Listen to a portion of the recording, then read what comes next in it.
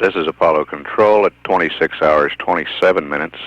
The crew has completed the first hour and a half of an 8-hour rest period.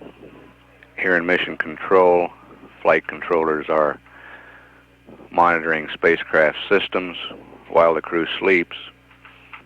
All goes well with Apollo 17. Spacecraft is 105,060 nautical miles from Earth.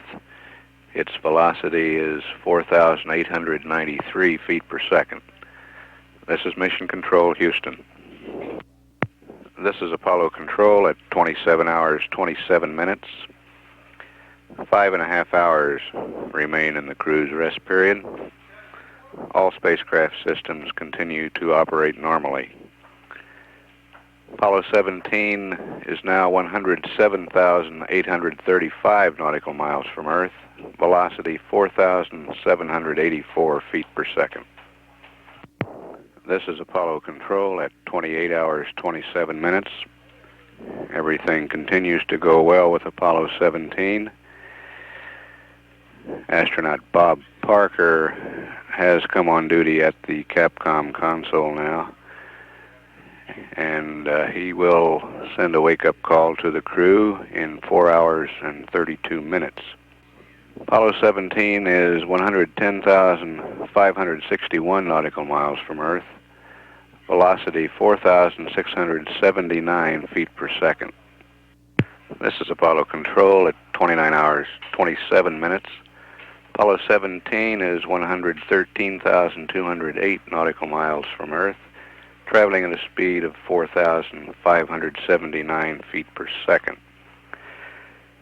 In 36 minutes, Apollo 17 will reach the halfway point to the moon in terms of distance at a ground elapsed time of 30 hours, 3 minutes, no seconds.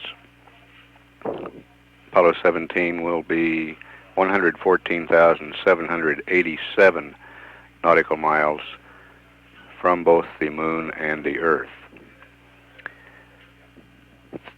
3 hours, 32 minutes remaining in the crew's sleep period. At 29 hours, 27 minutes, this is Mission Control, Houston. This is Apollo Control at 30 hours, 27 minutes. 24 minutes ago, Apollo 17 did reach the halfway point in distance in its journey to the moon. At that time, in a lapse time of 30 hours, 3 minutes, it was 114,787 nautical miles from both the Earth and the moon. Its velocity at that time was 4,522 feet per second. At this time, Apollo 17's distance is 115,842 nautical miles from the Earth. Velocity is 4,483 feet per second. Midcourse correction number 2 will be performed at an elapsed time of 35 hours, 30 minutes. It's 5 hours, 1 minute from now. It will be a 10.5 foot per second burn. The crew still has 2 hours and 31 minutes remaining in this sleep period. At 30 hours, 28 minutes, this is Mission Control, Houston. This is Apollo Control at 31 hours, 12 minutes. Apollo 17 is now 117,746 nautical miles from Earth, traveling at a speed of 4,415 feet per second. Flight Director Pete Frank and his orange team of flight controllers will hand over mission control duties to Jerry Griffin's gold team of flight controllers in about 15 minutes at 7 a.m. Central Standard Time. Each of the departing controllers is now briefing his relief. There will be no change of shift news conference. The Orange team will double back after one shift, returning to the control center at 5 p.m. Today to get back on a schedule which will put them on the EVA shift. To summarize the shift now ending, the crew began rest period at 25 hours elapsed time. Each crewman took a sleeping pill, and Jack Schmidt reported that Gene Cernan and Ron Evans were asleep shortly after the crew configured the spacecraft for their rest period. However, Jack Schmidt, who was the duty man to wear the headset and the biomedical harness during this rest period, seemed almost reluctant to surrender his view of the Earth to sleep. At 100,000 nautical miles from the Earth, he broadcast a weather forecast, then indulged in a bit of philosophy as he gazed from his window about mankind's achievements. He remarked that from his vantage point, the Earth probably looks the same now as it did at the dawn of man. Apollo 17 reached the halfway point to the moon at an elapsed time of 30 hours, 3 minutes. At that time, it was 114,787 nautical miles from both the Earth and the moon. Spacecraft systems are continuing to perform well, and the Capcom astronaut Bob Parker plans to awaken the crew at 33 hours elapsed time. That's 1 hour, 44 minutes from now. Midcourse correction number 2 will be performed at an elapsed time of 35 hours, 30 minutes, 4 hours and 14 minutes from now. Present indications are that it will be a 10.5 foot per second burn. The latest prediction on the S4B is that it will impact the moon at an elapsed time of 86 hours, 58 minutes, 23 seconds. Coordinates of the impact location presently predicted 6.73 degrees south, 9.7 degrees west. The impact time and the coordinates are likely to change prior to the impact itself. And continued tracking of the S4B will be performed. At 31 hours, 16 minutes, this is Mission Control, Houston. This is Apollo Control at 32 hours, 27 minutes, ground elapsed time. The mission of Apollo 17, which at this moment is 120,887 nautical miles out from Earth. Velocity is continued to decrease to 4,305 feet per second. Slightly over a half hour remaining until spacecraft communicator Robert Parker gives the crew a wake-up call, and a relatively busy day ahead with midcourse correction maneuver number 2 at 35:30 ground elapsed time, a 10.5 foot per second posigrade maneuver, which will raise the trajectory slightly from an impact trajectory with a minus pericentium at the moon.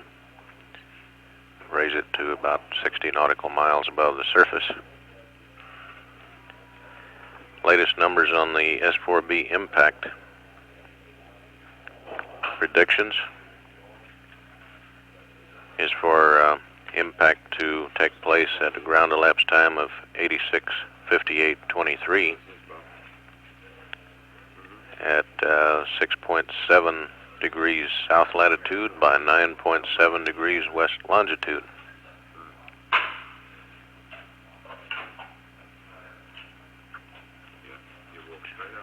Gold team of flight controllers has settled in for a 10-hour day here in Mission Control, which in addition to the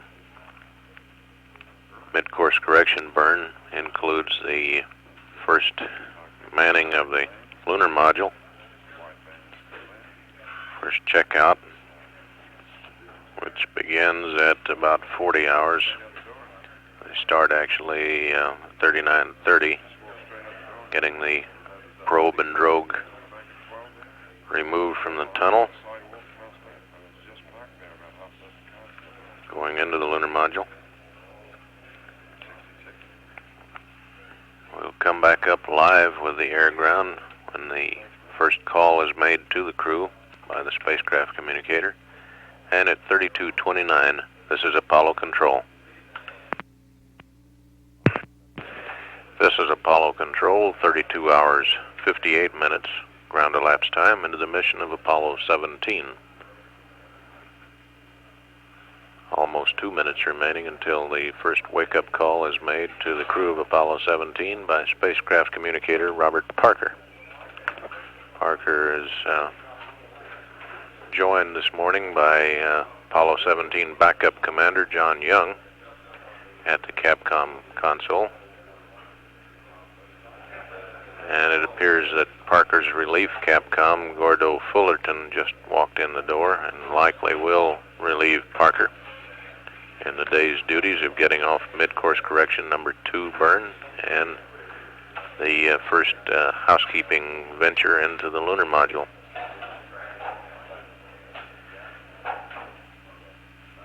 Apollo 17 is now 122,186 nautical miles out from the Earth. Velocity now 4,259 feet per second. We'll stand by with the circuit open for the first wake-up call with the usual post-sleep checklist and flight plan updates and all of the conversation that normally takes place when the crew first wakes up. Let's just open the line now.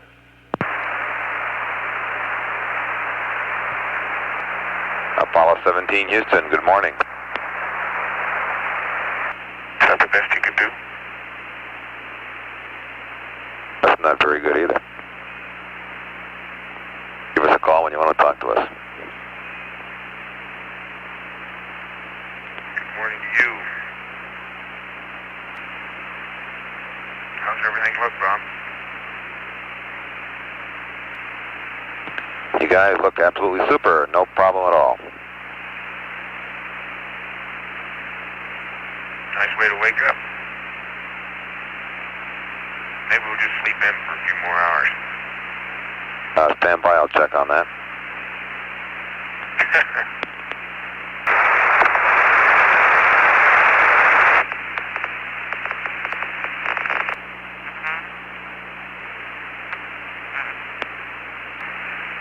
Bob, 17, how do you read? 17, this is Gordo. Bob just finished up his work day with that last call, and I'll be on now.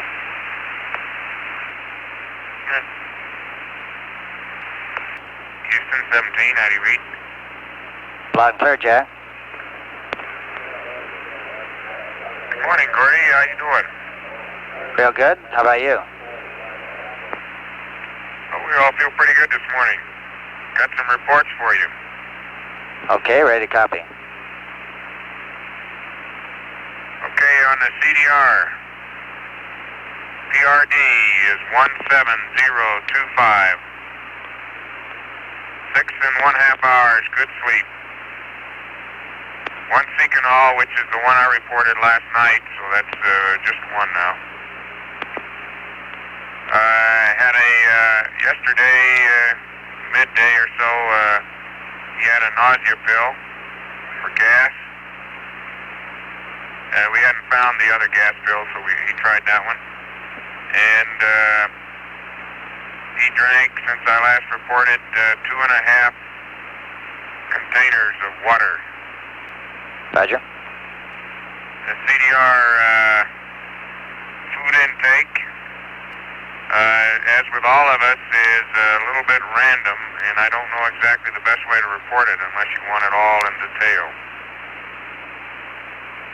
Well, let me check while you go on, and I'll see if they want a detailed description of the food or not. Okay, LMP Medical, PRD 24036. 5.5 to 6 hours, good sleep, 1 intermittent. Again, I had a Secanol, but that's the same Secanol I mentioned last night. And since last report, I guess 2.5 containers of fluid. Water. Okay. And just for checking on the water intake, you should have me down for 6 containers of water. Roger, 6 total. That's firm. CMP Medical. PRD is 15023. 7.5 hours, very good sleep. He had the same Secanol we had. And since last report, has 3 water containers for a total of 6 now. Roger. Jack, I guess we do want an accounting of all the food, whatever you think is the best way to report it. Okay, Gordy, back on the CDR, and I'll just tell you what we ate for the day 2. CDR, mixed fruit, that's a can, instant breakfast, 1 vitamin pill. A bag of tea, turkey and gravy, the wet pack, and orange juice. Roger. Okay, the LMP, cinnamon toast bread, mixed fruit, instant breakfast, coffee, lemonade, peach ambrosia, 1 vitamin, 1 slice of bread, grapefruit drink, gingerbread, orange drink, and I have 1 complaint. Somebody slighted me on a caramel candy in meal C. Badge. We'll start an investigation. Yes, it was not there. Okay, CMP. The spiced oat cereal, mixed fruit, instant breakfast and coffee, potato soup and peach ambrosia. That's all for breakfast. And then later on he had chocolate pudding and a grape drink.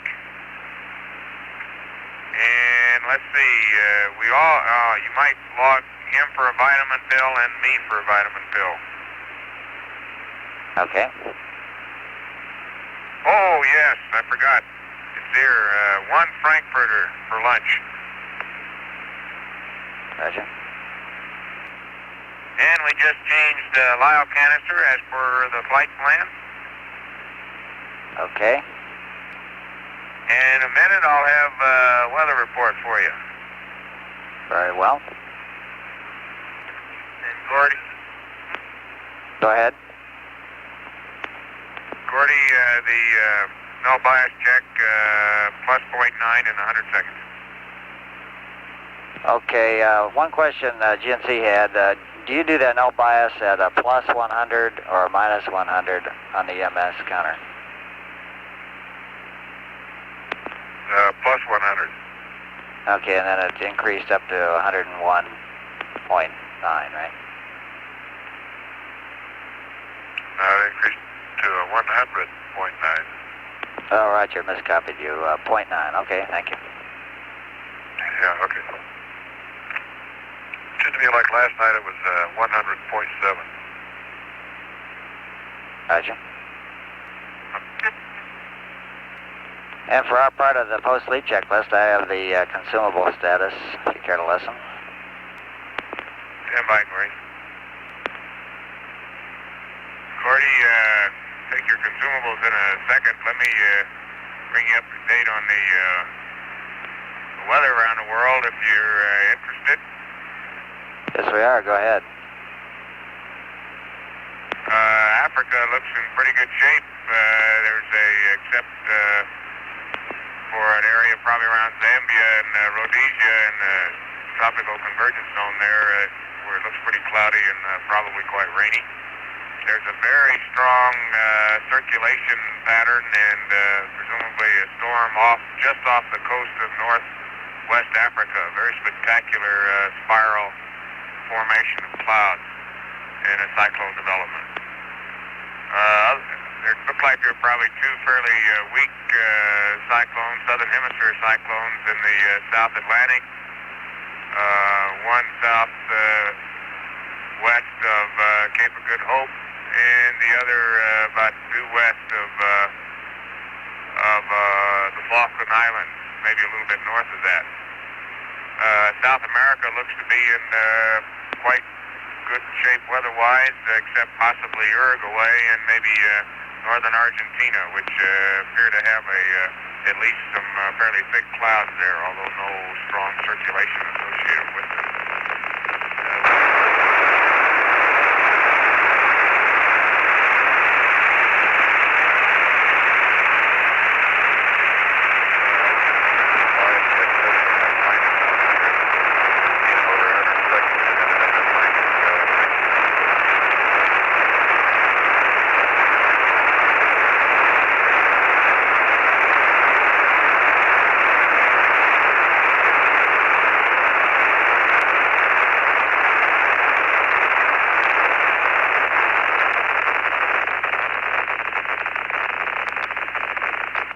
Okay, Jack, we got all that up to Argentina.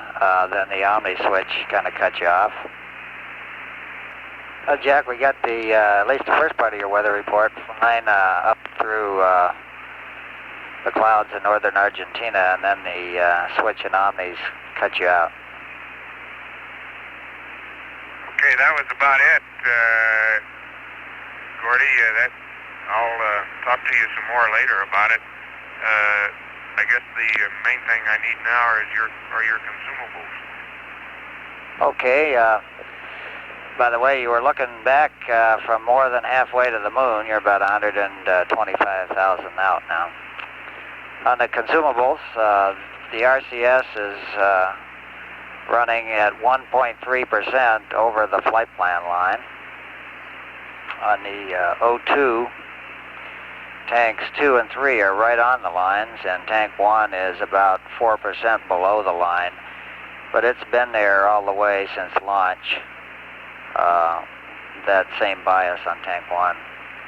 On the hydrogen, tanks 1 and 3 are right on the lines. Tank 2 is about 3% above the line. All in all, you're looking real good consumable-wise. Okay, that's hardly worth writing down, I guess. That's the way we like to see it. Same here.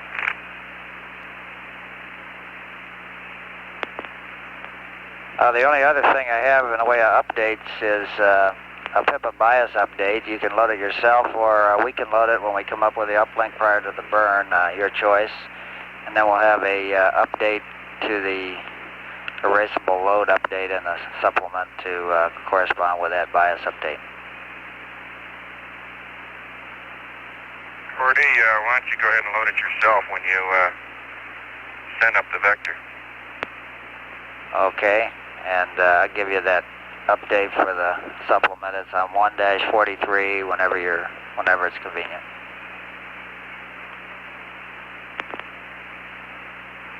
Okay, just getting that out. I ran another PIPA bias at minus 100, and it confirmed the first one. It ended up at 99.2. Roger.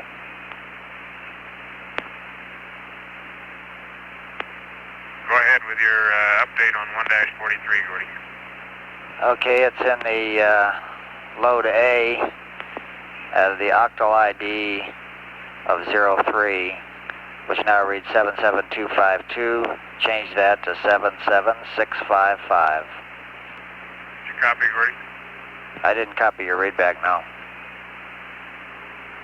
Okay, 30603 in Alpha 77655. That's right. Gordy, how do you read? Loud and clear. Okay, for the reference on those menus, at least for the LMP, I think I'm probably putting 8 or 9 ounces of water in the citrus drinks and those kind of things rather than 7, which is probably up my water intake some. Okay. And I think that probably goes for everybody. That probably goes for Ron and probably Gene also. Roger.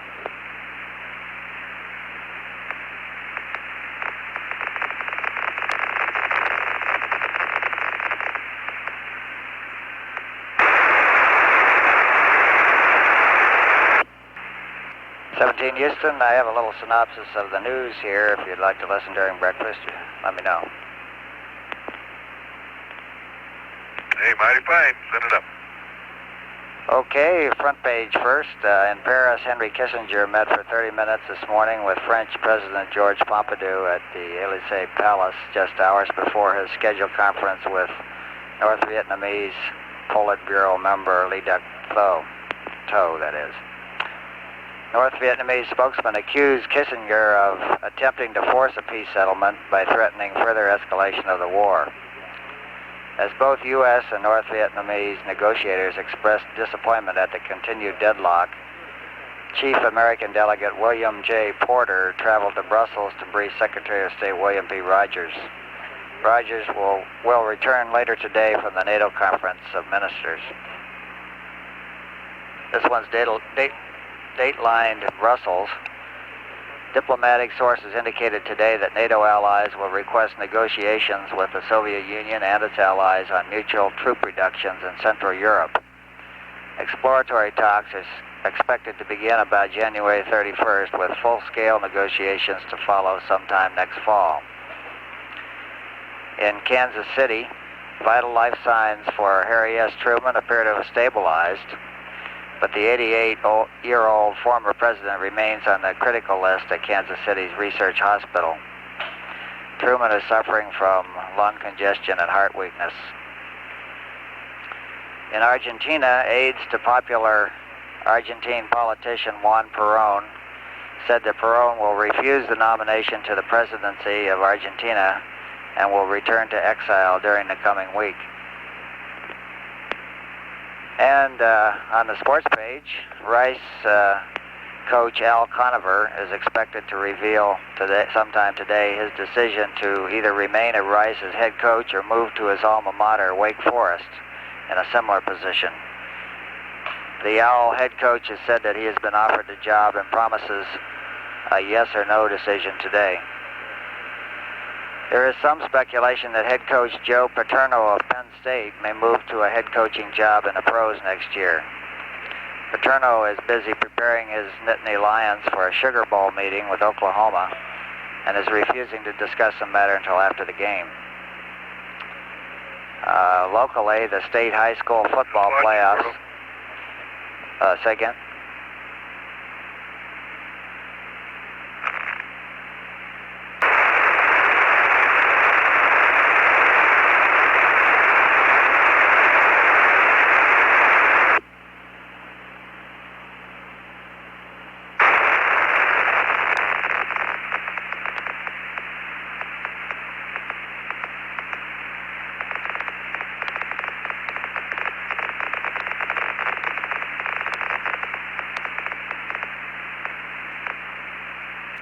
Okay, 17, continuing after being rudely interrupted by the Omni switch.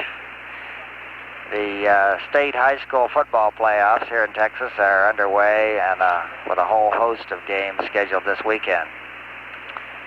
And the final item, the Major League Baseball Players Association and the Commissioner's Office are going at it again. It must be getting close to spring training time. Gordy, you cut out since the Nittany Lions. Okay, did you hear about the high school playoffs? No, all last we heard was the Nittany Lions.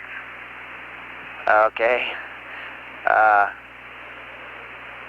Paterno, the head coach at Penn State, may move to a head coaching job in the pros next year. He's busy setting up his Nittany Lions for a Sugar Bowl meeting with Oklahoma and is refusing to discuss the matter until after the game.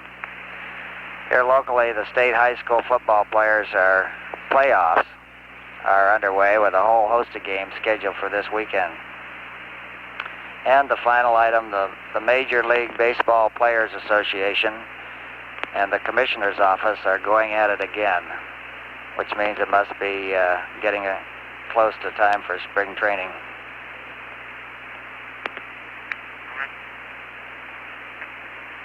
No editorials, please.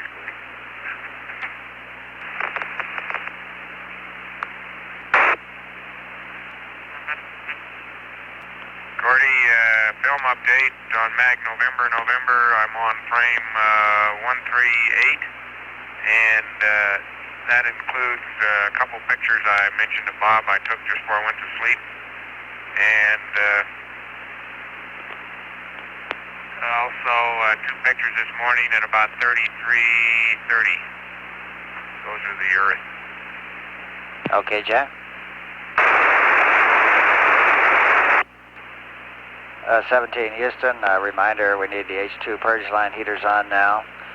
And I do have a maneuver pad for the Midcourse when you're ready to copy. Over. Okay, already got the heater on, and give me about 5 minutes and I'll get the pad.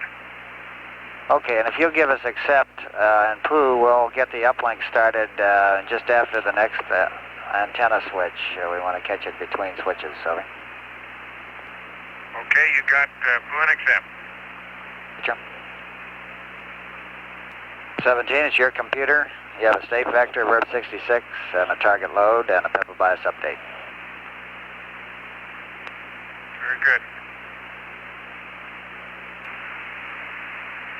Believe it or not, Gordy, I'm ready for your pad. Okay, Jack, it's a Midcourse 2, SPS/GNN. The weight is 66786 plus 121 minus 013.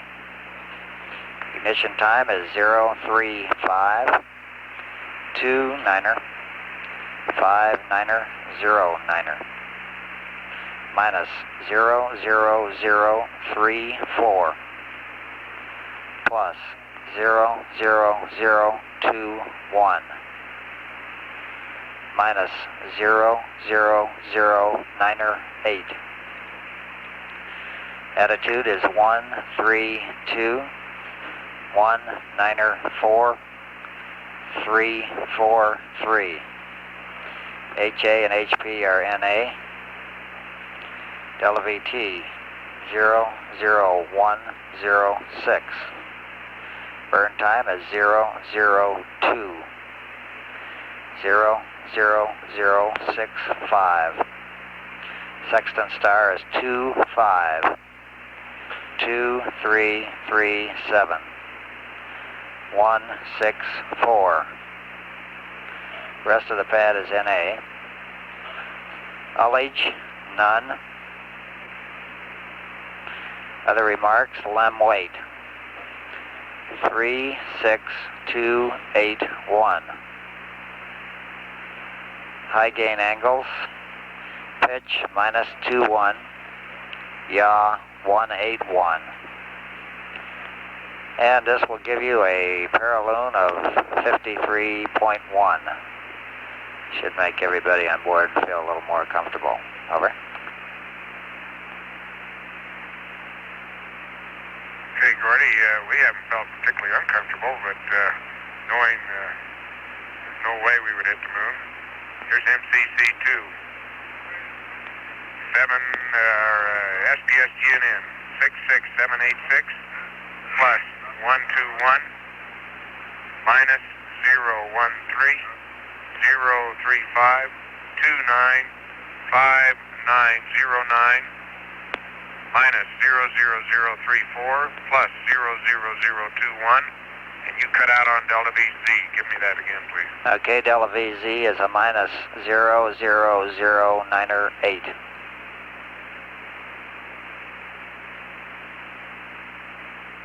Okay, Delta VZ minus 000908, 132194343, down 44 is NA, 00106, 002, 00065, 25, 2337, 164, rest of pad is NA, no LH, limb, weight 36281, high gain pitch minus 21, yaw 181, paraloon 53.1.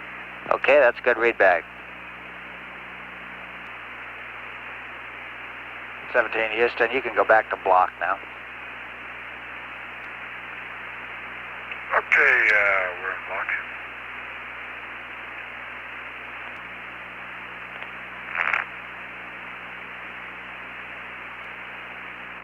Jack, a couple quick items. We'd like you to terminate the battery A charge now, and also turn the H2 tank heaters for tanks 1 and 2 off.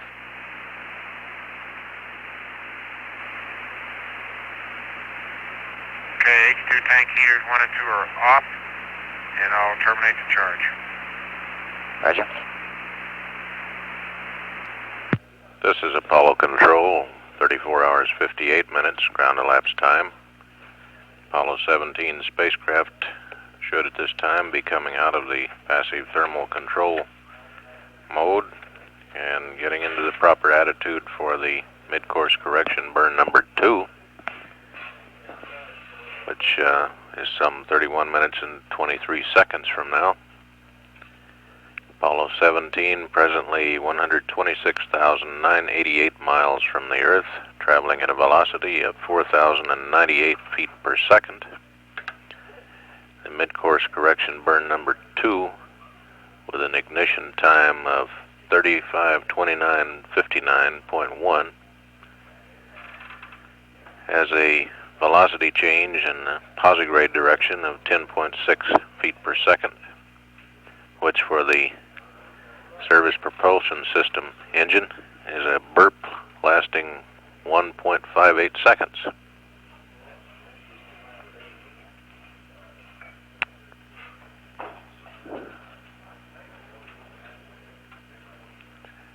Purpose of this burn is to raise the pericynthion from an impact trajectory as it stands now to one with a clearance over the moon of some 53 nautical miles, which will become the pericynthion of lunar orbit. Standing by on Air Ground 1 at 34:59, this is Apollo Control. Okay, Gordo, there's all balls in 05 on MP52.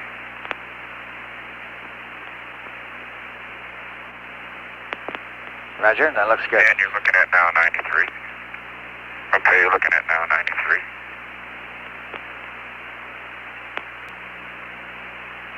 Okay, you have a go to torque it.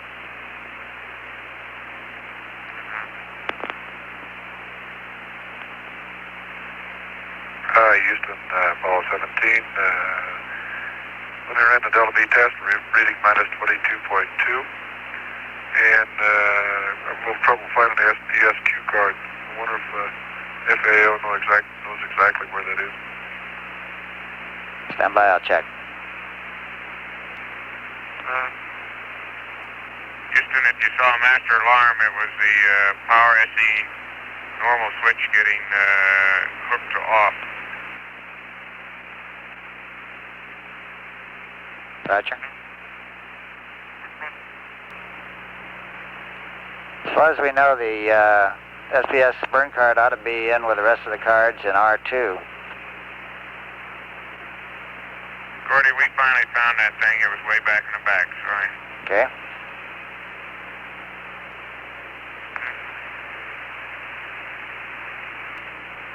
We're starting our purges, Houston. Roger. Okay, Houston, we'll get to the attitude in about another 4 minutes or so. We'll whip in the P30 and go right into P40. We're doing a wastewater dump, urine dump. And, man, the sky is just full of little bitty particles. Roger, run.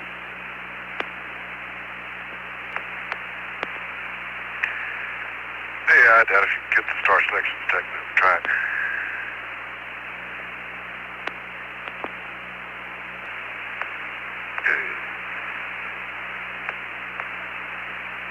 Okay, 35, 29, 5909 for the time. 981. Okay, 981s are loaded good.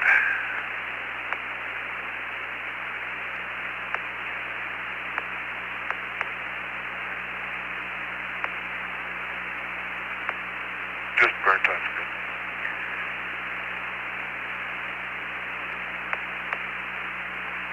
Okay, we'll see if we can get the DET started here.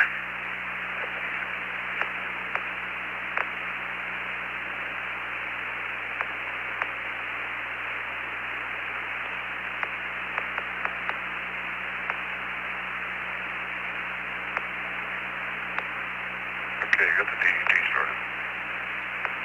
Jack, you can bring up the high gain anytime now. Got for 10 minutes, Jack, so we're in good shape. Okay, got the step. I'm waiting.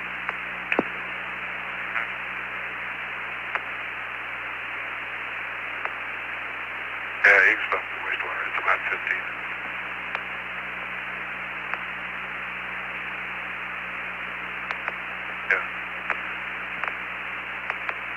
Yeah, straight up to release. And Jack, also, we're showing 10% on wastewater now. 786. I'm waiting.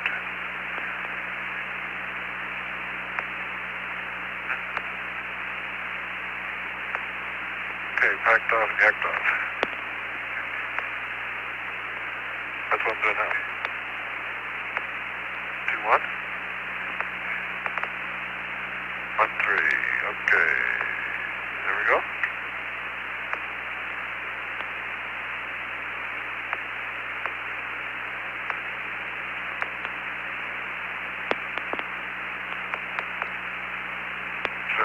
View.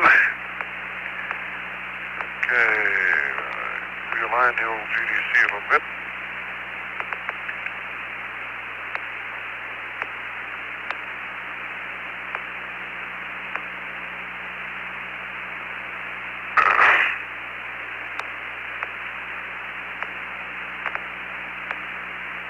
Okay, GDC is aligned. Stop control breakers. All in good shape. Manual lights are rate command. Deadband man, rate to low. Yeah. Okay, TVC is in rate command. LEM CSM is in LEM CSM. Demo drives and autos. Okay. Jack, this is Houston. We're ready for the high gain.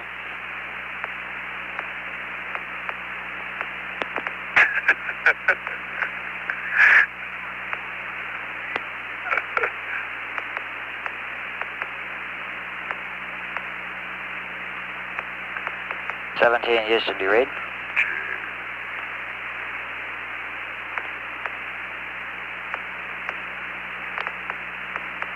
I think there's no trim on this burn-in. Like that. Okay. Apollo 17, Houston, how do you copy? Okay, so XX is still my trim. 210.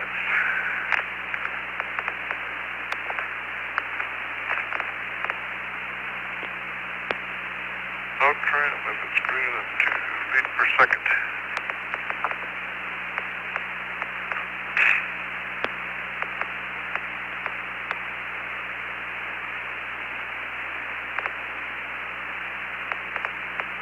Yeah, we're down to 6 minutes. Apollo 17, Houston, how do you read? Okay, Gordo, we got you. Okay, we weren't getting through there for a minute or two. We're ready for the high gain now.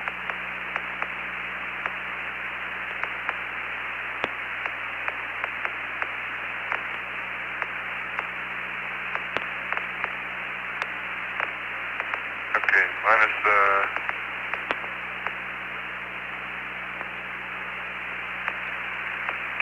21 or 181. 17, your go for midcourse 2. Okay, sounds good.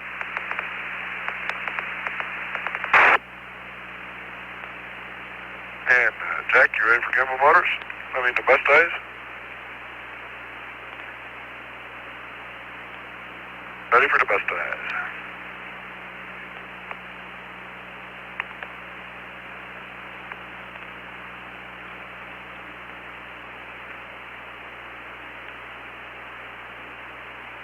Okay, tape recorder, high bit rate, record forward and command reset.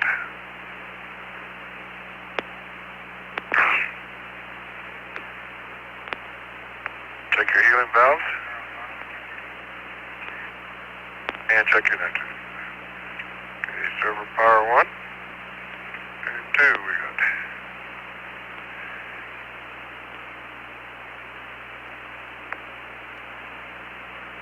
Okay, got servo power. AC1 and AC2. AC, director off. Vmax 1/2. Okay. No hardovers? Okay, we'll go to SCS. Okay, pitch 1, Jack. Mark it. Yaw 1. Mark it. Okay, got a minus 1.1, okay. The minus 0.13, that's almost 0. Okay. Woo! Man, bounces around. A little difference. Okay, we'll give it to the computer. Clockwise. Go back to Vic. Okay, pitch 2, mark it. Got it. Yaw 2, mark it. Got it? Okay, we got the trim, about a plus 1, 2, and a minus 0.1. Vic to Vic, Vic to Vic. Okay, give it to the computer, returns to 0. So Vic to Vic. Okay. DC, tracks are main A, main B. KCO Vmax. Okay, 5018, proceed. Good trip. Okay, uncage Vmax.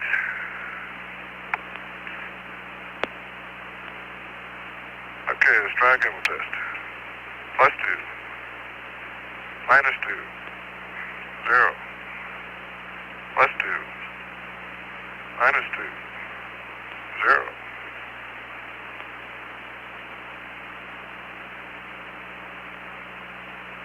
Okay, she went to trim.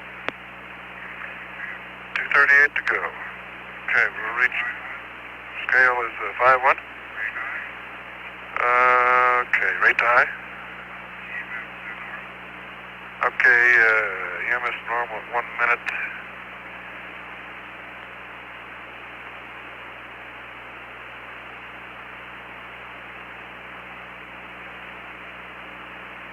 Yeah, we use bank 8.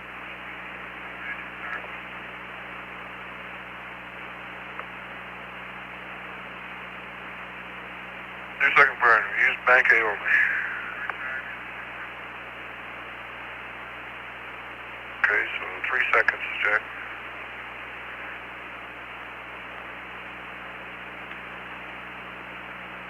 Okay. Circle to Batman, right to hide. Directs. CMC Auto, 1K, straight command, Gubble Motors, Lem CSM, and Auto. Okay, Houston, 130, and we're go on board for the burn. Roger. Okay, she's no village. Houston, Houston, I'm sure you've seen it. We're reading below the green band oxidizer pressure, about 163. Roger.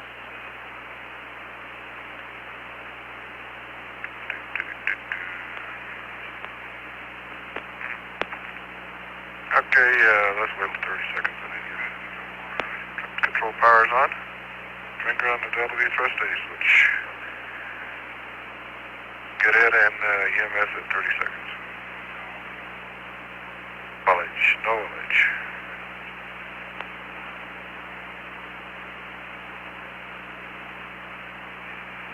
Or an average G. Okay, average G is covered. EMS to normal, W thrust A is on. Okay, no manual start. You'll get to 99, okay?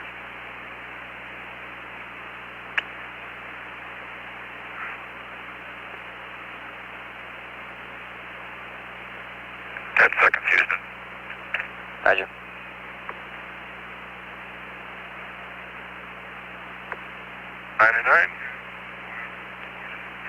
Oh, there we go. Okay, burn is on time and auto shutdown. Roger. Okay, let's see what kind of trim we got. Yeah, we trim it. Trim it 2 tenths. Yep. Okay, +7 on the EMS. Roger. I mean on the R1. Okay, we'll trim her out to 2. +3 tenths.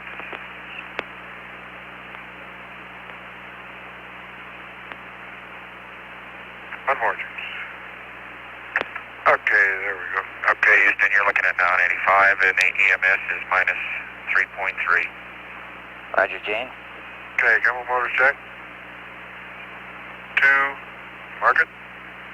2, mark it. 1, mark it. 1, mark it. Okay, servo power's off. Trans control power and directs are off. Dolly circuit breakers are open. Hey, we just caught up with all the particles. They're all going with us now.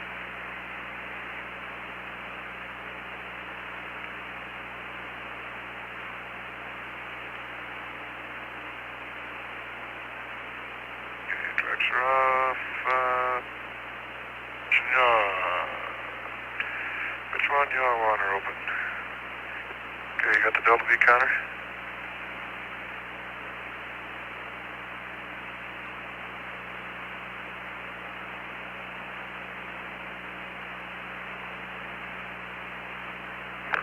Okay, B-mags are caged. Bus ties, Jack?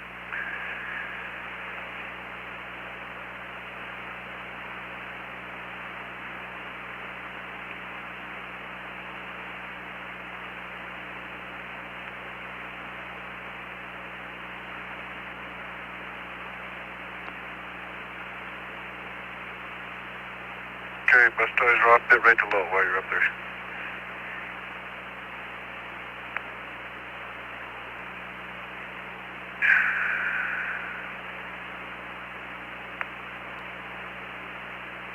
That shouldn't change, I don't think, should it?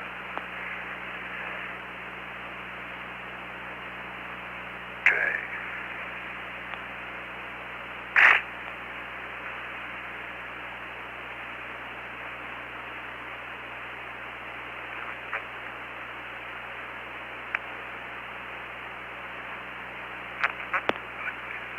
Houston, America. Go ahead.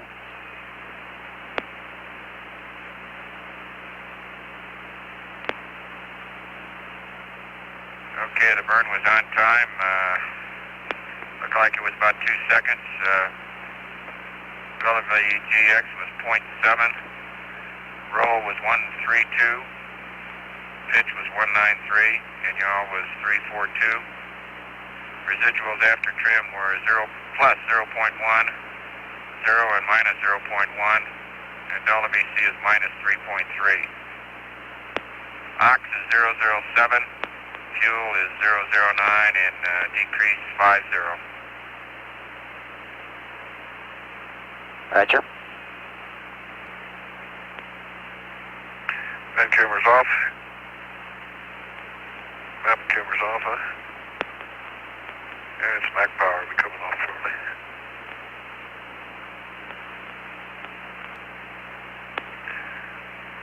You know, Houston, we must have caught up with every one of those particles. Because we're right in the middle of them. They're going kind of in a random fashion. Most of them are drifting right along with us. Some of them are going against us and away from us. But before we did the burn, you know, the propulsion they got out of the vent sent them all away from us. It looked like in more or less the X direction. How about that? Sig, we really got a star field out there now. Roger. Say, Gordy, the LEMS CM delta P is 1. That's 1.0. You want me to go to tunnel vent? Stand by.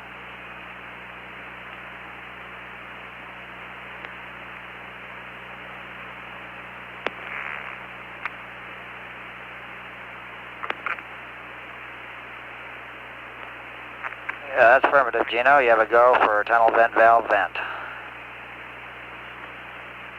Okay.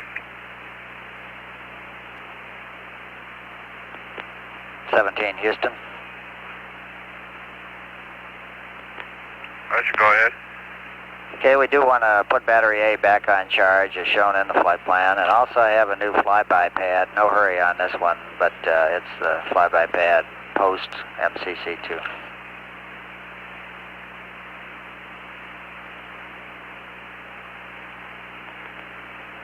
Okay, Gordo, how quickly should this tunnel vent?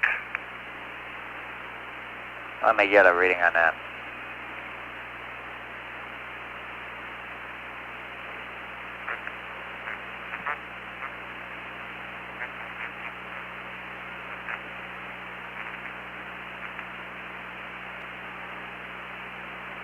Gino, that should take about an hour.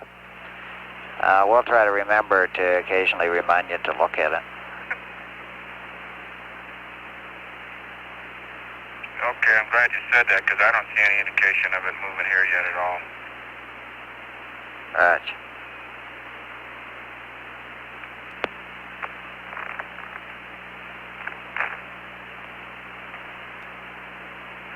Houston, 17. Go ahead. Never got to give you a 7 alpha reading on after the last charge. It was 0.6 as before. Okay, Ed Mitchell must be working. We were just about to ask you for that. And for Gino, one reminder, you will have to switch back to LEM CM delta P in order to read the delta P. Over. Yeah, Gordo, I'm aware of that, and I've done it, but in the about 3 or 4 minutes that I've vented, I didn't see any change yet. Okay, it's a pretty slow process.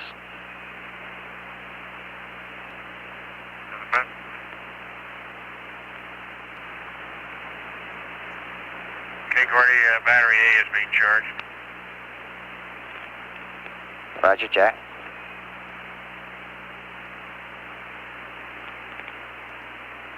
And I checked that 7 alpha in the vent position, and it's 0.6 also. Okay.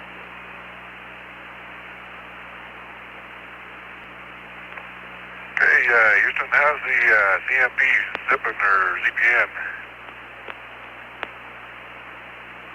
Let me take a check to my left here. I'll take a deep breath for you.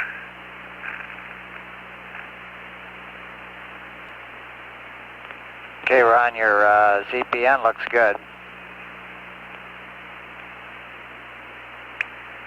Okay, I don't have the other one on yet, but I was a little bit curious because I left electrodes in this thing, and the little sponges, I left those inside the electrodes, and they stuck to the back of the electrode and kind of corroded the inside of it there a little bit. Evidently it's working okay. Okay, mighty fine. I'll put some new ones in.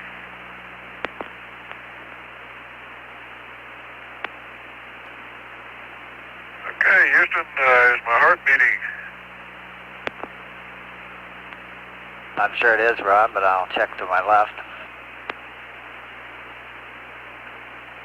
Okay.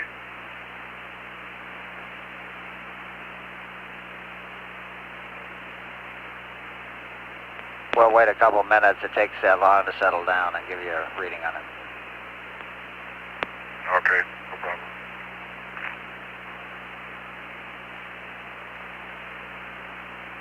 Ron, your EKG looks real good. Okay, thank you much. That's all new, we call it those sponges and stuff, you know.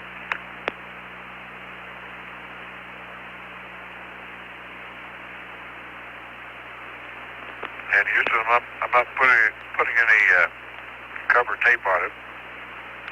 So if it quits, comes loose or something like that, let me know and I'll push it on again. Okay, will do.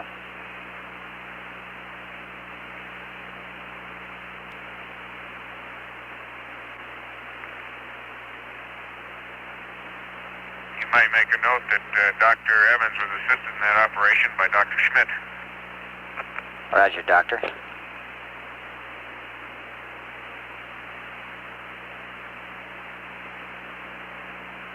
Jack, I still got this flyby pad standing by. Nag.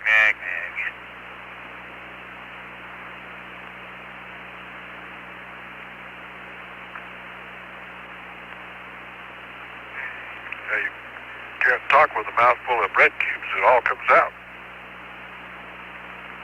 Okay, what kind of pad you want to give me? Flyby, right? Right, a regular maneuver pad.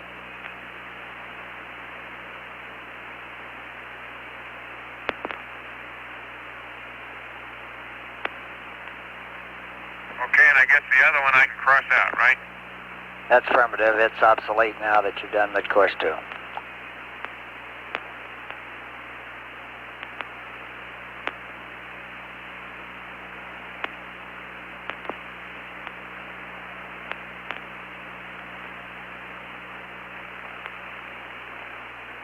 Okay, Gordy, I'm all set. Okay, it's a flyby SPS/GNN. 66678 plus 121 minus 013.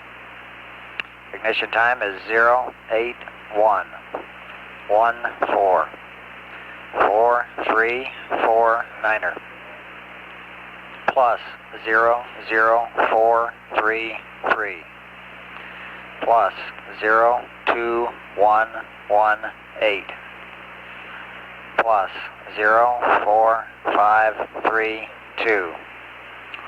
Attitude is 128 146 317. HA is NA. HP is plus 00211. Delta VT 05021. Burn time 118. 04976. Sexton star is 25. 180. Niner 3. 274.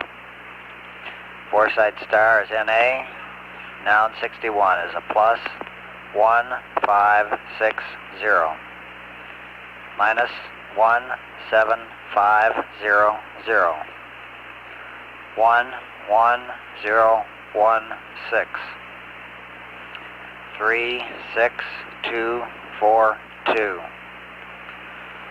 GET of 05G is 1532403. GDC stars are Sirius and Rigel. 256 152 06 Niner. All H none. Remarks 1 burn docked. And number 2 assumes PTC refs mat. And that's it. Over.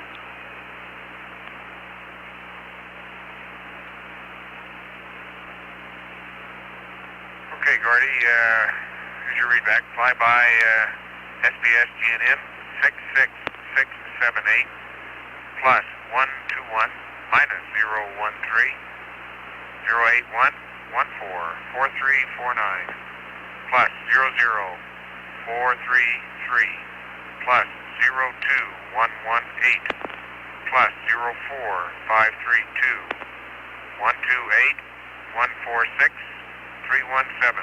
AJ is NA plus 00211 05021 118 04976 25 1893 274. Foresight NA plus 1560 minus 17500 11016 36242 1532403. Sirius and Rigel 256 152 069. There's no LH. Remark 1 burnt docked, and 2 PTC refs mat is assumed. Okay, that's good readback.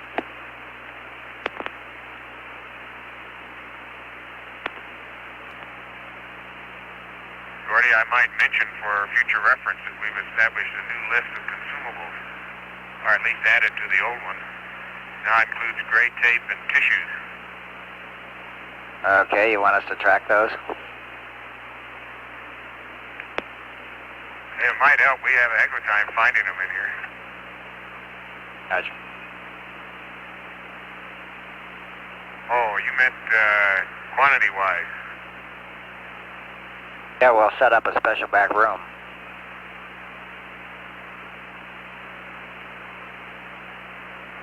We could call it the TT room.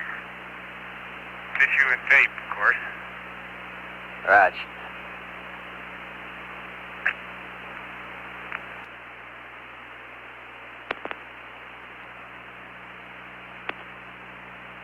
This is Apollo Control at 36 hours, 34 minutes, ground elapsed time. Apollo 17 and 130,714 nautical miles out from Earth. Velocity now 3,985 feet per second, continuing to decelerate as we approach the so-called crossover between the sphere of influence from Earth to Moon. I can't recall ever seeing 2 pages of a flight plan as blank as these are from 36 hours to 38 hours.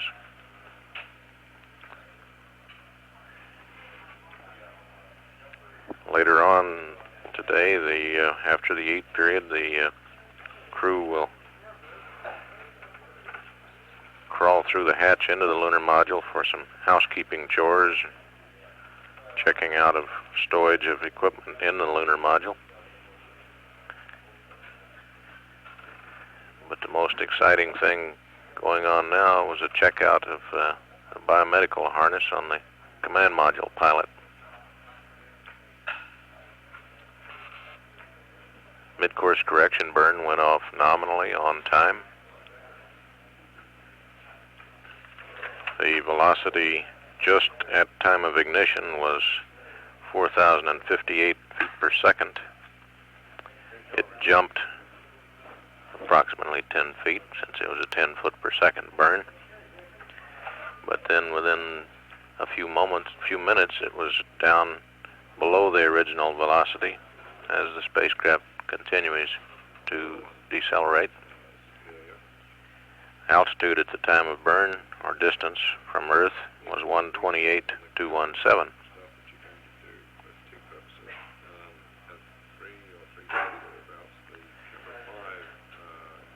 We show a parasenting of 52.09 miles at closest approach after the burn.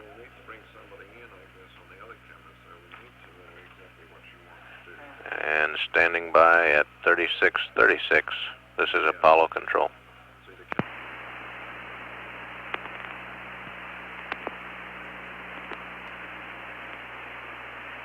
Apollo 17, Houston, it's been about an hour. You might check the LEM command module Delta P again.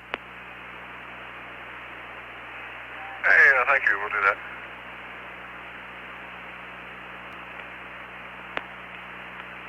It's 2.2, Gordo. I put it back in vent.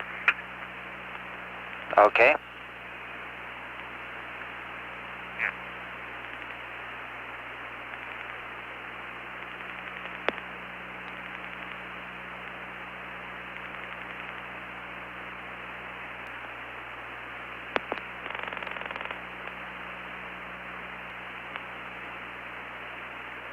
Hello, Houston, America.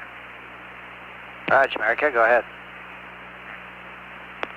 Okay, Gordo, we're up to 2.5 on the tunnel and still venting. Okay, is that music we hear in the background? Yes, sir.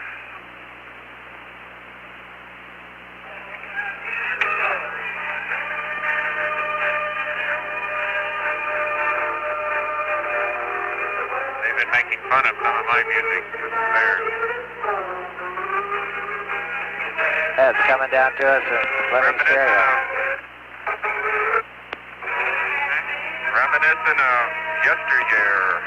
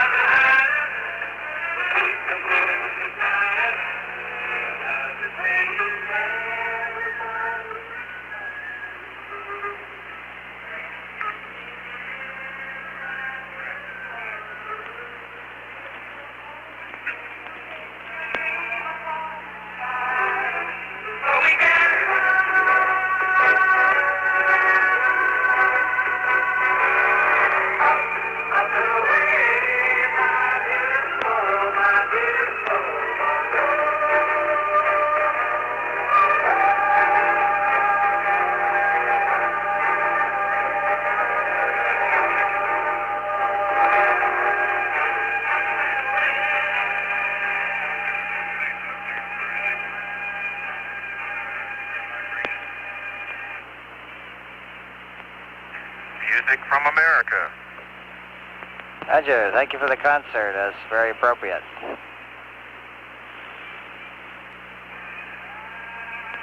Gordo, Ron went off the air for a minute, and LEM Delta P is now 2.6. Okay, Gene.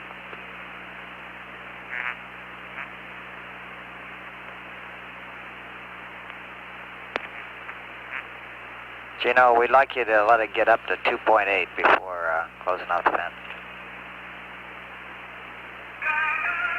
Okay, Gordo, we'll make it 2.8. Roger.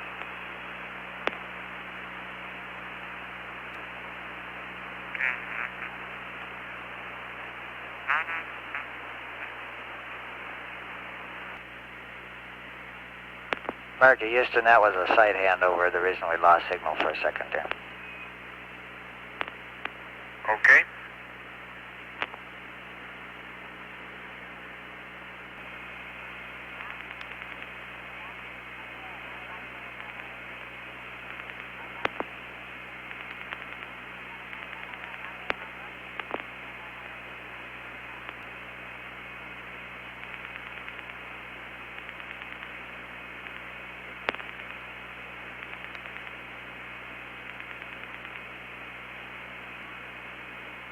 Houston 17.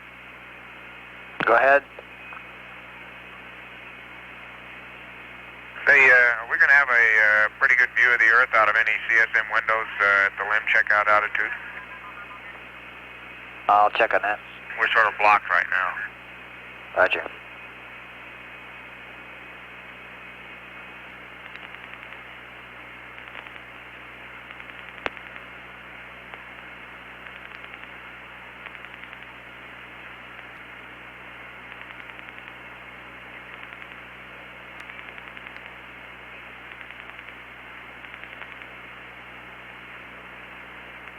America, Houston, we're predicting that your LEM CM delta P ought to be about right now, about 2.8. Okay. We would like to We're read. checking.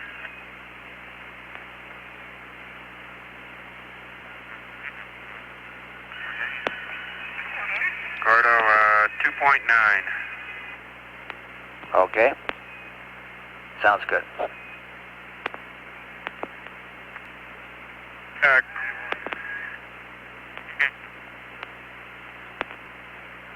Gordy, the reason I asked about that view of the Earth, was sort of thinking maybe we might go early if it was all right with you and watch the Earth a little bit more. Okay, we're still trying to get the answer on whether you'll have a window. Stand by, I might have it here. America, Houston. Go ahead. Okay, the LEM inspection attitude that you'll go to results in kind of a marginal view of the Earth out of window 1, about 60 degrees away from its boresight line of sight. And we're started to work on, and if you want to do it, you can go to a kind of intermediate attitude, which will be the LEM attitude except for roll, which will be off by about 60 degrees, which will give you a good view of the Earth out of window 1. And then when we get ready to do the LEM entry, you can roll that additional 60 degrees to get to the proper attitude, if you wish. Your choice, over. Yeah, if that doesn't bother anybody down there, we'd like to do that. Okay, we'll have something for you here in a few minutes. Okay, if you're ready to copy, I have a Verb 49 maneuver for you to let you look at the Earth. Wait a minute, Gordo, and I'll just let you load it as we go here. All right.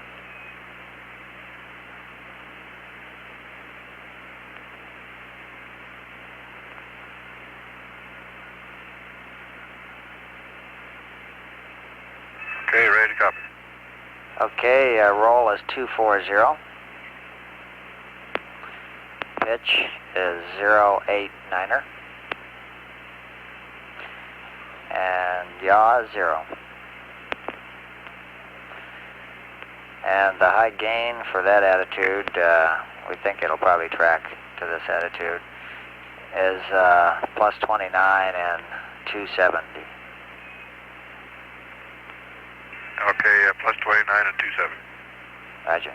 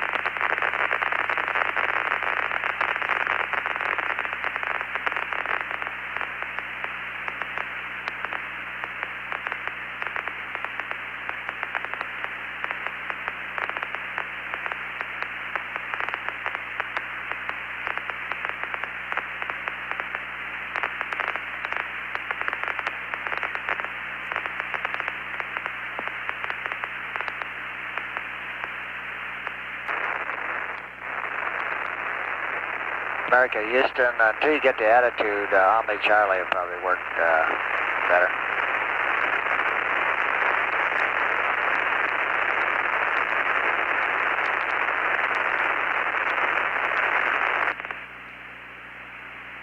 Okay, Gordy, we got you on the Charlie now. Okay, loud and clear.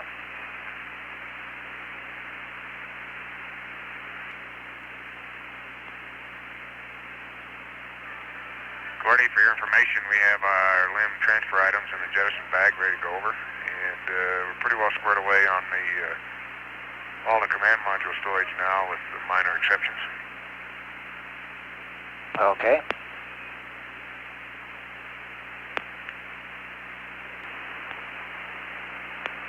America, Houston, we'd like you to go ahead and get on the high gain again, since stop it just wandering around aimlessly. And how's the earth look now?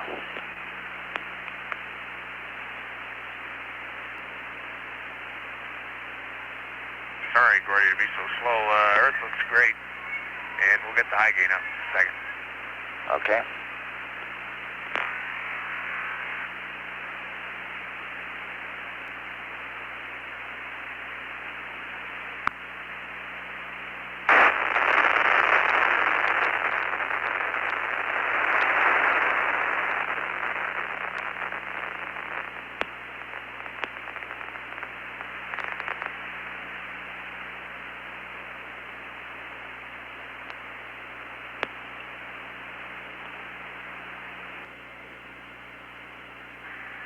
Houston 17, how do you read?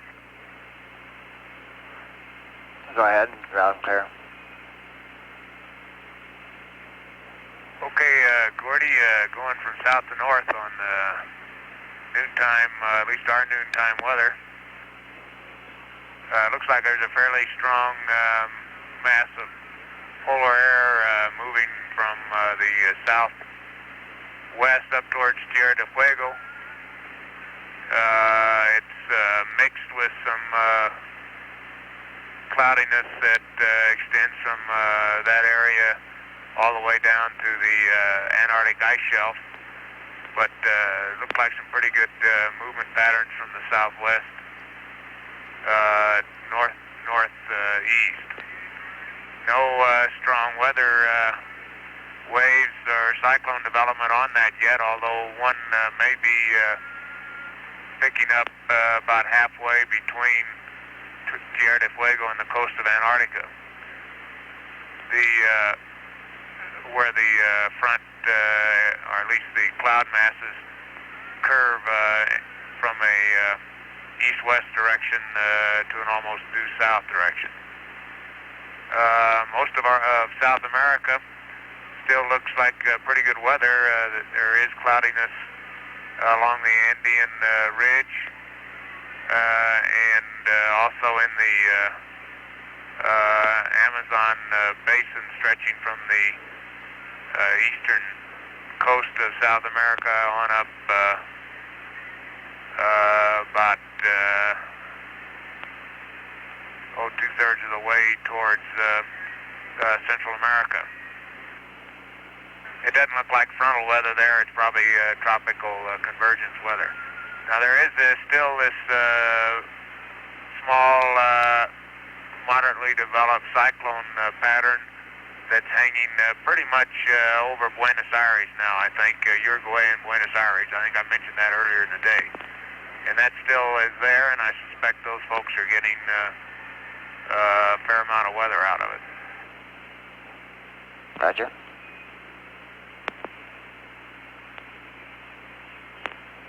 Except for scattered clouds, Central America and Mexico, for the most part, are clear.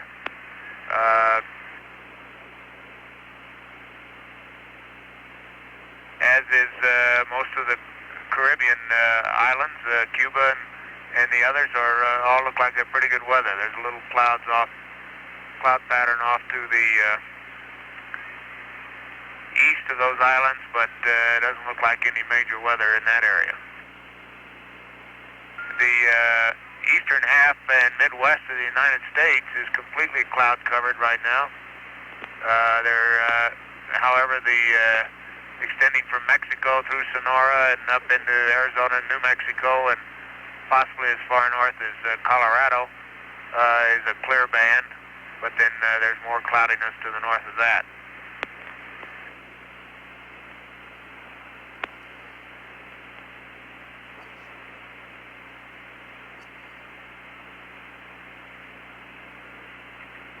The Pacific regions west of the west coast of the United States is cloudy, at least west of Southern California.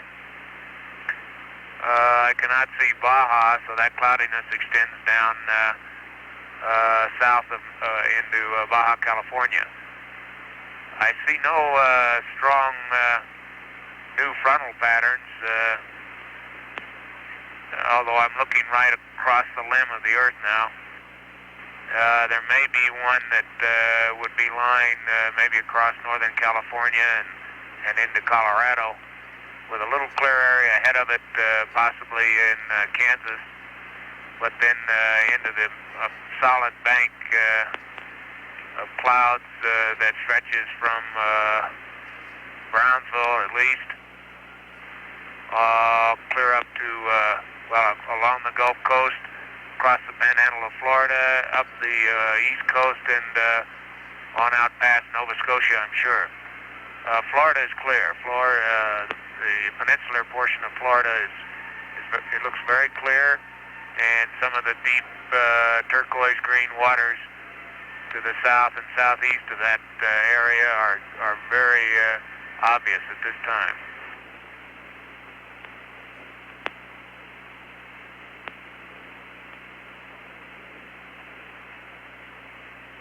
Roger, Jack. I'm following along on a satellite weather picture here that's taken from about your same vantage point, and although nowhere near the detail that you're describing.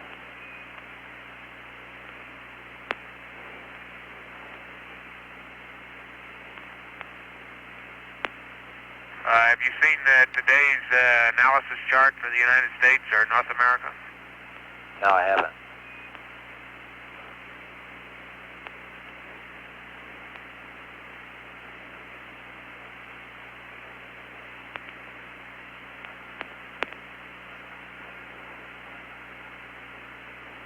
I just told Jack that the weathermen and a lot of other people around here too are following your weather reports with great interest. Yeah, well, does that mean they're right or wrong?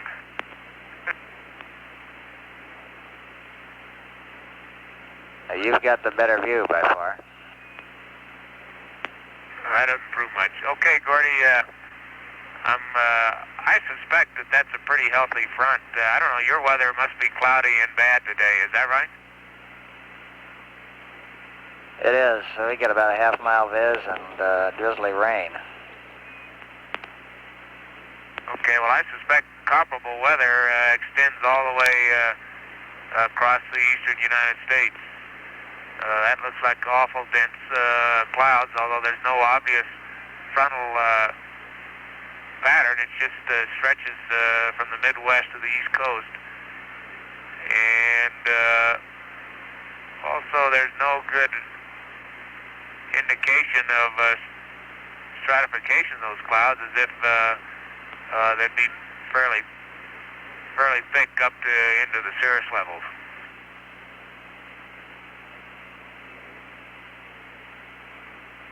Roger, Jack. Looks like Arizona, New Mexico, and northern Sonora probably have one band of high cirrus, but other than that, probably a beautiful day out in that area.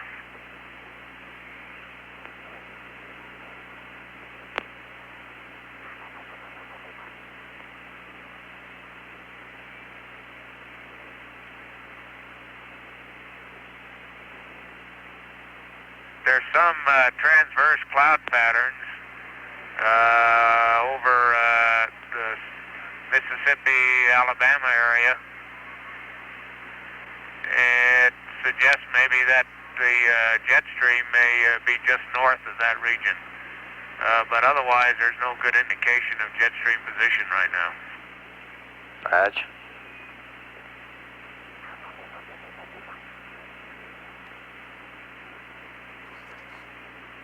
Gordy, there is one minor weather disturbance, possibly just about over Puerto Rico, or maybe just to the east of that island. No strong circulation patterns, although there's a hint of cyclone development. There might be just a small depression in that area. I don't know whether your map's carrying anything down there or not.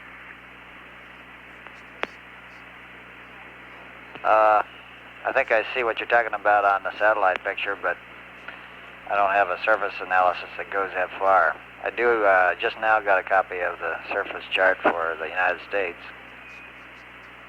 And there's a front stretching from northern Texas northeastward up through Tennessee and Virginia, and another one sort of parallel to it, but displaced southward from Louisiana along the Gulf Coast across northern Florida and on out into the Atlantic. And I guess the two are kind of blending together to make that irregular mass of clouds you mentioned. Okay, Gordy, if I'd been a little more observant, I could see that there was a little bit, looks like a decrease in at least the thickness of the clouds, vertical thickness, between the two areas you just mentioned. So there is some indication here of those two fronts, although they are contributing to a general weather pattern in the eastern United States. Raj.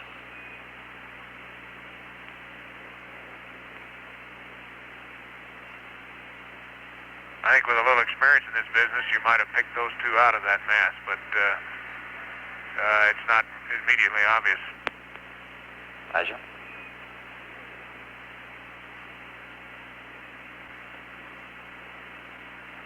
You got anything on there coming in from the northwest now, say up in Wyoming and Colorado?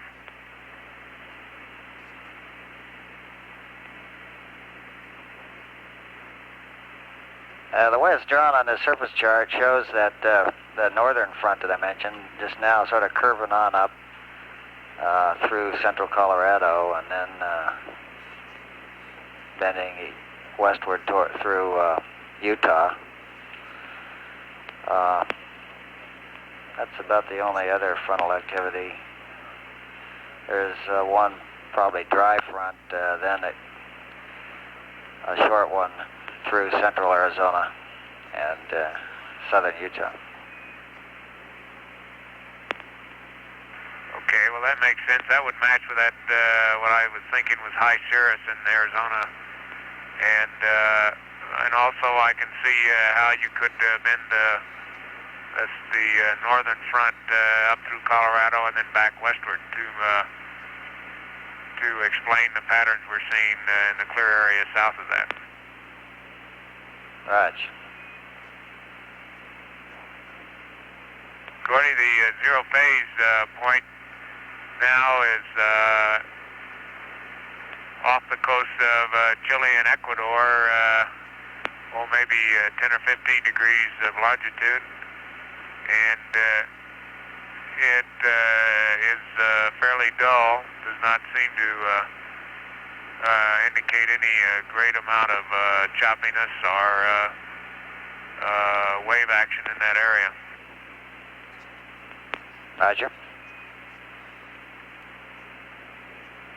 And about 15 minutes ago, Gordy, I took 2 more Hasselblad shots of the Earth. Okay.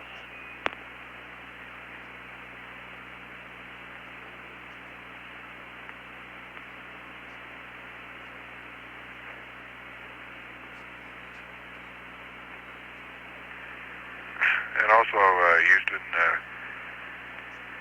frame number, let's see, about 16 and 17 were taken over the Earth about 15 minutes ago, too. And that's magazine Sierra Sierra. Okay, Ron, we copy that.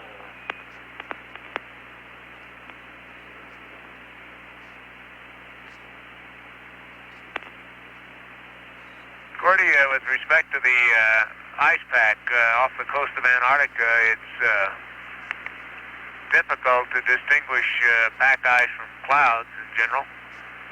However,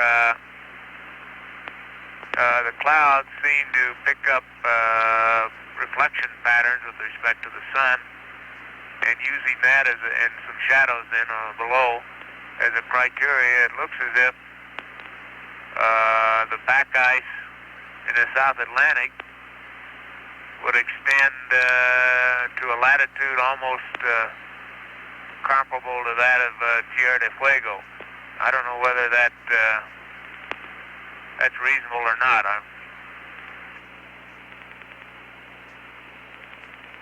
Okay, I don't either, but maybe someone who's more of an expert can clear up your question on that. I'll let you know. Now to the southwest of Tierra del Fuego, there's a looks like a small cyclone developing, clockwise rotation, just off the edge of the pack ice, and but it does not seem to be closely associated with the frontal activity that I mentioned when I started out speaking at this particular time. Roger. There is another what may be a front a little bit ahead of that cyclone that's now extending north-south, starts in the pack ice area and extends up about halfway from there to Buenos Aires, in the direction of Buenos Aires. It doesn't look like a very major mass of air or frontal system. It may develop into something over the next couple of days, though. Okay.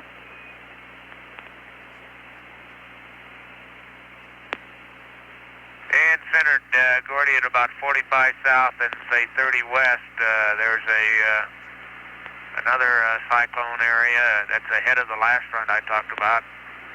That doesn't look, I think I talked about it yesterday. Still does not look too strong, although the cloud, as I recall, the cloud cover is somewhat more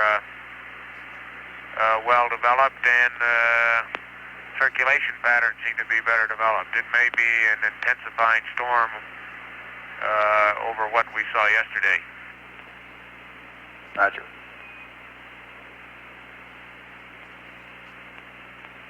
I cannot see that it's associated with any clear frontal activity, however.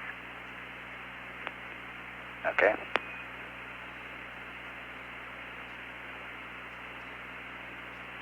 Now that, I presume, should be migrating in the direction of the southeast coast of Africa, so we'll keep an eye on it. Roger. And that reminds me, did you get any information on the that what looked like a very strong, concentrated typhoon or hurricane in the South Pacific between Borneo and the Philippines? Let me check, see what we got on that. I wasn't here when you first talked about it, evidently. Well, it was one that they didn't seem to be carrying, and it looked extremely well developed from here.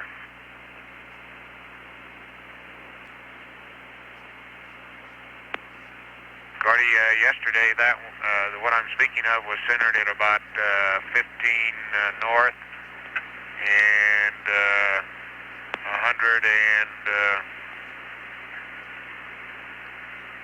I think about 117 east. Okay, I've been informed that the satellite people are carrying that one now. I'm not sure whether they had seen it before or didn't see it till after you did, but they are aware of it now and are tracking it. Well, we're not competing. They just didn't have any information for me on it yesterday.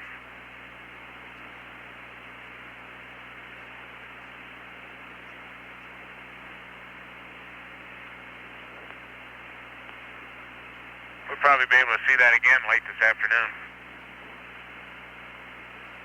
Okay, the one that you just gave the coordinates on does have a name. That's Therese,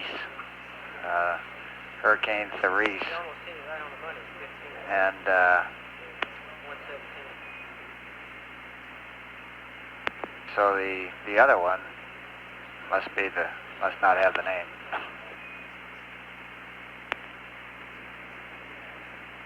Okay, now which one is Cerise? The one the coordinates you gave almost exactly pinpoint Therese. Okay, that's near the Philippines. That's affirmative. Between there and Vietnam.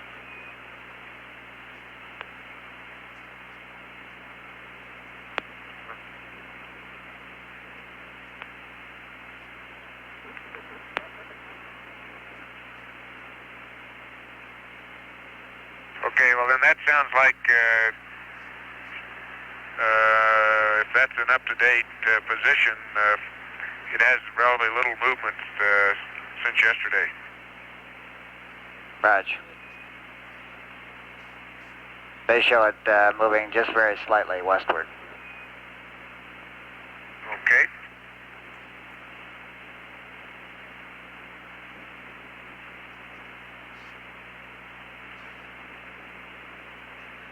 Are they carrying anything south of Guam now that we talked about yesterday?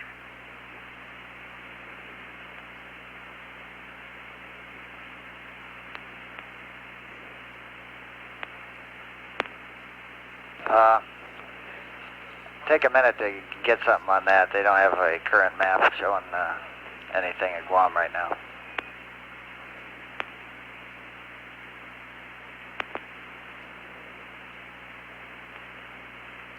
And we also had a storm developing south of or southwest of New Zealand. Might look at that one too. Okay.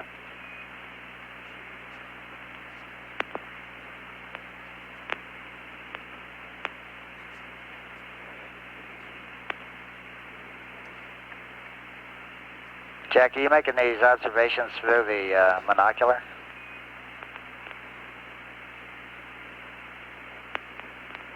Yes, sir. Okay. Although most of them, well, at this distance, Gordy, the circulation, detailed circulation patterns to say what's a cyclone and what isn't are not visible to the naked eye, at least not to mine. Roger. The major frontal patterns are, however.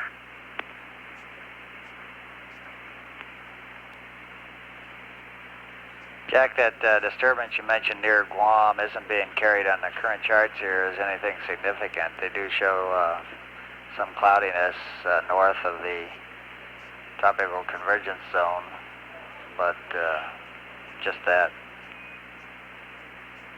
Okay, well, I had a feeling what I was seeing yesterday might have just been the remnants of Teresa, which I think went out into that area a couple days ago.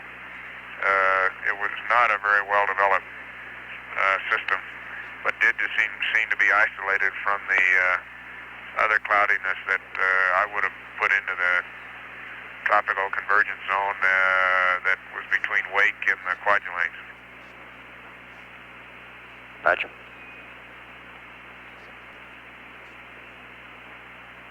Gordy, let me try to give you a description of something that is a little bit unusual what we've been seeing. There's an axis that runs from, say, the outer portion of the Ross Ice Shelf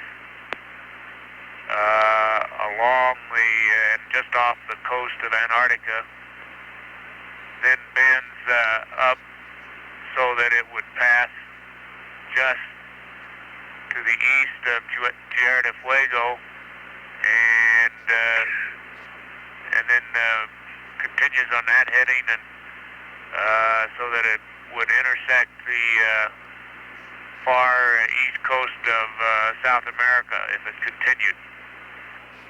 Now along that axis, the what appear to be multiple frontal patterns, or at least linear cloud bands, bend very sharply and change from a heading that roughly parallels the axis around to one that is roughly north-south. And some of the frontal direction changes that I gave you earlier down in that area are also bend around that axis. Okay. And they're they're probably a dozen if you try to pull them out, cloud bands between the Ross Sea and Tierra del Fuego that bend around the same axis. Quite striking. Roger. Now there's some indications to me at any rate that the jet stream in that area may be essentially east-west,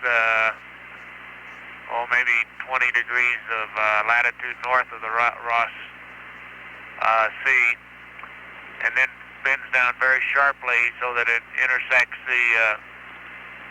or approaches the Antarctic ice shelf to the east of the Ross Sea, and then maybe it bends up and forwards the axis that I just described that's causing that bending of the cloud patterns. Okay, sounds like a good theory.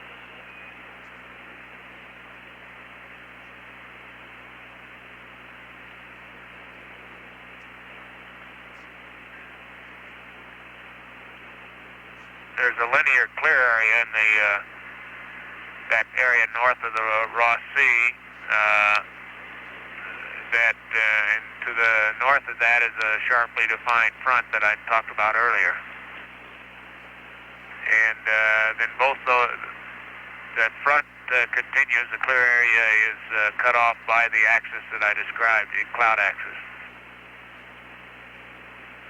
That should show up real well on the 250 millimeter pictures we took.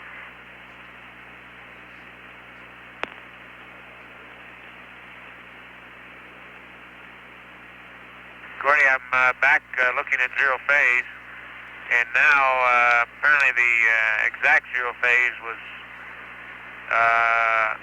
partially obscured by a cloud pattern earlier. Now there is a very, very small bright spot in the center of the zero phase area.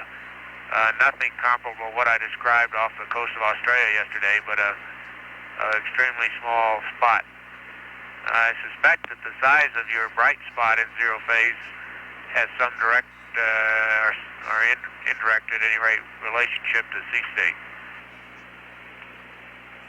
Roger.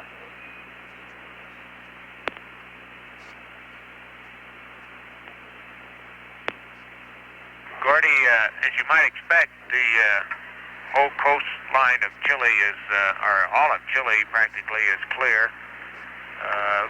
Beautifully exposed to us here, and in particular the Atacama Desert, which is noted for that particular characteristic.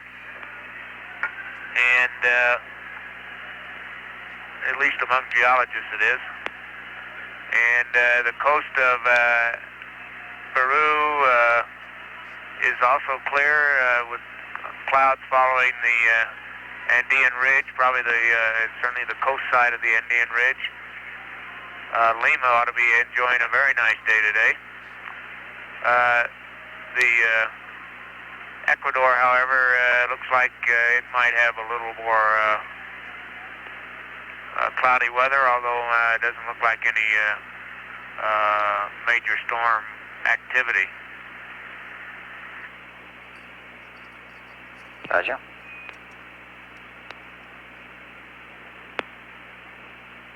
America, Houston, we have a couple words here on medications. Is everyone listening? Yeah, we're all on, Gordo. Go ahead. Okay, Gino, you mentioned taking a a nausea pill for some gas yesterday, and we were looking into some of the side effects. You definitely don't want to use that particular pill for gas. One of the side effects is it's an appetite depressor, and there are some pills loaded in A7 along with the vitamin pills, specifically for the purpose of eliminating gas. We would appreciate if you'd give us a call in advance prior to taking any medications except the Secanol and aspirin. Over. Okay, Gordy, will do. I was aware that those gas depressors were around. At the time, we couldn't find them in A7. And so I took one of those other things, whatever it is. And while you're talking about that, as per the pre-flight food check, gas is very evident on, particularly on me, and I think I'm suppressing it slowly. But is there any problem, or what do you recommend on that Mylanol or Mylacon, whatever it is? Okay, stand by one. It goes hand in hand with the amount of gas that I experienced pre-flight. Okay. And it's the kind of gas that just stays in your stomach. Roger.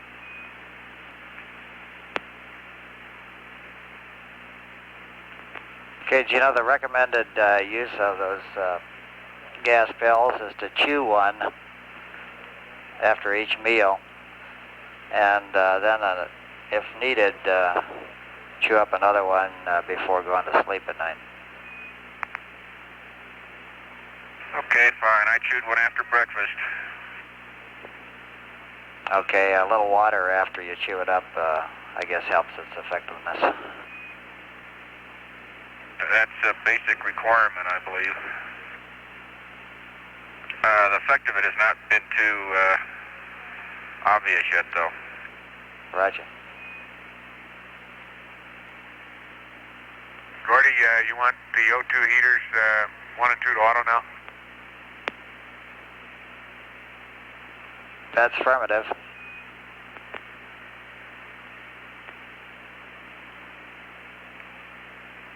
Okay, they're there.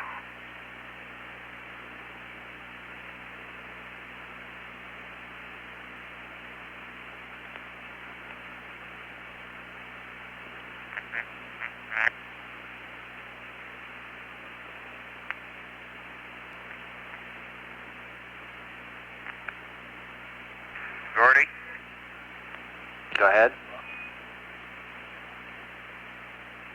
I don't want to cause any concern on that gas. It's no real great problem. It's just a slight discomfort, that's all. Okay, Gene, I think we understand.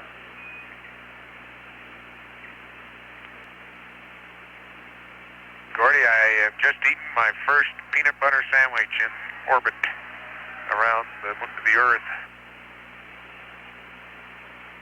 Raj, how was it? What's that?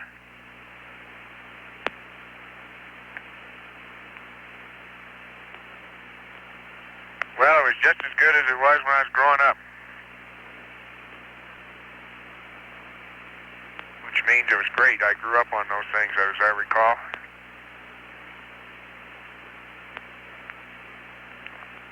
Charlie Duke's here with me. Sure miss the lettuce.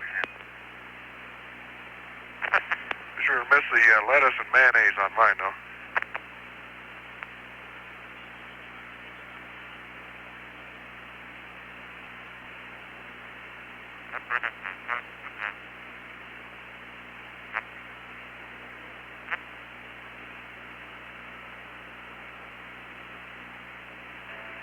And Houston, we'll go ahead and maneuver onto the limb attitude. Okay, we're watching you punch it in there.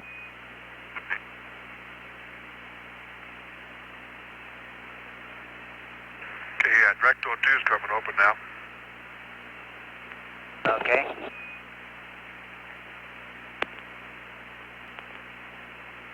Direct Direct 02's off. Roger. America, before you open the equalization valve, we'd like one final reading on LM, CM, delta P. Okay, doke.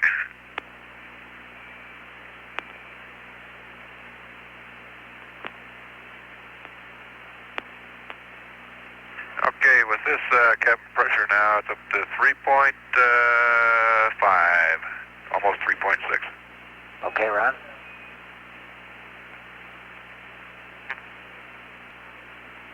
Jack, Houston, we're ready to terminate the charge on battery A.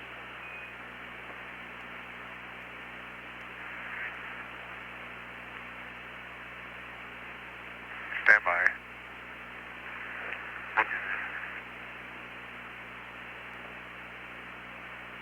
CSM LEM pressure equalization, huh? Okay, cryo pressure indicator to surge 3 and verify the cryo. Oh, wait a minute.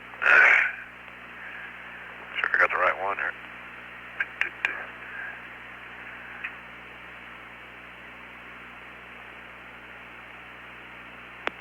Direct 02's in.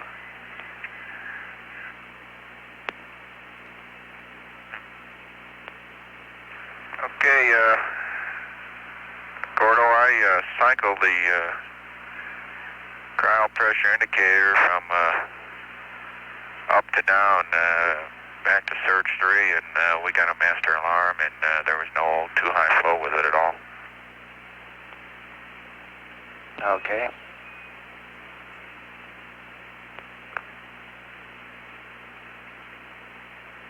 Okay, I just did it again to verify it, and that picked up the master alarm, although it might be associated with the fact that the surge tank is down and coming back up. No, I don't think so. Roger, Gene, although the surge tank shouldn't have caused it. Okay, let me give you one more try on it. Well, that time it didn't wait. All I did was go up to 1/2 and the alarm came on. Roger.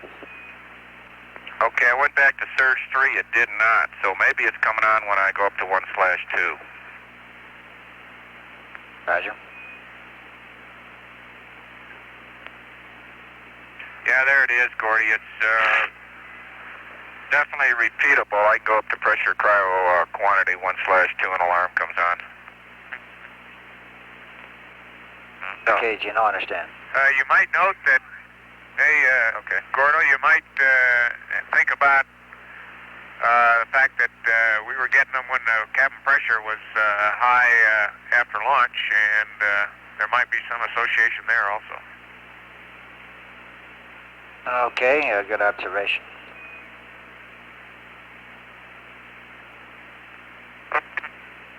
Okay, emergency cabin selector off.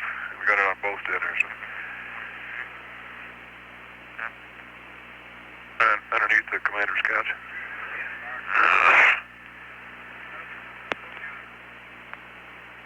Oh, okay.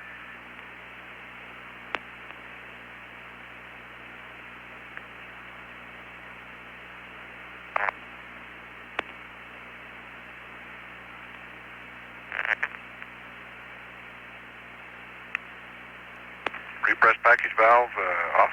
Should be off.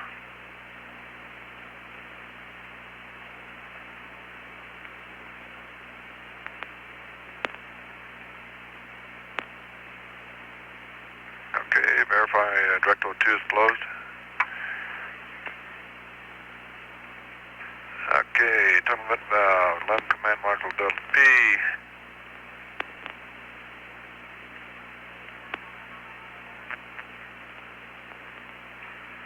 Okay, it's greater than 3.1, it's up around 3.6. Okay, we'll go ahead and open the pressure equalization valve.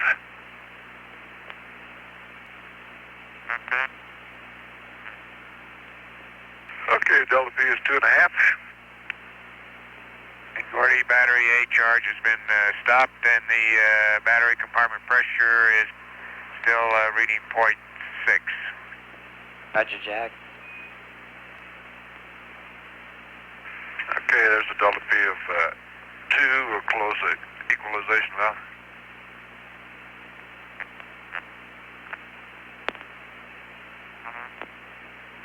Yeah, we'll monitor for 3 minutes now.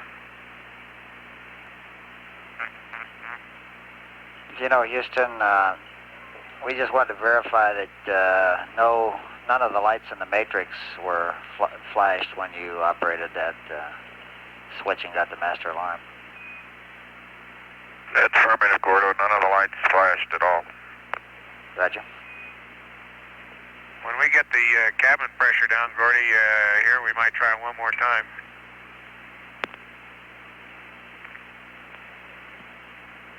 Which Gene just did. Okay, and nothing happened? That's firm. Okay, still holding at 2.0 on the delta P. Okay, we'll open the pressure equalization valve, and when the cabin pressure gets to 4.0, hit the repress 02, Gene.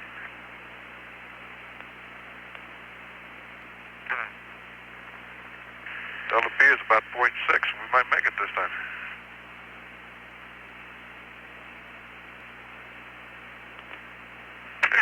Delta P's. Okay, I'm going to open her right up. Delta P is 0.2 now. Okay, Houston, the hatch is open. Roger.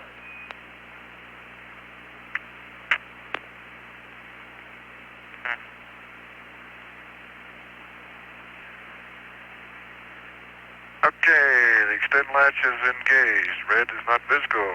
GN2 bleed button.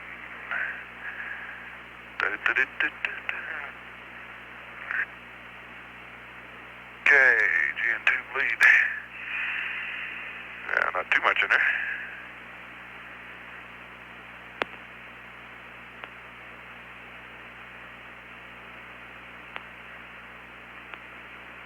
Okay, preload selector lever. Rotate parallel to the orange stripe. Okay. Preload handle. Torque clockwise to unload the old sport beams.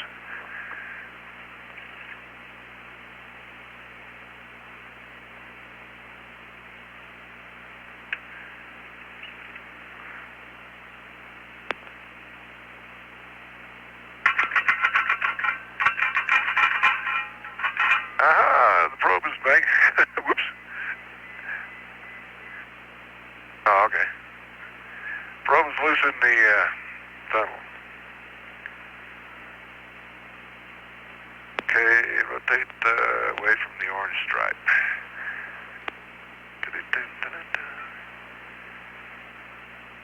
Torque.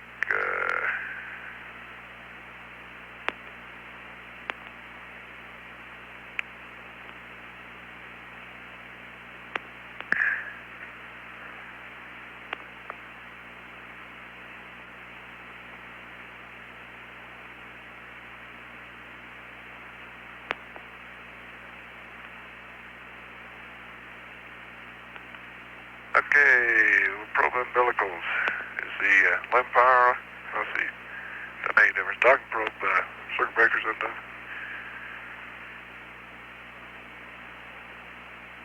they're open, okay.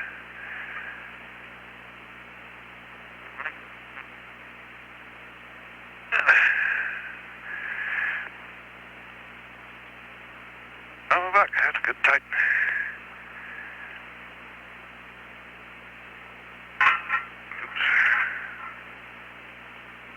Sorry, Jim.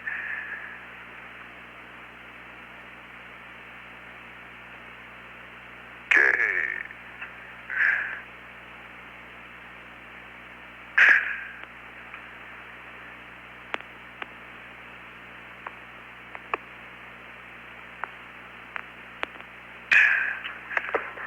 Oh, back. Okay. I'll try putting those things back on now, just for the heck of it.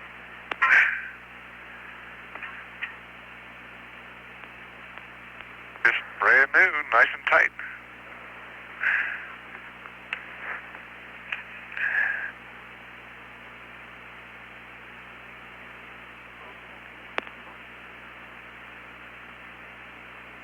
Can you smell nitrogen? Smell something up here.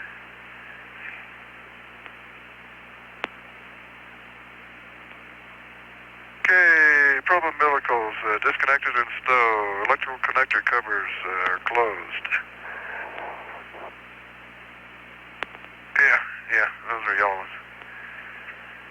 Reload handle, position against the umbilical connector. Okay, it's done. Selector lever is in the mid position. Installation strut.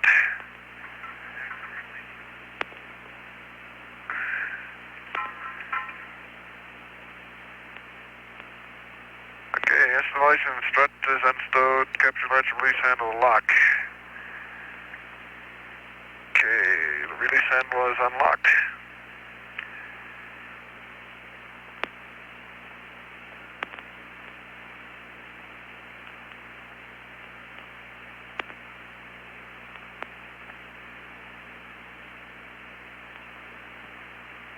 Okay, ratchet handle unstowed to the full extension. Push to the first D10.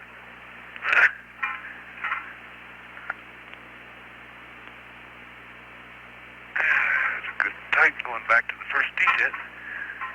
Okay. Old probe looks like.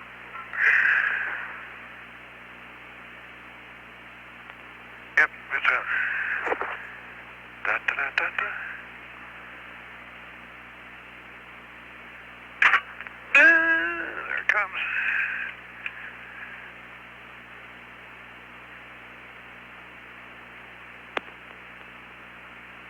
That's just like in a simulator. It comes down by itself. Pushes me out of the way, as a matter of fact.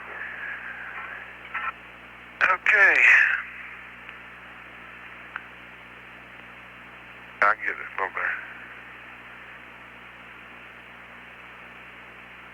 Okay, ratchet handle, pull to full extension and then ratchet one stroke.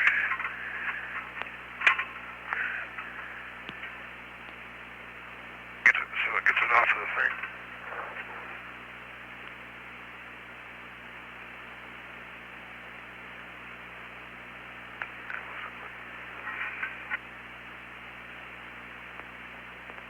Okay, it's one stroke backwards now.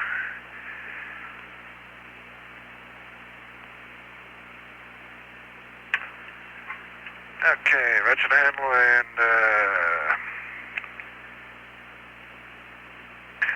installation strider restowed. Capture latch release handle. Oh.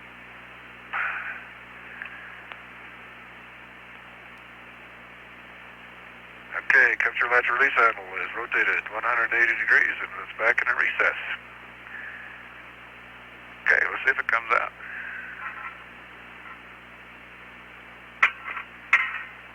Oops. There it comes. Yeah, I couldn't see it a while ago. Let me look. The probe strut's in the way. That's why you can't see it till now. Hey, we're going to go with this thing down over here.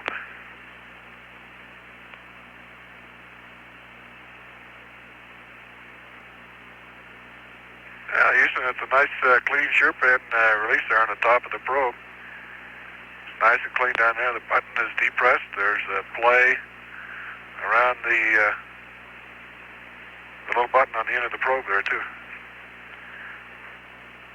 Okay, Ron. In about 1 minute, we're going to have a sight handover. You'll be talking through Hawaii after that takes place. Okay. What's the docking angle? Yeah, fluid, I guess. 1.2 degrees, huh?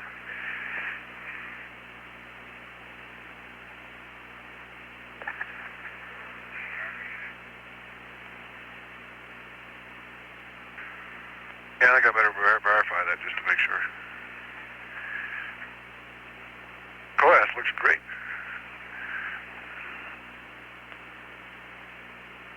Wait a minute, you got... There we go.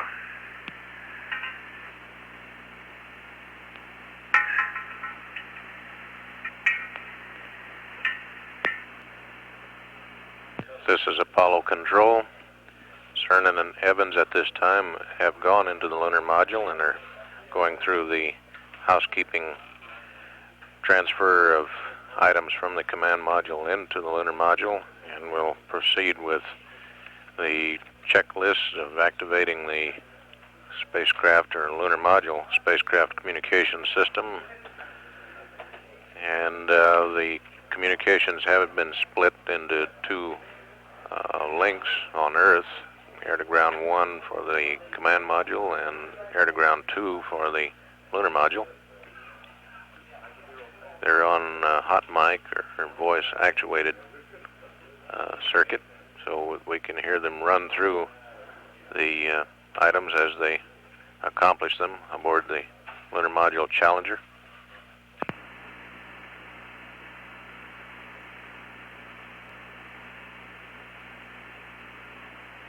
This is Apollo Control. A correction on the earlier statement. It is Cernan and Schmidt in the lunar module Challenger at this time. Evans had the detail of removing the probe and drogue earlier,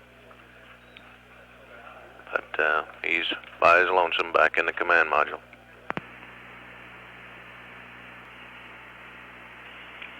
Am I not looking in the right place? Let me look. I don't know where one is right offhand. I'll check here. Well, that just helped me with some terms here. I was just looking again on the side of the, underneath the power bungee.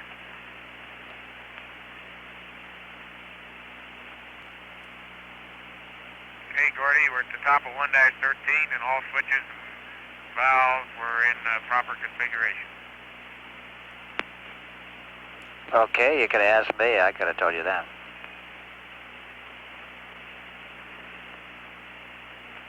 We were just trying to give you a plus. If you don't want them, well, we'll take it back.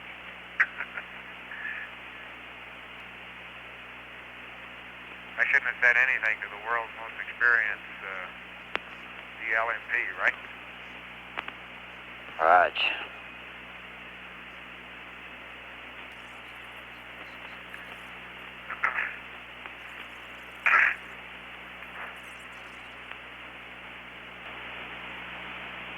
Hey, can you guys open the hatch yet? There is.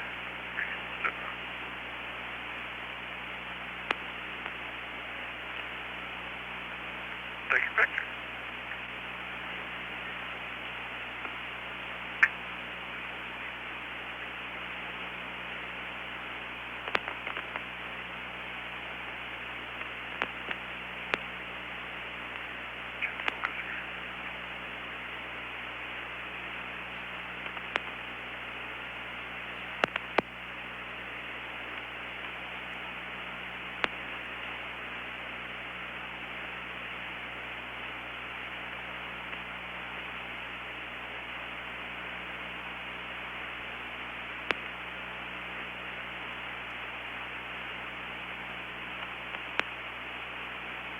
Ron, at first glance, it doesn't look like you have one on board, a picture of the latch. We're still looking, though, but I don't think you have one.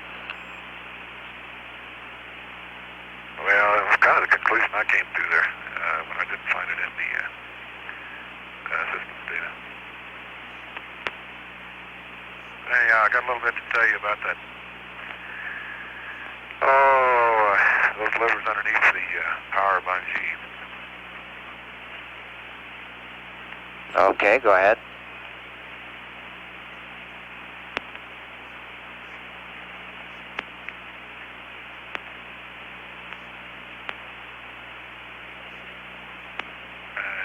Guys, through the flight line.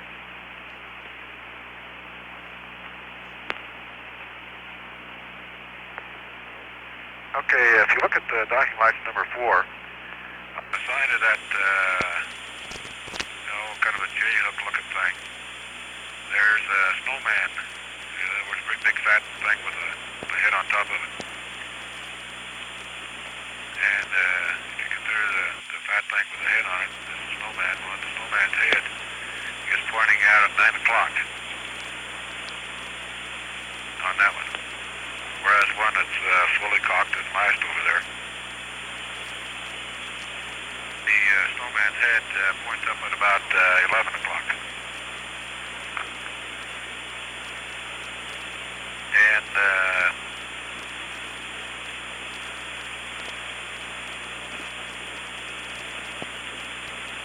okay, there's a lever that comes right out of the bottom of the power bungee, it looks like. And then it comes out of the bottom, and then hooked onto that lever is another silver slot, or silver bar, that goes from the lever to the J-hook with the snowman on it. That particular thing that connects the J-hook to the lever coming out of the bottom bungee is visible. In other words, it's not sticking back underneath the J-hook. It's visible. Ron, we've got just a line drawing here, and we still haven't gotten with you on what's what according to the drawing. And maybe if you hold off until we get a model of the latch, then we can stay with your description. Oh, okay. Sorry. I'll give you a call.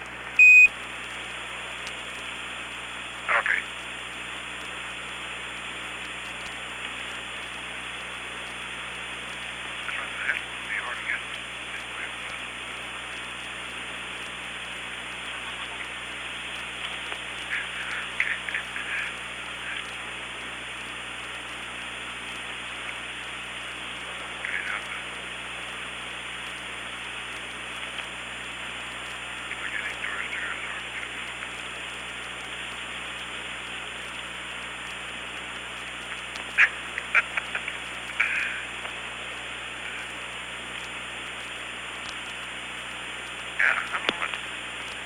Up to you this way, though.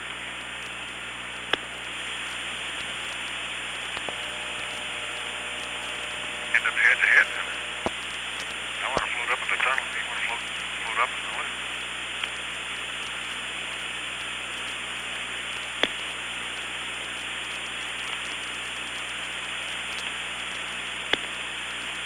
Now the congestion I had all day yesterday is just about gone.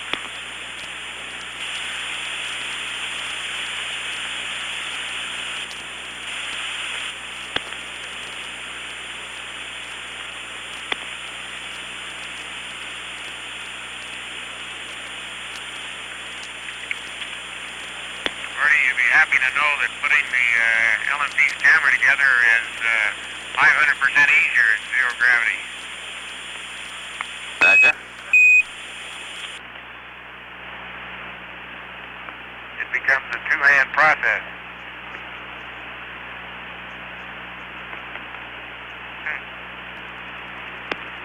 This is different.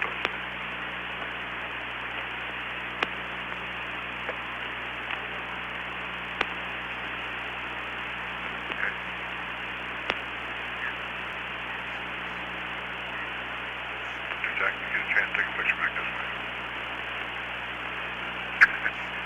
I don't think it is. But you get it.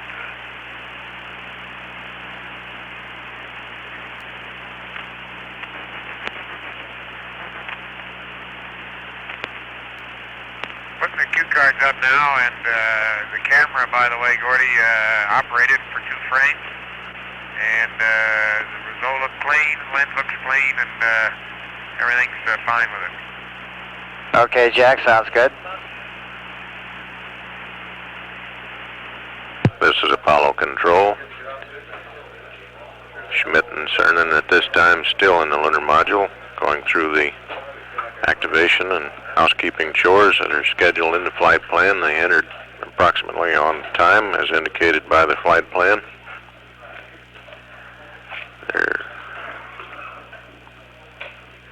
Meanwhile, here in the control center, one of the docking collar capture latches is here in the control center being examined by flight controllers on trying to sort out why some of the latches apparently did not fully engage during the docking operation.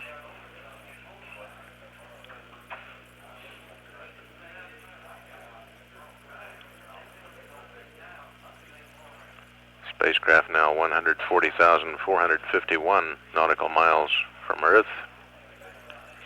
Velocity now is 3,683 feet per second.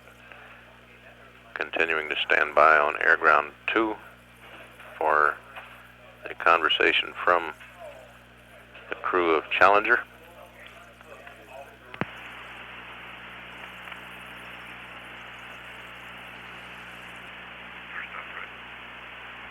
Regular time ago. Yeah. Okay. Okay, I can do that. Okay, Gordo, we're on the top of 1-15. We're ready to go ahead and transfer some power, and we'll give you a call. Okay, Gino.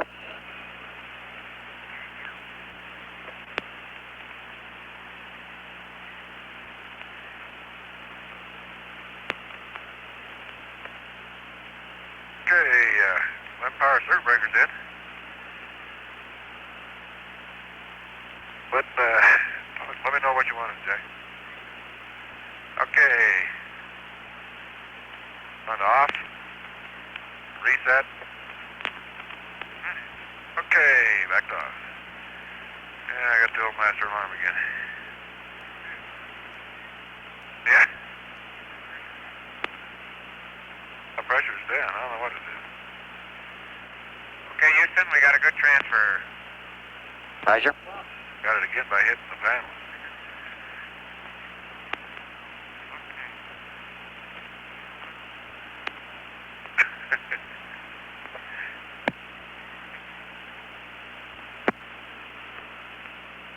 Ron, this is Houston. Yeah, go ahead, Jaguar. Okay, we got considerable conversation going on here about that dock and latch, and it's not at all settled yet. But the primary thing we want to guard against is the possibility that it is malfunctioning and that we get it latched down on the ring and can't unlatch it, and therefore have problem with undocking, or possibly even prevent it. Yeah. So we'd like you to steer clear of that until we come up with a final solution. No experimentation, please. Over. Okay, I understand. I'll leave it alone, and just one little other bit of information to let you know. The handle itself is not free at this point to come on back down like it's, like if it were fully cocked, the handle itself would be free to come back down. It is not free. I did not try to put a whole lot of pressure on it, but it's not free. Okay, understand.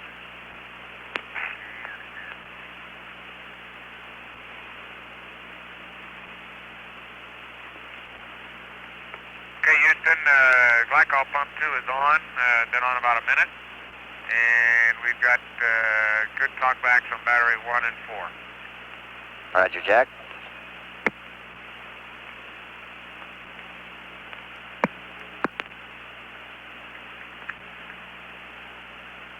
Okay, LNB and CDR buses are 262. Roger. Okay, Jack, you can go ahead and switch on onto high taps on 1 and 4. That didn't work. Okay, 1 and 4 on high taps. Roger. Houston, glycol pressure is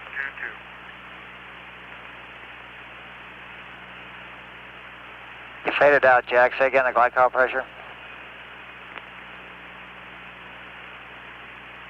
Roger, it's 2-2.0. Okay. Well, you can cut off the decimal. Okay. Huh?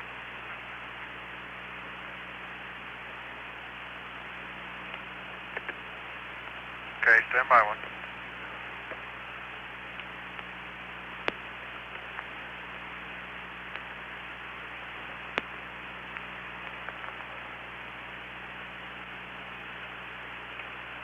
Okay, it's off, Jack.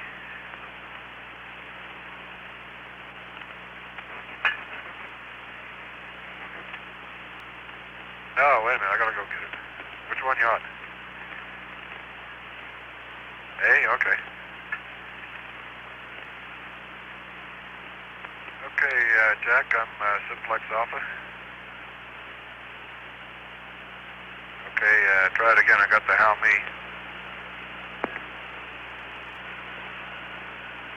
Yeah, Jack, you're cutting out on everything, and all I'm getting is the end of your transmission there.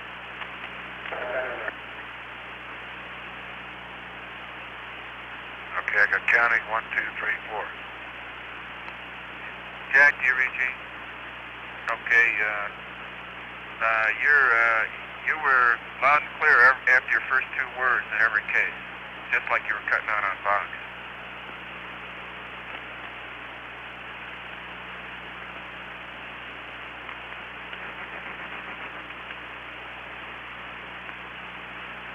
We got it all. Got it all that time. You got it all that time there now. Do you read me too?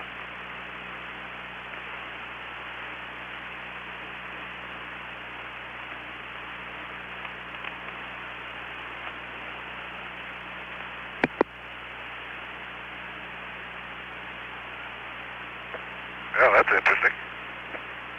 Let me adjust the spots on this one here. Okay. Seems to work. I can't hear the squelch on any of those.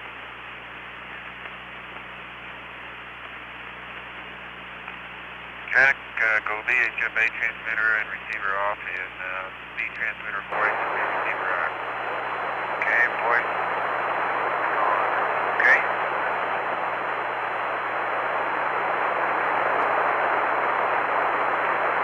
GR. Okay, no, I'm going to be now.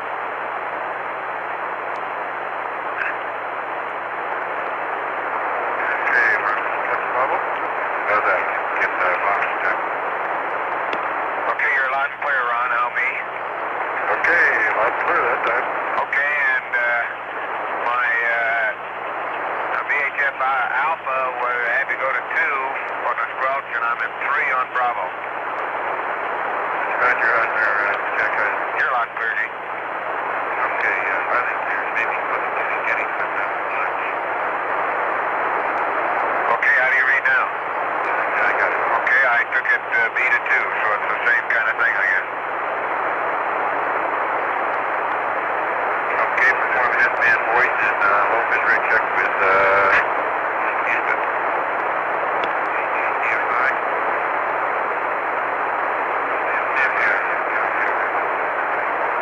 Okay, Houston, how do you read Challenger? Counting 1, 2, 3, 4, 5, over. Challenger, this is Houston. You're loud and clear, although we have a lot of background noise. Not sure where that's getting through. Do you know if Ron is still on Ron? John is going to give you a call on that's it.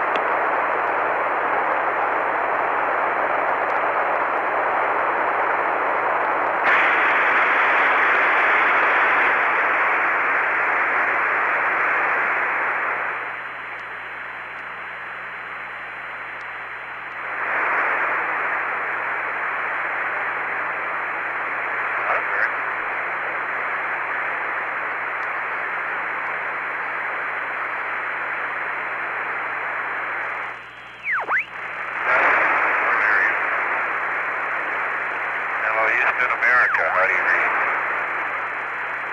America, this is Houston. Okay. Over.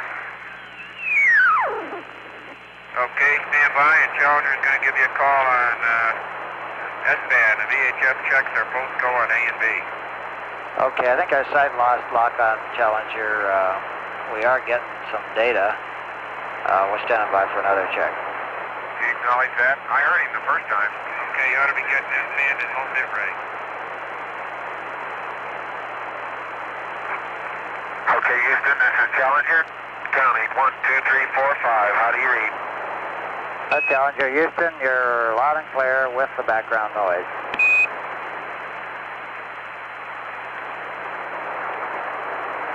They don't have a good uplink, Gene.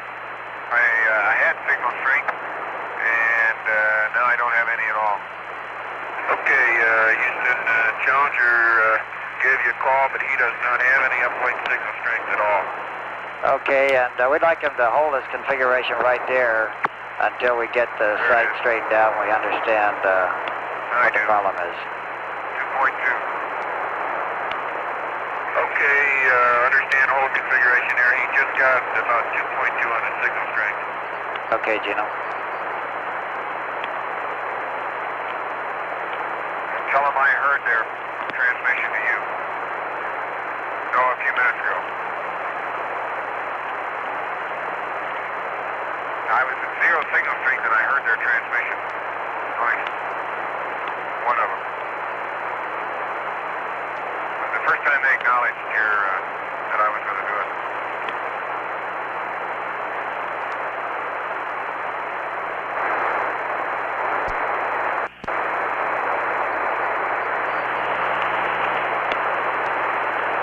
Did you strip my hose back?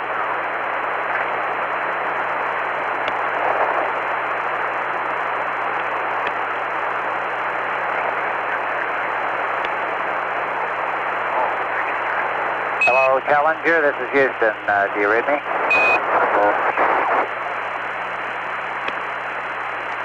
Okay, Houston, I read you. You're weak but clear. Signal strength is fluctuating. When you called me, it fluctuated down to about 1.6. Over, and it's 2 now. Okay, Jack, you're loud and clear. The background noise I've been mentioning, although I guess you haven't heard me mention it till now, is what we expect in downvoice backup and low bit rate. How have you read this transmission all the way through? Over. Did he say again? Gene? Gene? Did he say again? I got a little bit. Oh, he's got 3 point... They're not talking to us. What?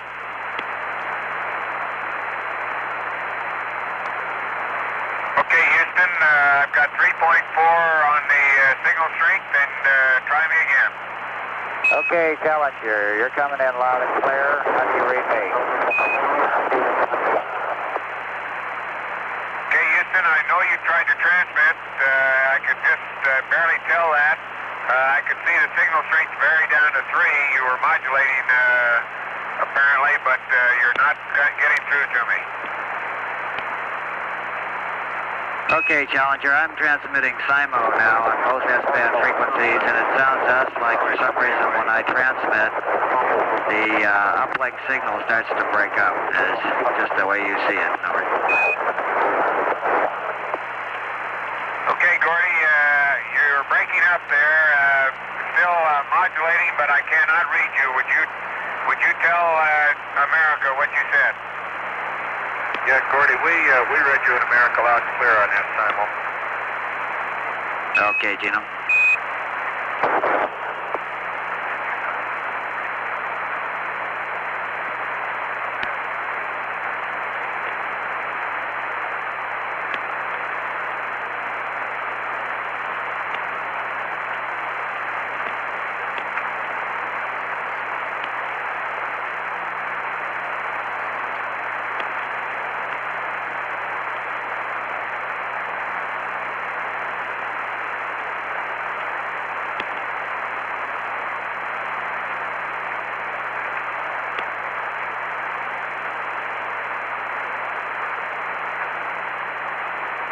Talking, Gene.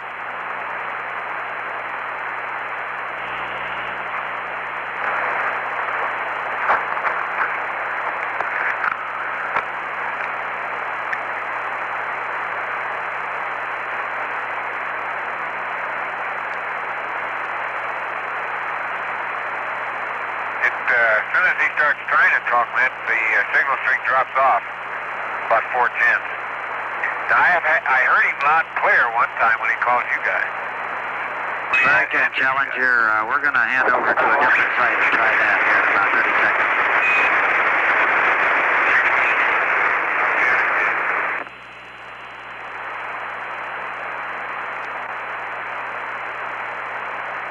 What else we have to do? Get some of these mags stowed?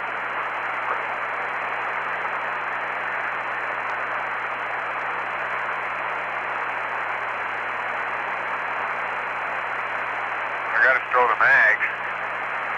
Put the PPK at where it belongs.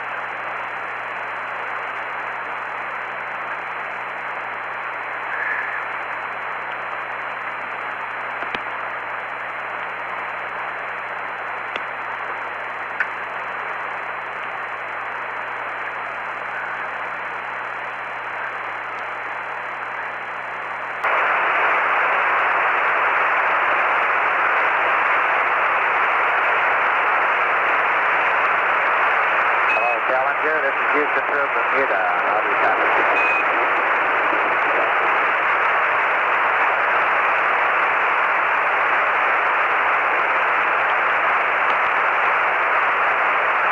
Challenger, this is Houston. How do you read me?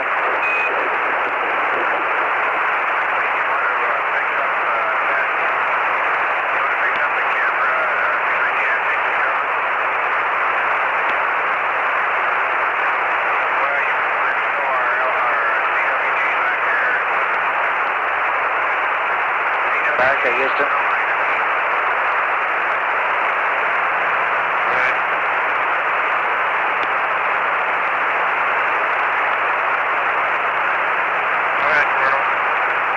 Okay, Jack, I think answered us, but he was completely lost in the noise. I could just barely make out some hint of somebody talking. Did he hear us okay?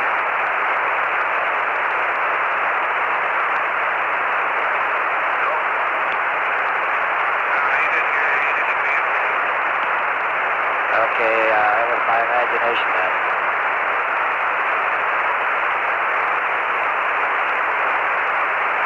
Challenger, Houston, how do you read?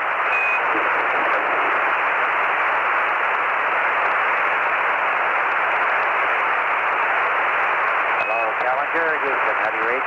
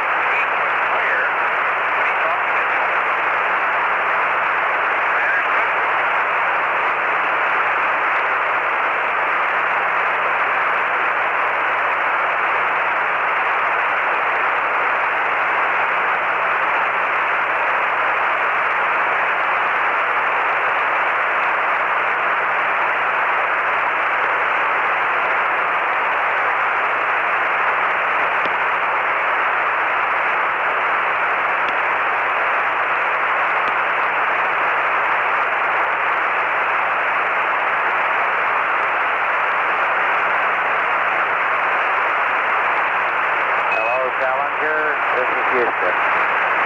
1, 2, 3, 4, 5. How do you copy? Over.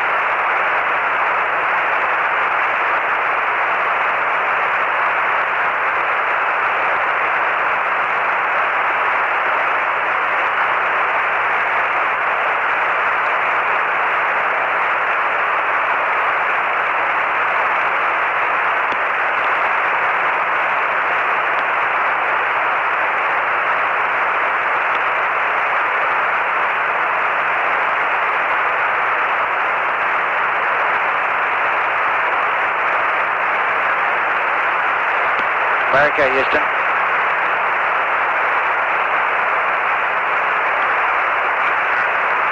Can you tell Jack, ask him to verify he's on aft on me? Okay, I'll have to verify he's on aft on.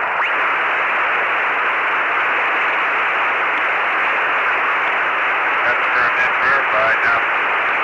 Okay. Earlier when you were transmitting, when he had good signal strength, that when you were transmitting, you were modulating on the signal strength and he couldn't understand you.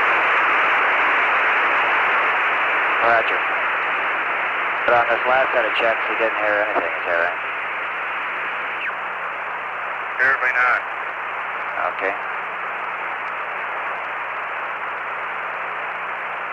There was one time earlier when he had zero signal strength where he said he could hear you transmitting to us very weak but clear. Okay.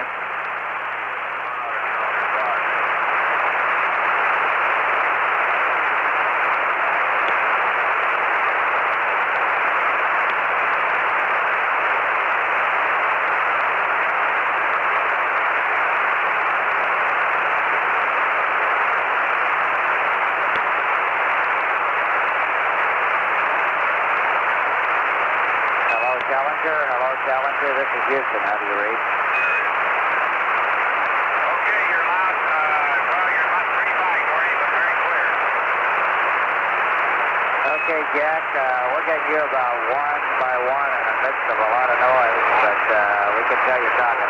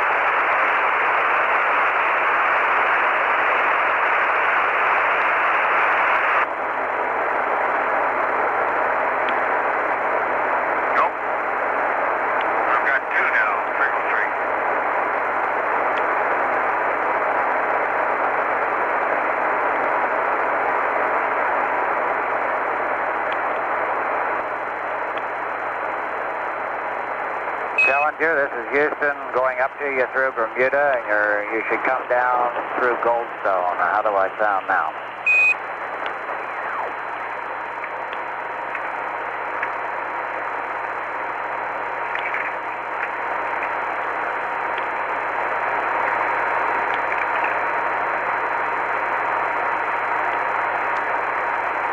Challenger, Houston, how do you read?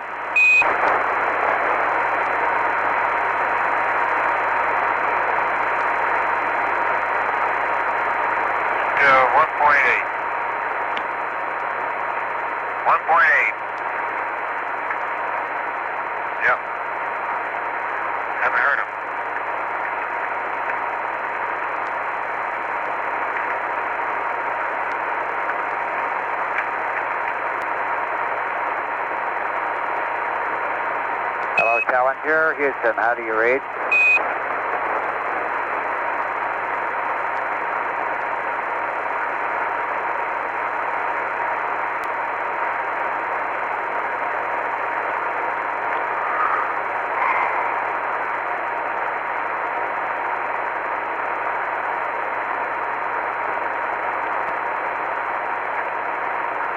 Gordy received me, didn't he?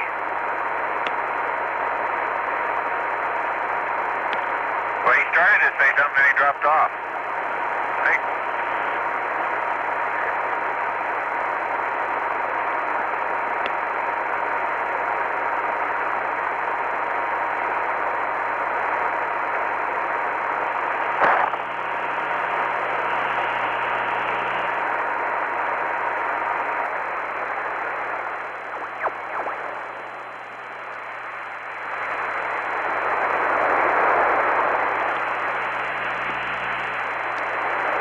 America, Houston.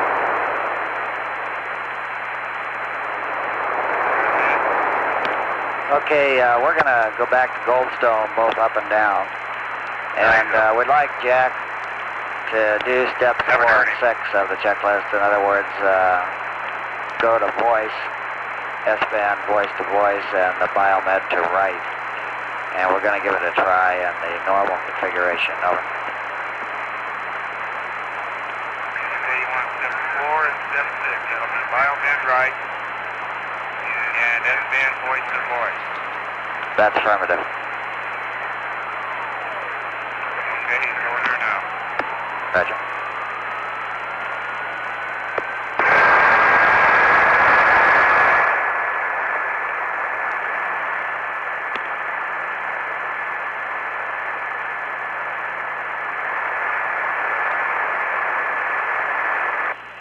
Houston, you read Challenger? Roger, Challenger. Read you weak but clear. How do you read? Okay, Houston, you just came in loud and clear. How do you read? Okay, and that time you're loud and clear, Jack. Sounds real good. Okay, Gordy, let me say once again, way back when we first started, and Gene was talking to you, I heard one of your answers, weak but clear, with 0 signal strength showing here. Now, that might have been through Ron Vox, I don't know.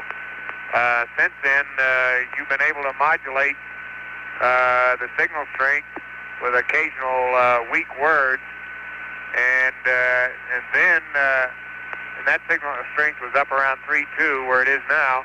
Then you came in loud and clear with a broadcast. I answered you. You said about 3 words and dropped off completely.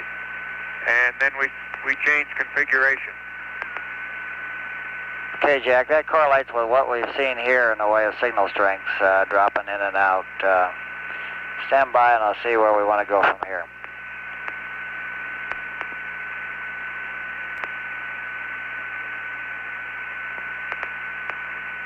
Challenger Houston, we'd like you to do step 7. We'll check out the telemetry high bit rate.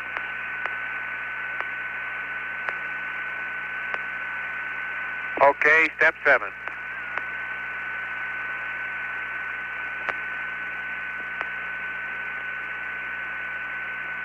And Challenger Houston making a voice check. How do you copy? Roger, you're loud and clear. How me? You're loud and clear.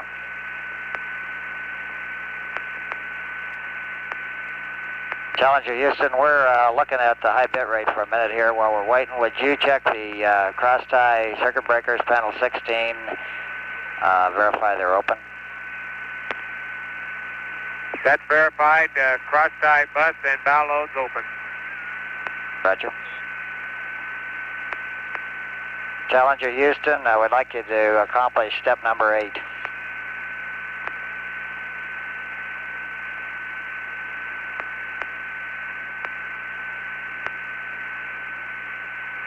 Roger, step 8.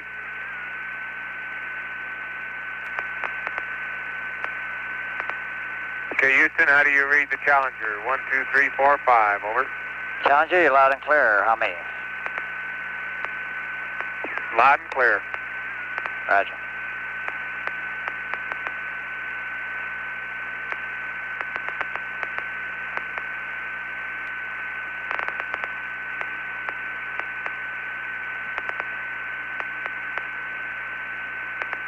Challenger Houston, go ahead with step 9, report to ED bad voltages.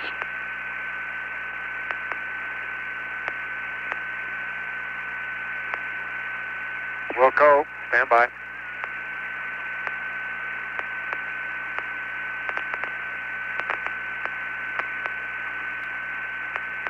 Okay, Houston, ED bad, A and B are 37.2. Roger.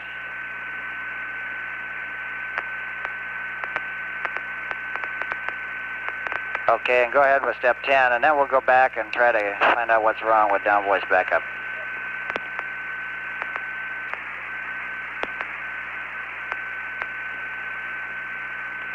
Gordo, say again, please. Go ahead and check the sequence camera if you haven't already, Jack. And then we'll have some steps for you to check out what was wrong with down voice backup.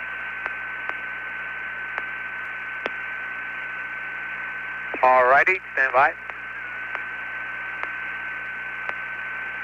Sequence camera is go. Okay.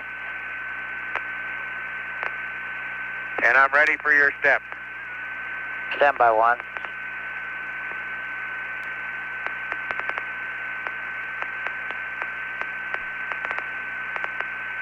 Challenger Houston, we'd like the ranging switch to off reset and the voice switch to down voice backup, and give us a call, over. Okay, off reset on range and down voice backup on voice. That's affirmative.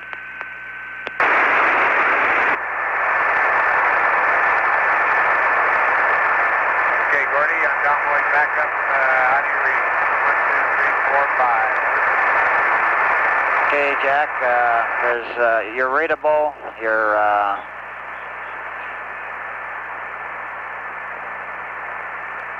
okay, Challenger, we read your transmission, but you're just about lost in the noise. Give us another count, please. Okay, Houston, this is the Challenger. You were loud and clear, no difference from the transmissions in voice. Then counting 1, 2, 3, 4, 5. How do you read? Over. Okay, Jack, it got a lot better. You're perfectly readable now, sounding good.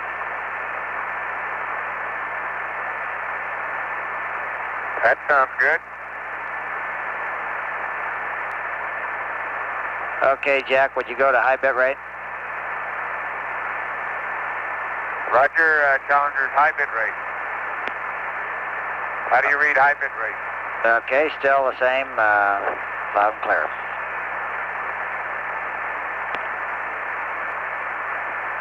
Okay, we'd like biomed off now, Jack. Roger, going biomed off. Okay, Houston, how do you read the limb? Down voice backup, biomed off. BCM high, over. Okay, Jack, you're loud and clear. Okay, Gordy, and that was hot mic, so that's working fine up here. And you're loud and clear also.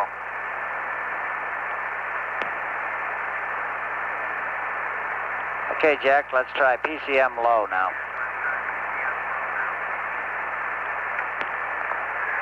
Okay, talking to you, down voice back up. Biomed off and PCM low. How do you read? Over. Okay, same old, loud and clear. Okay, Gordy, it certainly is clear up here. You're coming through 5 by, signal strength 3.2, and all appearances up here, that previous problem was an uplink. But I guess you were not reading me, is that correct? Well, it was, the answer is yes and no at various times. We think, though, we have a good handle on the problem.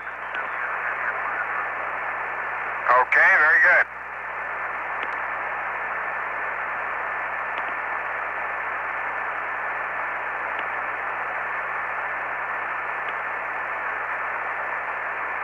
Are you ready for us to press on here, Gordy? We're all stowed and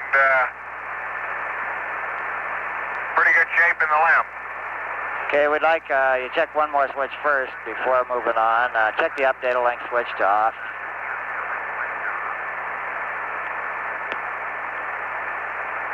Okay, that's verified off. Roger.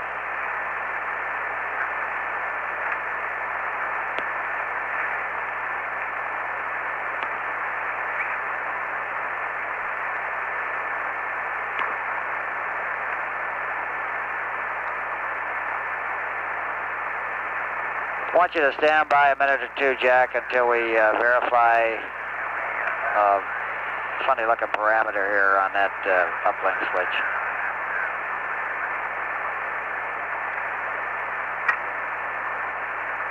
Standing by.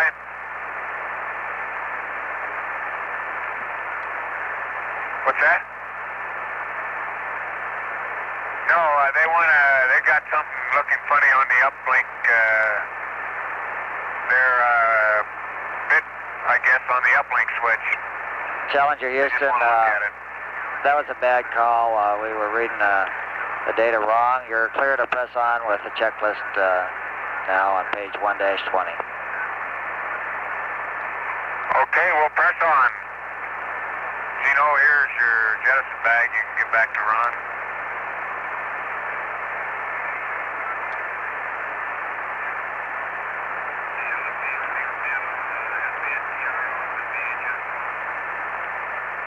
Okay, S-band TR off. VHF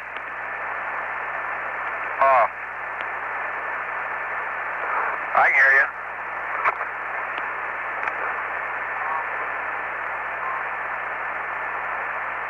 DM off.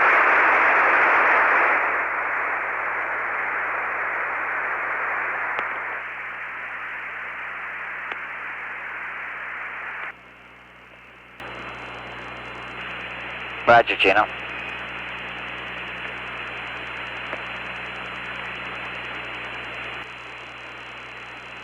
Okay, Houston, we just transferred to CSM power and the caution warning light did go off.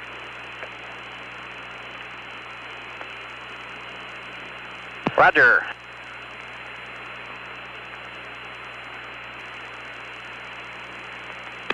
Gordo, we're about wrapped up here in Challenger. It looks like there's some life in the old bird, huh?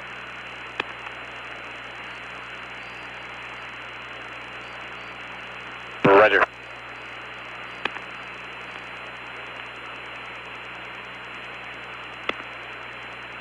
Okay, we'll give you a call when we get the hatch closed. Rod's doing some housekeeping in the command module, and we're going to take it slow getting back in. Okay, Gino.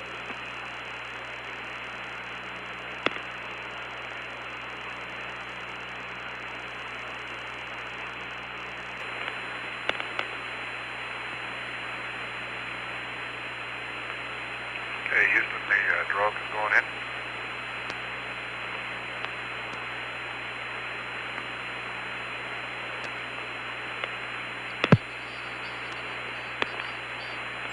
Roger, Ron, we got a couple questions for you about those, about the latch. Good old latch number 4 gave us a problem, I guess, huh? America, Houston.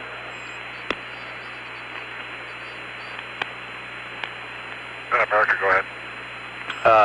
Ron, can you take a look at the latch number 4, and is the hook back away from the ring approximately 1 inch as opposed to resting against the ring?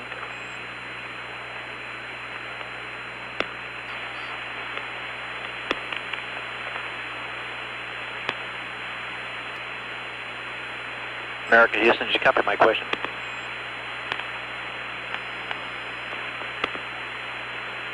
You going back there, ground 1?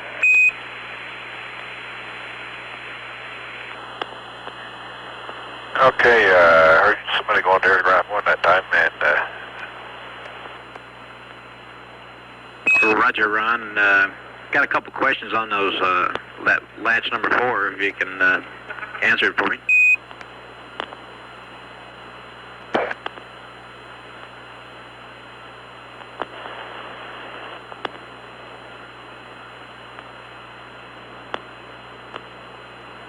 America, Houston.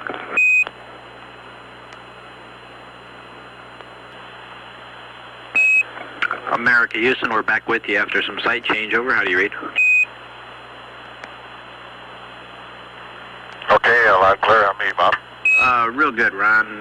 On that number 4, last number 4, is the hook backed away from the ring about 1 inch as opposed to resting against the ring? Do you have about an inch clearance on that hook right now? Yeah, it's about a half inch. Okay, I understand, about a half inch. And what position was the latch handle when the hook was first moved back, Ron? Was it kind of like in a normal stroke back, or was it just flopping back?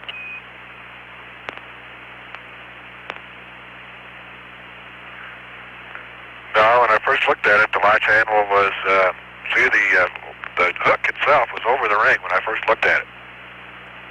Roger, we understand that. The hook was over the ring, and the latch handle was flush. You know, it looks just like a normal hooked docking latch, you know. Roger, understand. And Bob, this is Gina. I can confirm it did not pull back easily because I checked it yesterday. I didn't check. I checked to see that the hooks were over, as well as where the handles would pull back. But I obviously didn't check to see whether that one was seated. But the handle was locked. Yeah, that's right. Roger, understand. And the first thing you saw was the depression in the bungee. Is that firm? Yeah, that's a firm. And the bungee is depressed about 3/8 to half an inch, you know. Roger. Okay, you can push the hook about an inch away from the ring, but the normal, just resting position on the thing is about a finger's width or a half an inch from the ring. Roger. In other words, the hook is loose, so it flops a little bit. You can move it back forward. Is that firm? Yeah, I can move it from about a half an inch to an inch from the edge of the ring, clearing the edge of the docking ring.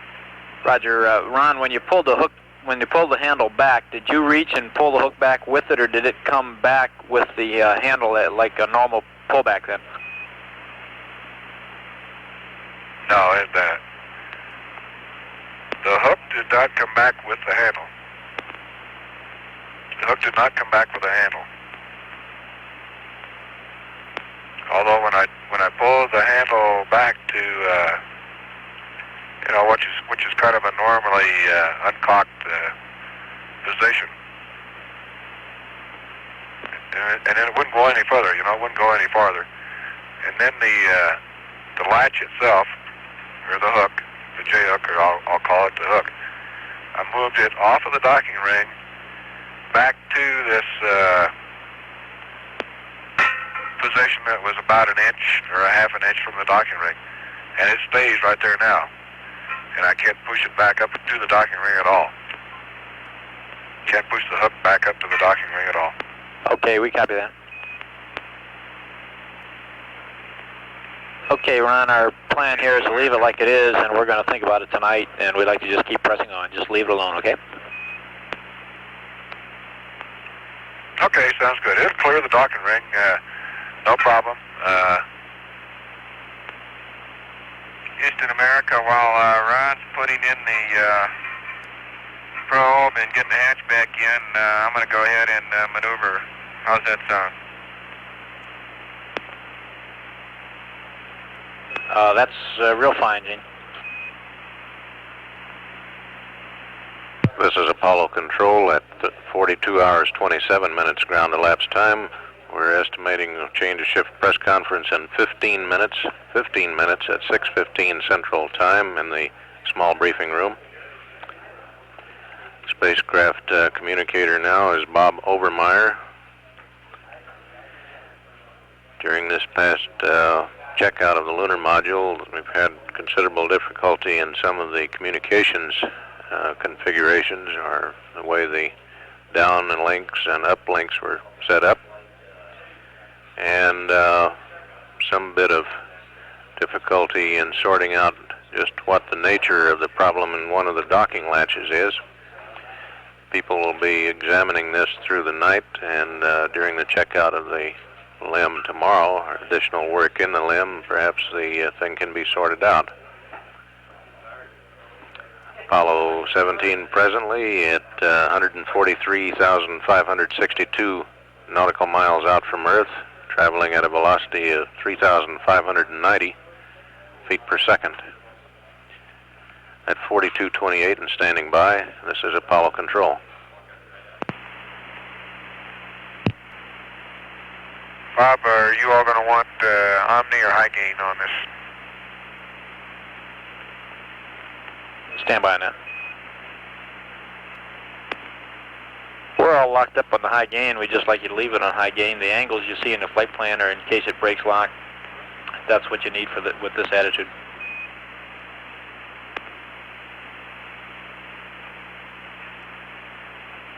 Okay.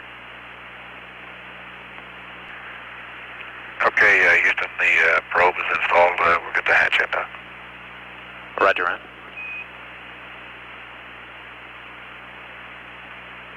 I'm not going to connect the umbilicals unless you really want to look at the probe temperature. Stand by on that, Ron.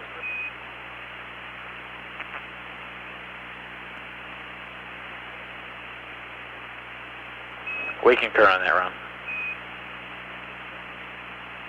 Okay, good.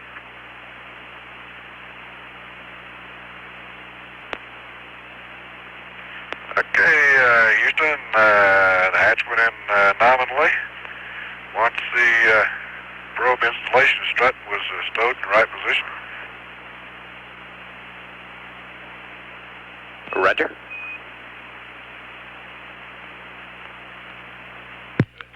This is Apollo Control at 42 hours, 41 minutes. Apollo 17 now 144,002 nautical miles from Earth. Velocity 3,577 feet per second. Change of shift briefing is ready to start in the News Center briefing room. We'll take down this air-ground line and tape any communications during the course of the briefing and replay them at the conclusion of the news conference. This is Mission Control Houston at 42 hours, 41 minutes. This is Apollo Control at 43 hours, 16 minutes. Apollo 17 is 145,178 nautical miles from Earth, traveling at a speed of 3,543 feet per second. The crew is now in the midst of the heat flow and convection demonstration. This is the demonstration that's designed to provide more exact data on the behavior of fluids in a low gravity field. This type of investigation is really not possible on Earth, where gravity determines flow of fluids. In space, the flow force is surface tension.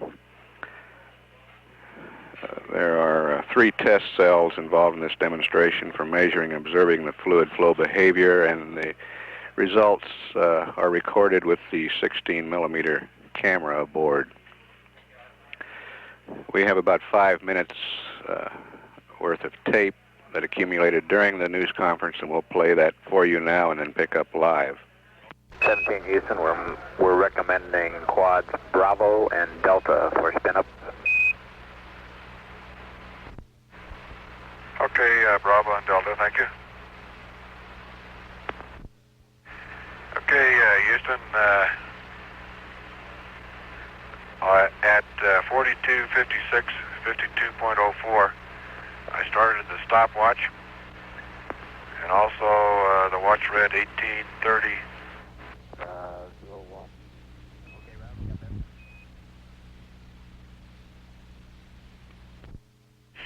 Okay, Houston, we started on the select radio and linear part of it.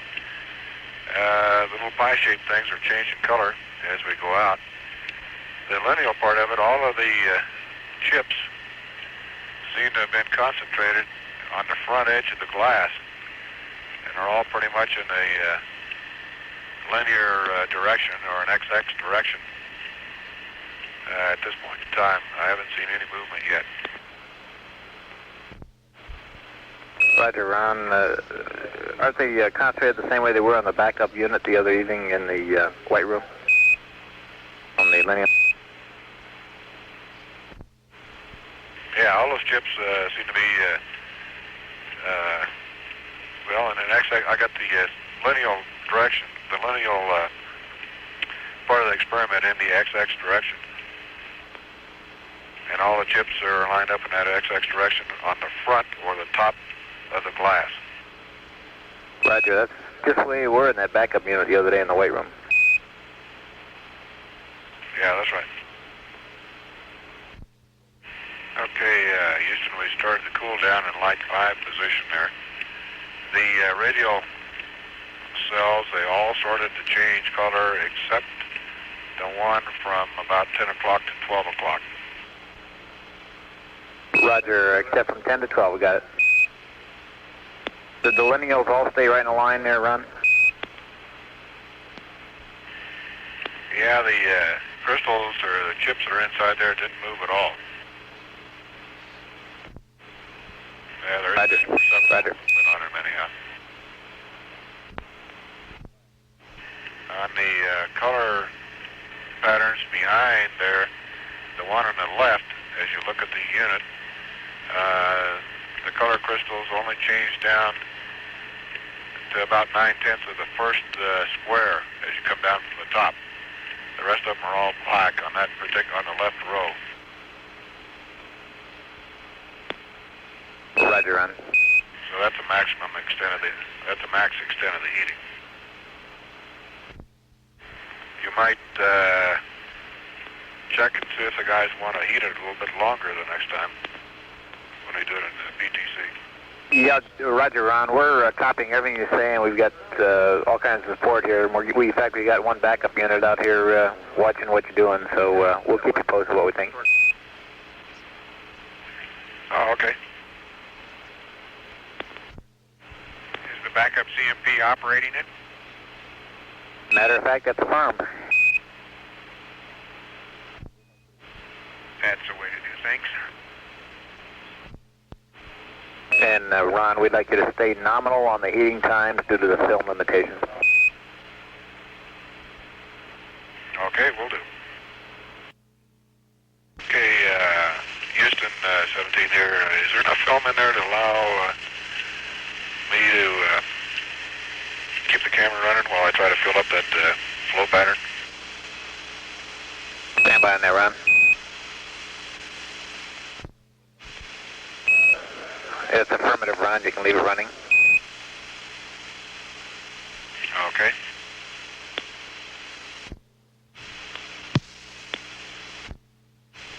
Okay, Houston, first thing I noticed as soon as I opened the flow at 4 turns, when it started running out a little bit, even without doing the inject. Okay, that's because the inject thing was open just a little bit, but it's all right. Yeah, we got it. Okay, I'll try to squirt some fluid in there Okay. with the fluid inject thing. Okay, I'm taking it in quite slow. It's noted there are quite a few small bubbles coming out with it. So far, so good. It hasn't overflowed the first capillary ring, and it's taken off and is going by capillary action toward the bottom and toward the top. Roger, Ron. Okay, it finally met together at the part going around the top and around the bottom, met together 180 degrees opposite of the inject port, and now it's starting to go out across the middle and fill up from the inject port. Roger. Yeah, we're getting a lot of big bubbles coming out now. That's after about a turn and a half. Roger, we got it. Okay, that's 2 turns now. The meniscus is still holding on the first inner ring. It looks like all the way around, at least the part I can see. The bubbles, big bubbles that have been coming out now, and also the fluid has taken over the right half of the bottom of the dish. We're starting to fill in a little bit, maybe a fourth of an inch circumference coming around from the left side opposite the injection port. Roger. Okay, I'll keep going here. We're about 2.5 turns now. And it looks like all of the bubbles have already come out. We're getting real fluid now coming out. Still a pretty picture anyhow. Roger. Okay, that's 3 turns. I don't believe we're going to be able to cover the entire bottom with 4 turns. Okay, that's 4 turns, and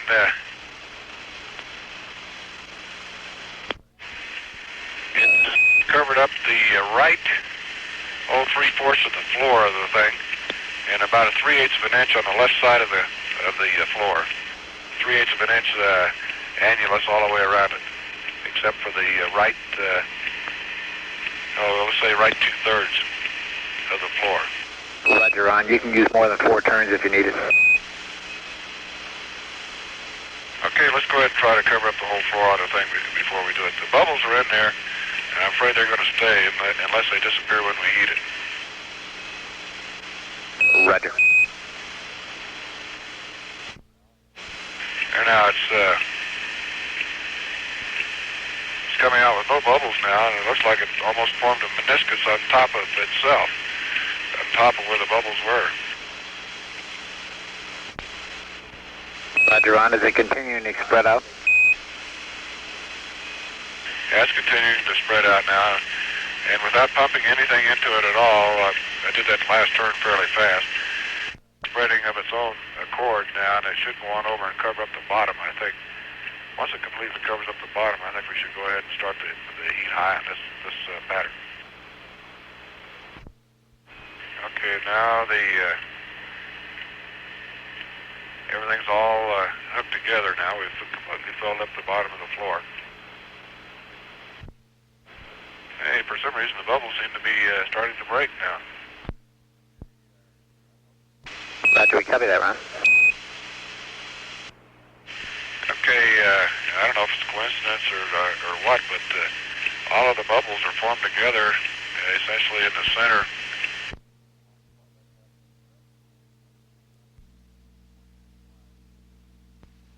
Along the plus x-axis direction, and they're about 1 inch wide, and then they start about 3/8 of an inch in from the circumference. Roger.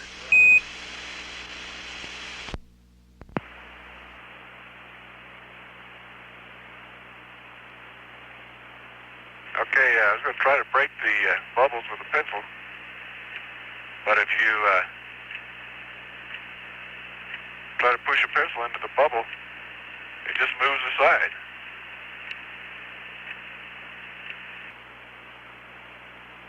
So that being the case, I'm going to go ahead and start the timer. We concur on that, Ron. That's called the old push a bubble with a pencil trick. Roger. Just need a sharper pencil, Jack. Air ground is live now. Or a thinner bubble.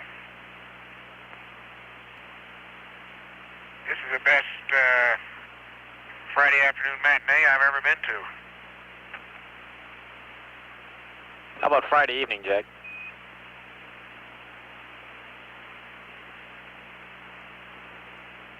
Well, I've lost track. Okay, I don't think we got mark, that was 1 minute after the start. Roger. I'll give you another mark when I go to high on with the select switch.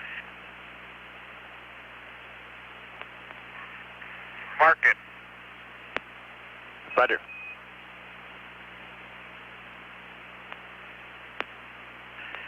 Each bubble looks like it's a locus of, it looks like starting one of the Bernoulli cells.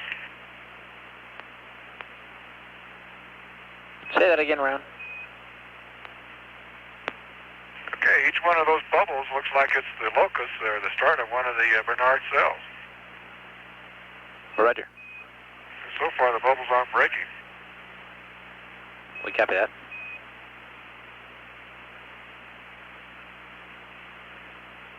Did Stu get bubbles on his pattern, Bob?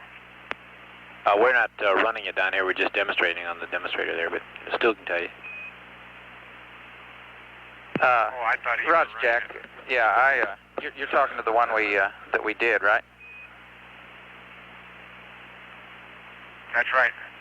Well, I am now. I thought you were running it down there also. No, okay. The one that we did in flight. Yeah, I had a lot of bubbles, but I couldn't get mine Tritox out across the center. So y'all are already well ahead of what I did. I'm sorry you had to admit that, Stu. Oh, y'all just do such good work.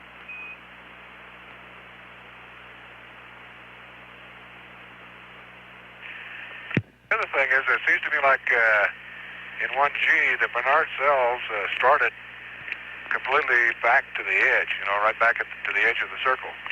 And in this case, at least they haven't filled in yet back to the edge of the circle at all.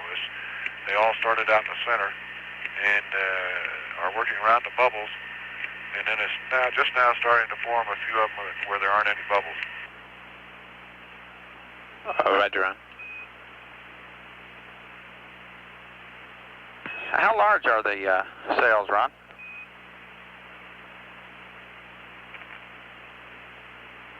Yeah, they're varying considerably in size.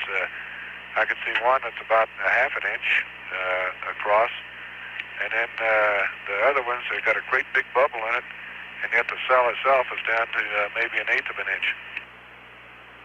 The bigger ones seem to be on the outside, and of course there are very few bubbles on the outside also. Okay.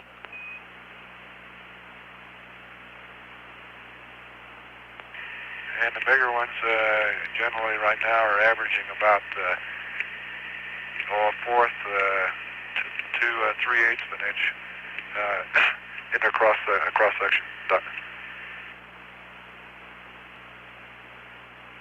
This Apollo Control. The cells tend to be somewhat polygonal.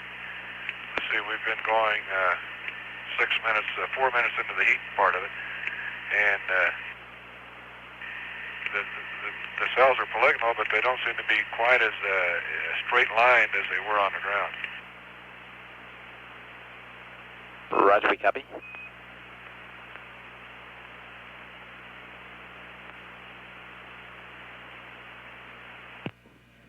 Stu Russo, Apollo 17 backup command module pilot, is talking to the crew now from the Capcom console. Stu performed a demonstration similar to this on his Apollo 14 flight. That demonstration was not as sophisticated as the 17 test, and the 17 demonstration is expected to provide more exact data on the fluid behavior. It almost looks like it's reached a steady state now. It's 9 minus 2, 7 minutes. Roger. Okay, I think the one thing I neglected to mention is that we essentially have a convex surface from the material. In other words, a convex with the high part in the middle, and of course that's where the bubbles are too. But I think you generally have that type of a surface anyhow. And it hasn't broken the meniscus of the lower or the thinnest ring.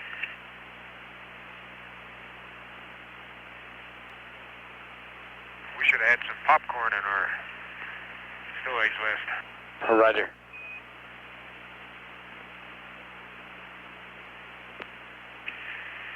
Okay, now the Bernard cells are starting to form in that outer annulus that went all the way around. Roger.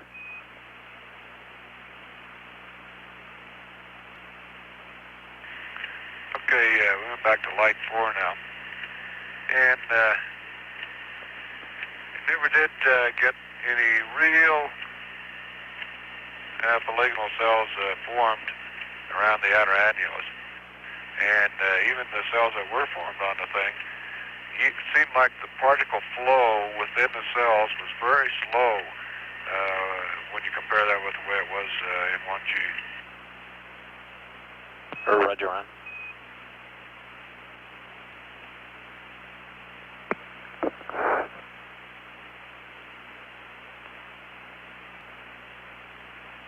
Okay, I'm trying to suck the stuff back in the entry tube there, and it looks like part of it's coming in.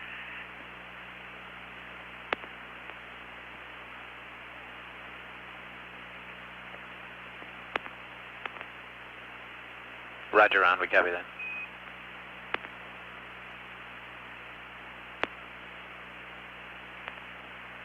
And the camera's down to about 50% here, so I'm going to go ahead and turn it off now. Roger, Ron. Ron, if I didn't tell you, we concur with turning the deck off there. Okay, yeah, I got you. I'll turn it on. You know, I just have to think after I've already sucked part of those bubbles back in there, but we've got enough fluid in there to pump it out the next time without sucking that back in there, don't we? I'm sorry, Ron, say that again. Don't we have enough of the Krytox fluid without sucking that back in there? Maybe I can just wipe the Krytox off in some Kleenex and maybe there won't be any bubbles the next time. Okay, stand by. Ron, I guess we understand you've pulled some back in, but you haven't pulled any of the bubbles. And if you pull any more in, you're going to start the bubbles back in. Is that correct? Yeah, that's correct. Okay, why don't you stand by here on that then? Let me see. I'll see if I can push the bubbles out of the way here with something.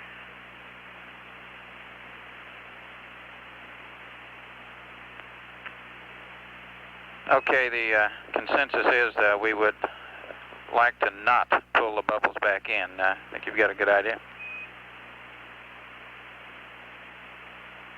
Okay. It's the old keep the bubbles out of the Krytox trick.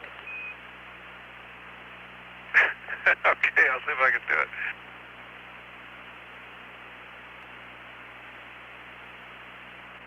I see you're finally getting caught up in the humor of the thing there, Stu.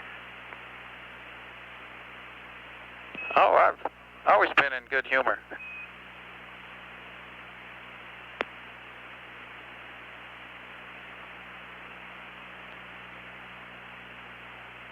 It sure sounded like that baffle did the trick, Ron.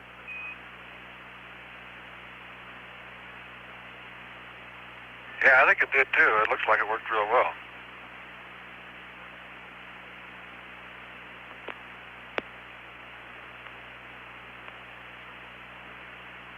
This is Apollo Control at 43 hours 52 minutes.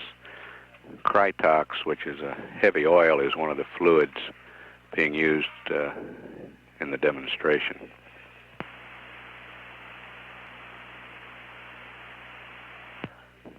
Apollo 17 is now 146,455 nautical miles from Earth.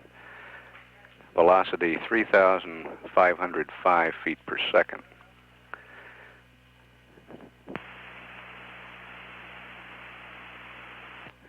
And this shift of orange flight controllers is being directed by Charles Lewis, one of the several gentlemen recently promoted to flight director.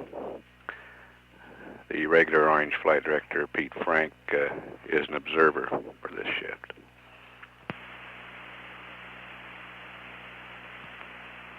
And 17, just so you say we didn't give you our cue, we're standing by for the 1-17 procedures there on your experiments checklist, the film cycle.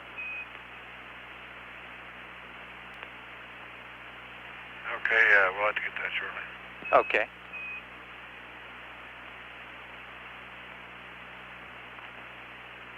Okay, Stu, we got you on that. The Saturday afternoon or Friday evening matinee was absorbing us, so we almost missed it. Okay. Okay, Houston data systems coming on. Roger.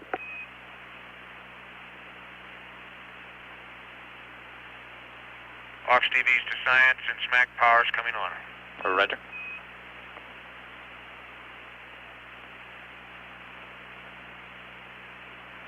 Okay, mapping camera standby. Mark it. Roger, mark it. Pan camera mode standby. Mark it. Roger.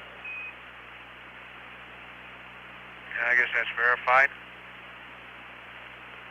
Pan camera power to power. Rubber pole and the gray. Roger.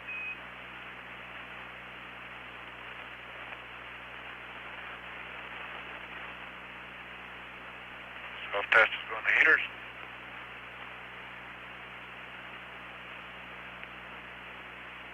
Okay, we're standing by for your cue on mapping camera on and self-test.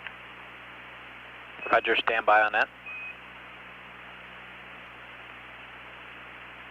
17, your go for cycling the pan camera and the mapping camera. Okay. Okay, mapping camera has gone on. Pan camera to self-test. Rubber pole and release. Looks like 10 seconds on the pan camera there. Okay, pan camera power is coming off. Roger, run. Now. Okay, mapping camera going off. Roger, run.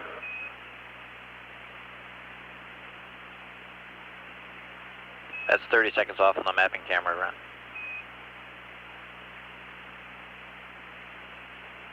Okay, SMAC power's off.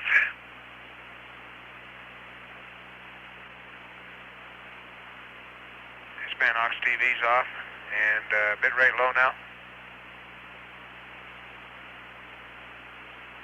That's affirmative. Say, Bob, say again those jets you recommended for PTC. We recommended Bravo and Delta for spin up BD. Okay, do the rates look okay to you?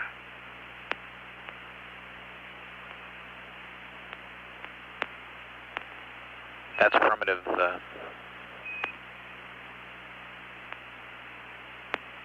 Jack Houston.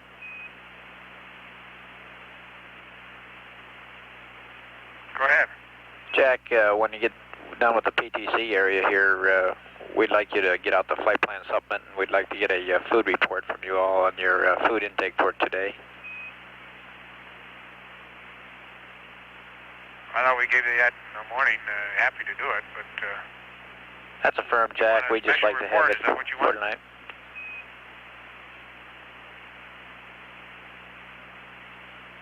It sounds like you don't think we're eating enough.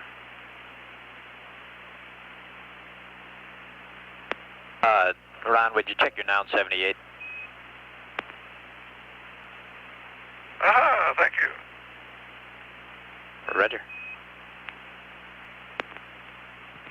Jack or Ron, when you come around, we'll ask you to stow the high gain on our call, and we'll be wanting Omni Bravo. Roger.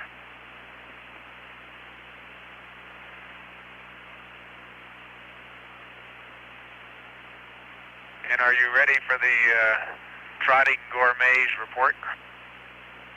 Roger, everybody's here with all ears.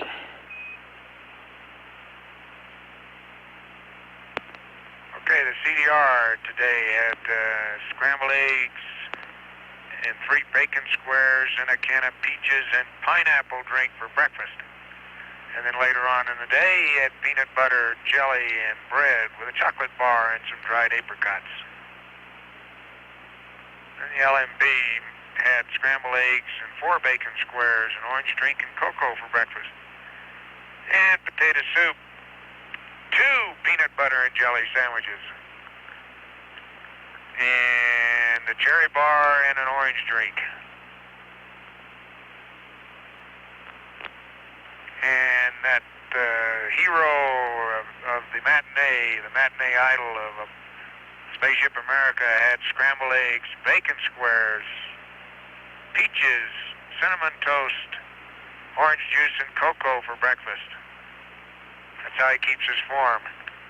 And for lunch he had a peanut butter sandwich and citrus beverage.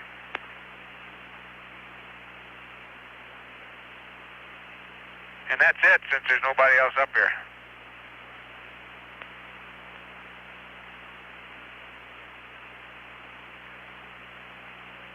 Roger, we copy that. We'd like you to stow the high gain at this time, and Omni Bravo.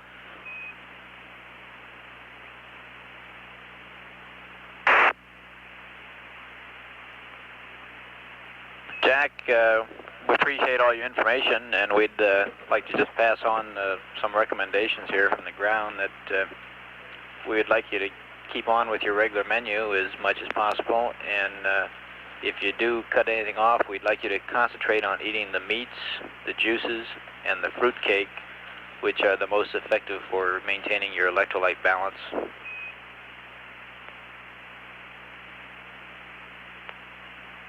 Okay, Bob, we understand what you're saying. We're shooting at eating it all. Just a lot of food, that's all. Roger, we understand, Jane. Also on that group of foods, peanut butter is great for the electrolyte balance also, so you're doing okay. I knew it was good for something. Couldn't be that good without being good for something. I think we're all trying to make a concentrated effort also to keep quite a bit of water down. Roger, I understand. Real fine.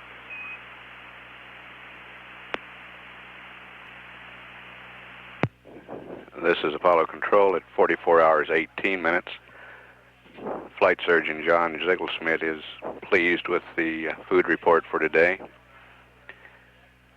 Apollo 17 is 147,306 nautical miles from Earth, traveling at a speed of 3,481 feet per second.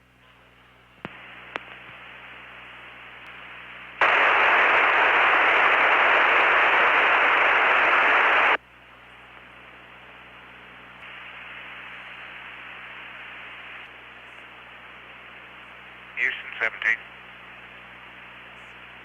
Go 17, Houston.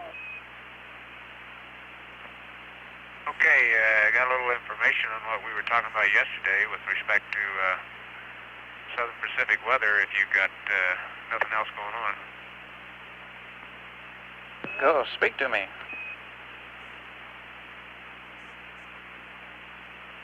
Okay, it looks like that little cyclonic circulation we had over New Zealand is still there. It's looks like the front it was associated with is broken up a little bit. However, that pattern is seems to be hugging the New Zealand area, and but not has not intensified. If not, it may have even weakened a little bit since yesterday. It's hard to be sure exactly. The front does not look as strong, and it still seems to be hanging stabilized. And with all of Australia clear now, and the western edge of that front being just offshore north of Brisbane,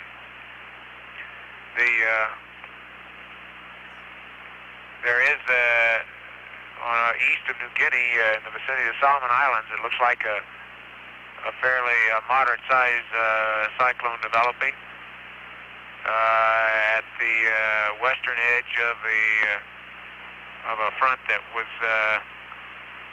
is somewhat farther north and west than the one over New Zealand. North of that, Wake Kwajalein region that was of interest yesterday to the Araya people, still seems to be a general overcast condition, but the clouds do not look very heavy or impacted at all. New Guinea is just on the limb, so yeah, I think I lost it.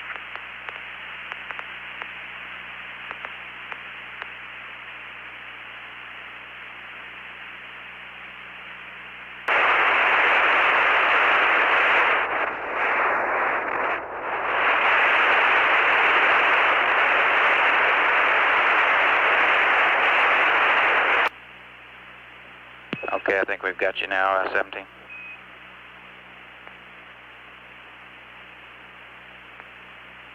You're loud and clear, Stu.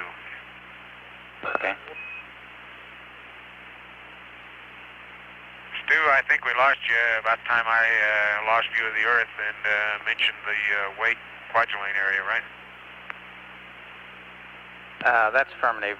We didn't get much of the Kwajalein report. There was nothing new to add over yesterday. There just seems general cloudiness in the area, but they do not look too intense or well organized. Just probably a general overcast. Okay. I'm going to try to get some exercise, and then I'll be back at you with some more information. Maybe we can see the Philippines by then. Okay.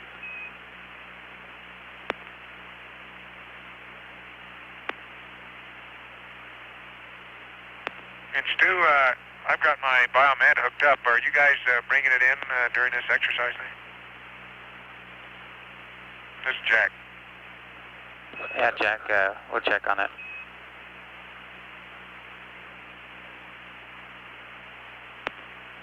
Okay, you're coming in loud and clear, Jack. Okay.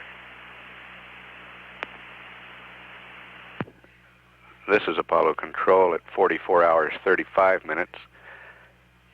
Spacecraft distance 147,866. Roger, we're reading you loud and clear. Okay, I think that big storm that Jack was referring to that has moved off to the well to the east of Australia. Very definite counterclockwise rotation, and then it stretches to the south, or what might even be the southeast, and then just rolls right. We had a big frontal pattern, and then rolls right into another clockwise rotating low down there near Antarctica. It gives me the impression of a parrot's comb when he's got his feathers ruffled, and it in turn has another low trailing it, arcing and then flowing into another low that is very near the continent down there of Antarctica. They form a chain, as I just described, coming from, well, possibly southeast of Antarctica. It's hard to really tell what east is down there, on up to due west of Australia by several hundred miles. Roger.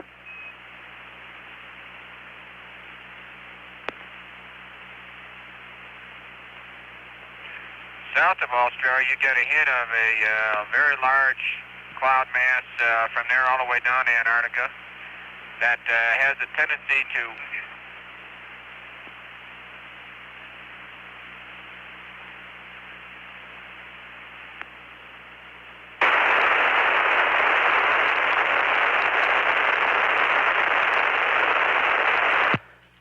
This is Apollo Control. That was Gene Cernan picking up Jack Schmidt's weather observations as Jack is now in an exercise period.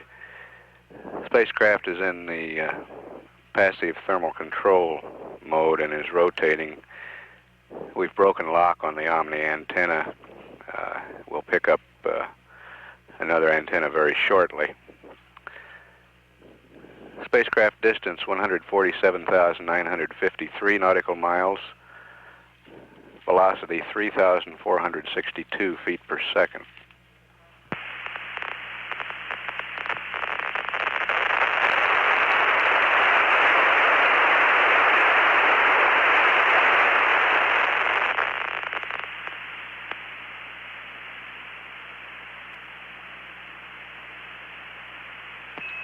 Houston.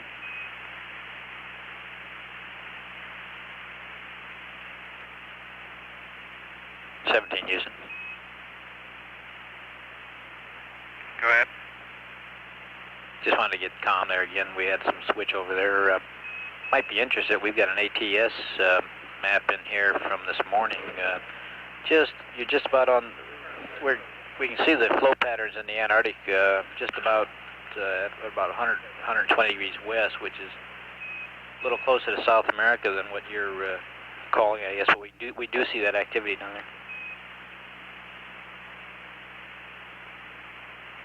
Okay, Bob, and there's a very large cloudy air mass between Australia and Antarctica. It has the tendency to want to start a rotation, and you can see a hint of that. It's not too strong right now.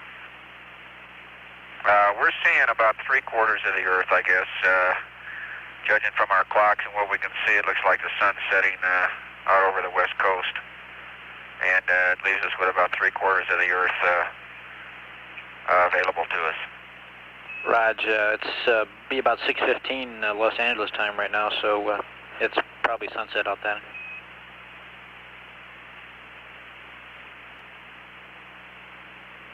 Ron, just a reminder from the flight plan change last night, you'll have a P-52 coming up here at 45 hours in your flight plan.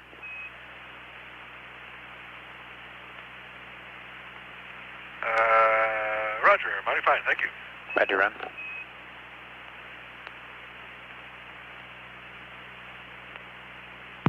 This is Apollo Control at 44 hours, 43 minutes.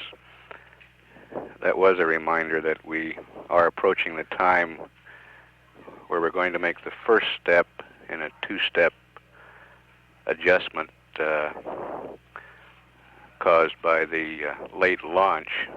This will be to bring the Greenwich Mean Time, the ground elapsed time, and the flight plan together. What this first step will account for an hour of 2 hours and 40 minute adjustment that will be made eventually. The clocks will not be recycled at this time at 45 hours. The clock recycling will be accomplished later in the mission at 65 hours elapsed time. This 1 hour adjustment consists of moving the activities that were scheduled in the flight plan to take place between 46 hours and 30 minutes and 47 hours up to 45 hours in the flight plan. Therefore, during the hour from 45 hours to 46 hours, we will have accomplished all of the flight plan activities that were originally scheduled to be accomplished from 46 to 47 hours. And this will put us 1 hour ahead on the flight plan. We would pick up the activities originally scheduled at 47 hours at 46 hours under this plan, and this would proceed in orderly fashion 1 hour ahead up to the 65-hour mark, at which time we will synchronize the ground elapsed time clock to 67 hours and 40 minutes, and at that time go to the 67 21:40 time in the flight plan, and we will be back on schedule. Jack, just for information, you got your heart rate to 103.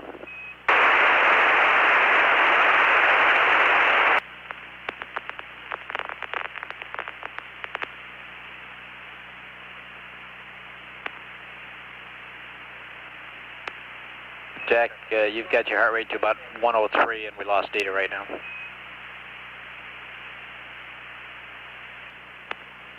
Jack, just for your information, the last heart rate we had was 103, and we're lost data right now, so 103 is max we saw right now.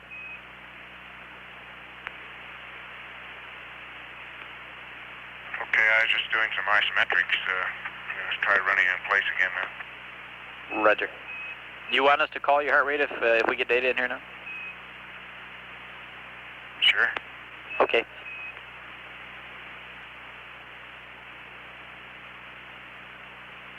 Okay, you're up to 115, Jack.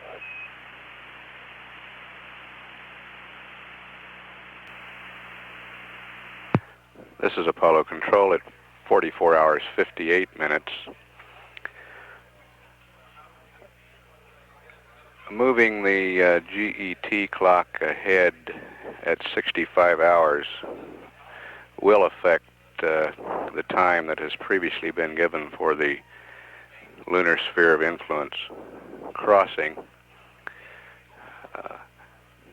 Newsmen who are interested in this time should add 2 hours and 40 minutes to the time previously given, which would make the time for lunar sphere crossing now 73 hours, 23 minutes, 24 seconds ground elapsed time.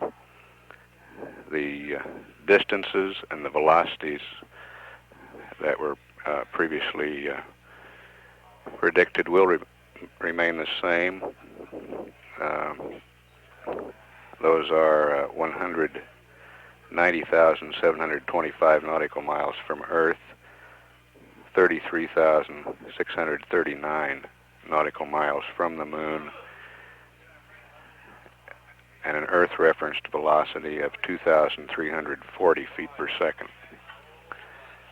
Apollo 17 is now 148,668 nautical miles from Earth. Resting, or did you quit? No, I'm resting right now. Doesn't seem like my arms have the stamina they did yesterday to hold the artificial G. What did you get to? We copied about a maximum about 118 on the heart rate. About 118 max, Jack. Roger, understand. Don't let me harass you. I just was kidding you on that. Whatever you think is fair.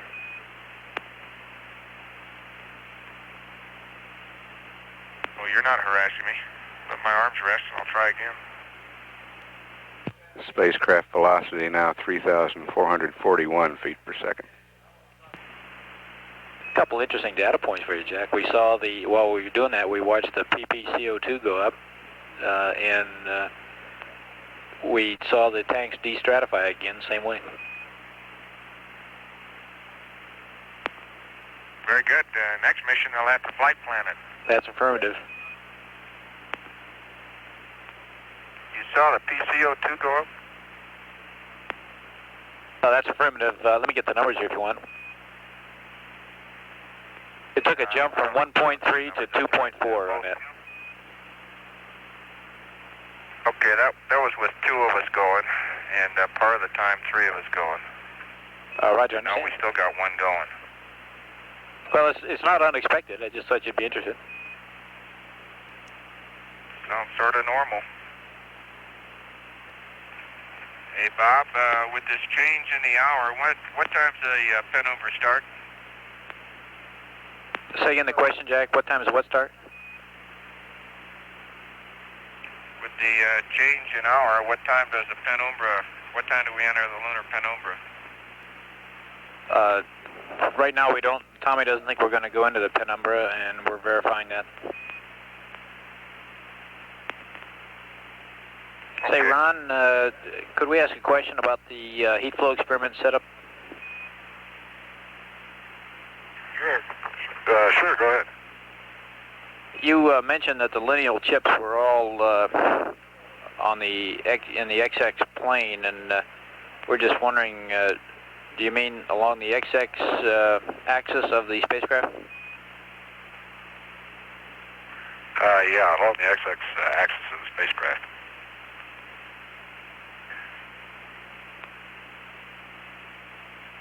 Is the long XX axis of the lineal cell along the XX axis, Ron?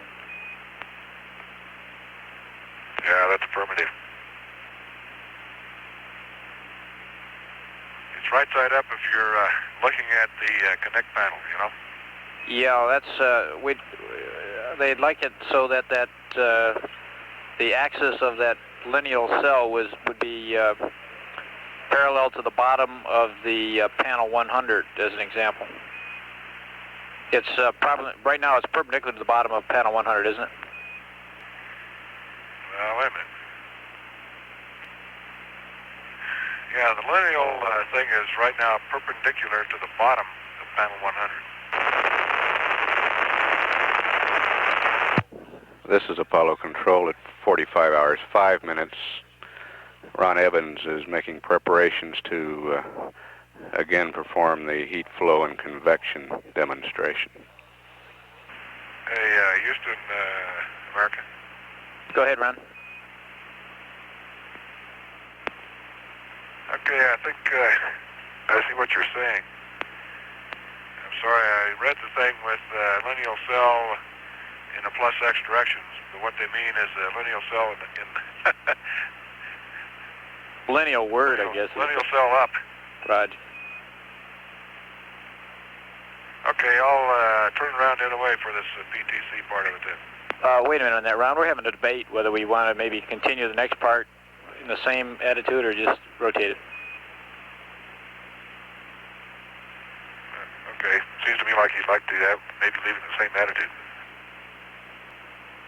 Ron, the only rational reason to change it right now is we're hearing words that if you had rotated to the other way that you get better pictures out of the DAC due to the lighting reflection on it.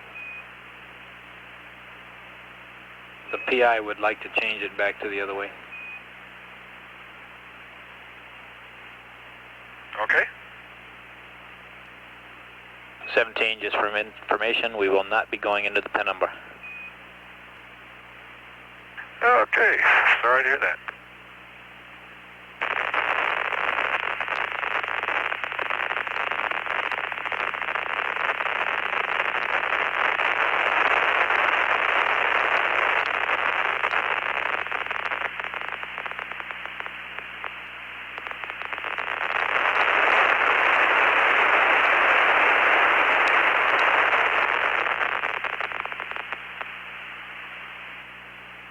Ron, we see you 52, and you can go ahead and torque.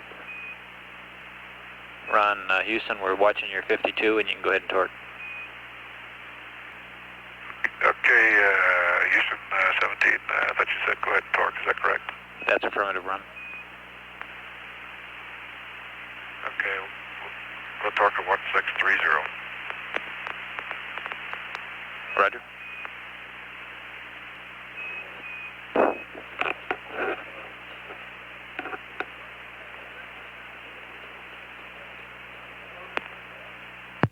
This is Apollo Control at 45 hours, 17 minutes.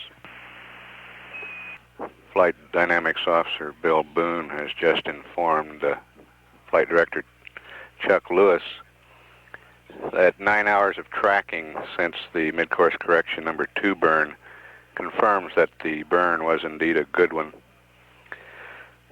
On the present trajectory of the spacecraft, the height of closest approach to the moon is 52 miles.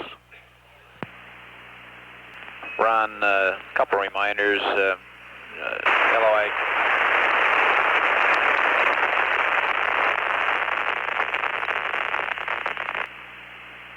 Houston. 17 Houston. Roger, go ahead.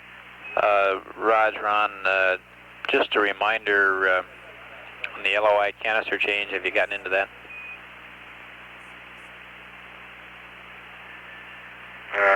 yet. We're probably get started on this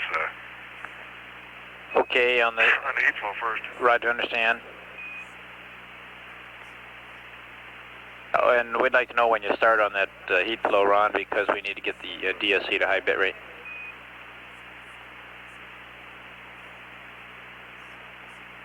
Okay, I'm having a little trouble getting them mounted in stable position this way. Understand. Okay, Houston, 17, about ready to start it here in about 45 seconds, sir. Let me know when you get the tape recorder going. Roger, Ron. Okay, we got the tape recorder in high bit rate.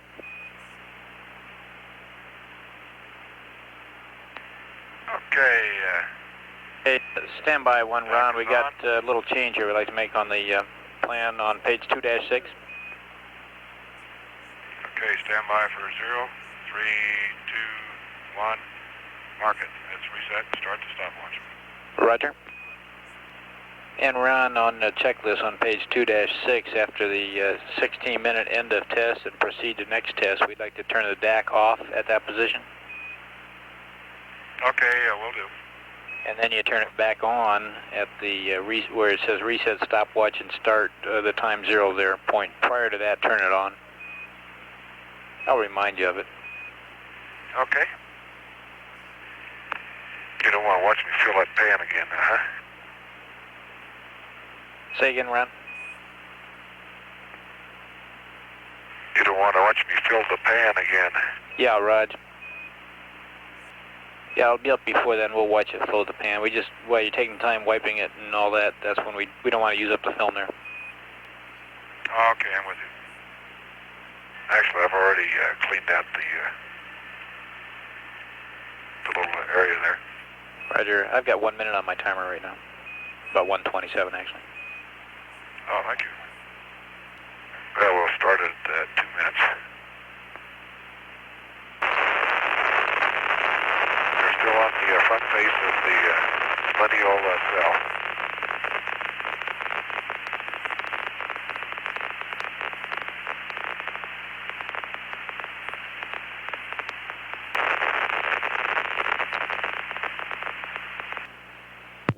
This is Apollo Control at 45 hours, 38 minutes.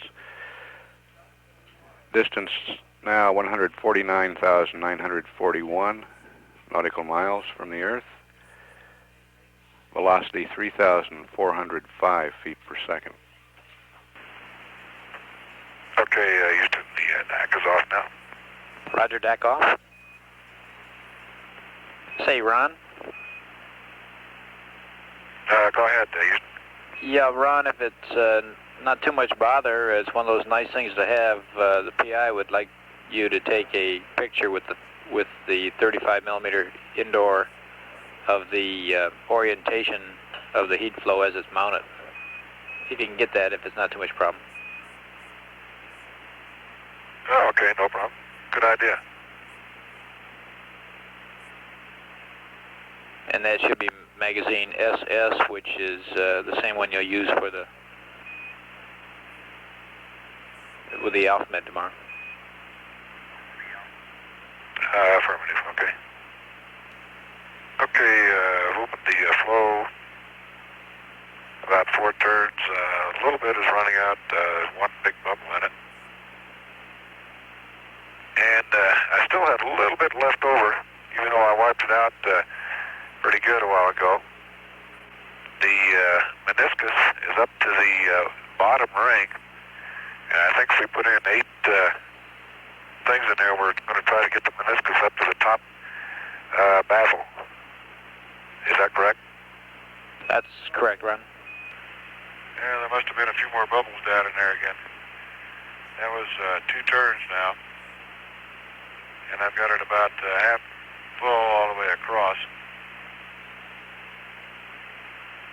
Roger. But maybe there's just about 8 or 10 bubbles in it.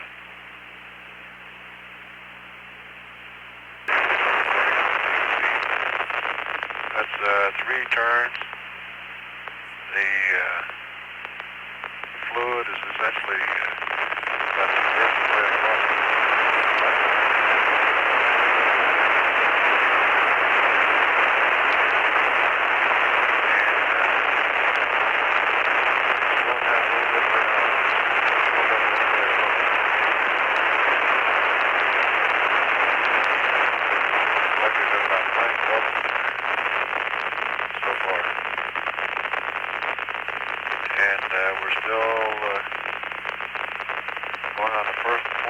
turn now. And it's still developing a meniscus around the lower baffle, smaller baffle. Okay, looks like about 6 of the bubbles developed into 3 for some reason. Roger. Uh-oh. I was doing real well there, and then on the 7th turn, a bunch of bubbles came in again. Roger. Ron, I might have given you a bad call before. We don't want the DAC on until just before that 2-minute mark here, where just prior to going experiment heat select flow pattern low. At that point is where we want the DAC on. Okay, you want the DAC on when it starts heating up.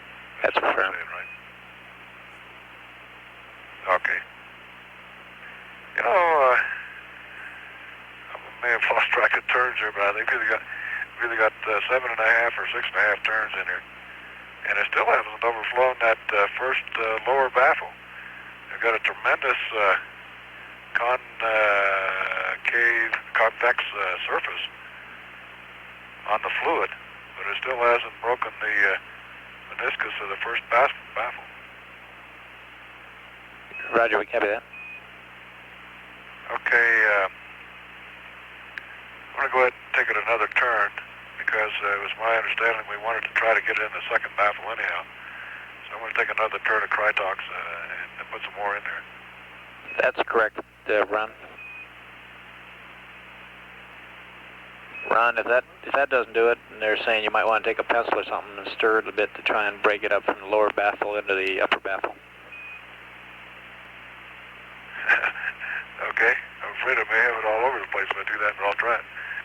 Roger, very slowly. Right. Ron, just a question while you're watching it here. Do you have any bubbles in the lineal cell?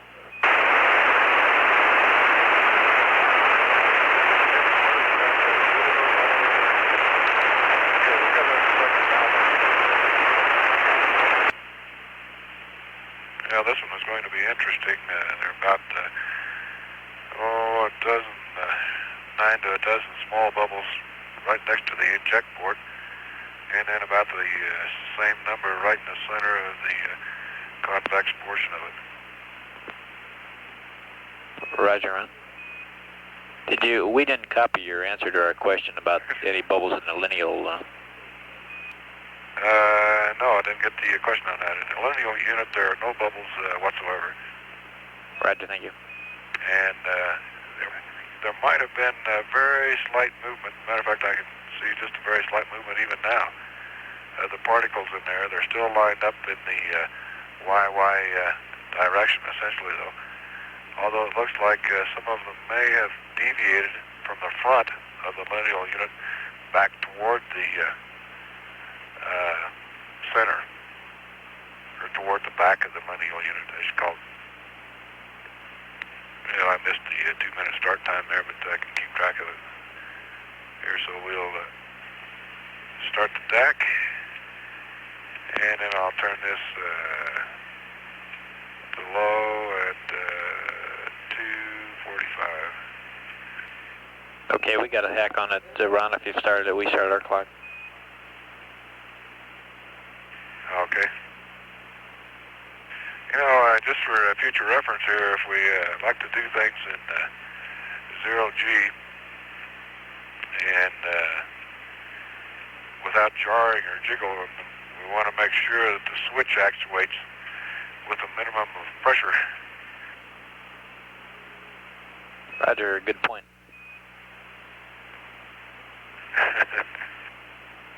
Okay, that's just now starting to develop, look like circular cells, great big ones. And then some of the bigger ones are subdividing now. Okay, we Bigger got ones that. are even, some of them are even getting bigger. One of them is about 3/4 of an inch in diameter, and it hasn't divided yet at all. Those are real good comments, Okay, frame, Ron. I was 26 just on in the, talking with the experimenters, and if you've got nothing else to do, giving us some sizes of those cells would certainly be very beneficial. Okay.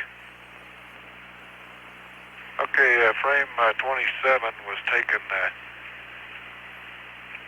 at an elapsed time of about 4 minutes. Okay, we got that. Stu, it's Jack. I was taking the pictures. I took 4 pictures about 20 seconds apart, the sequence just after he started it.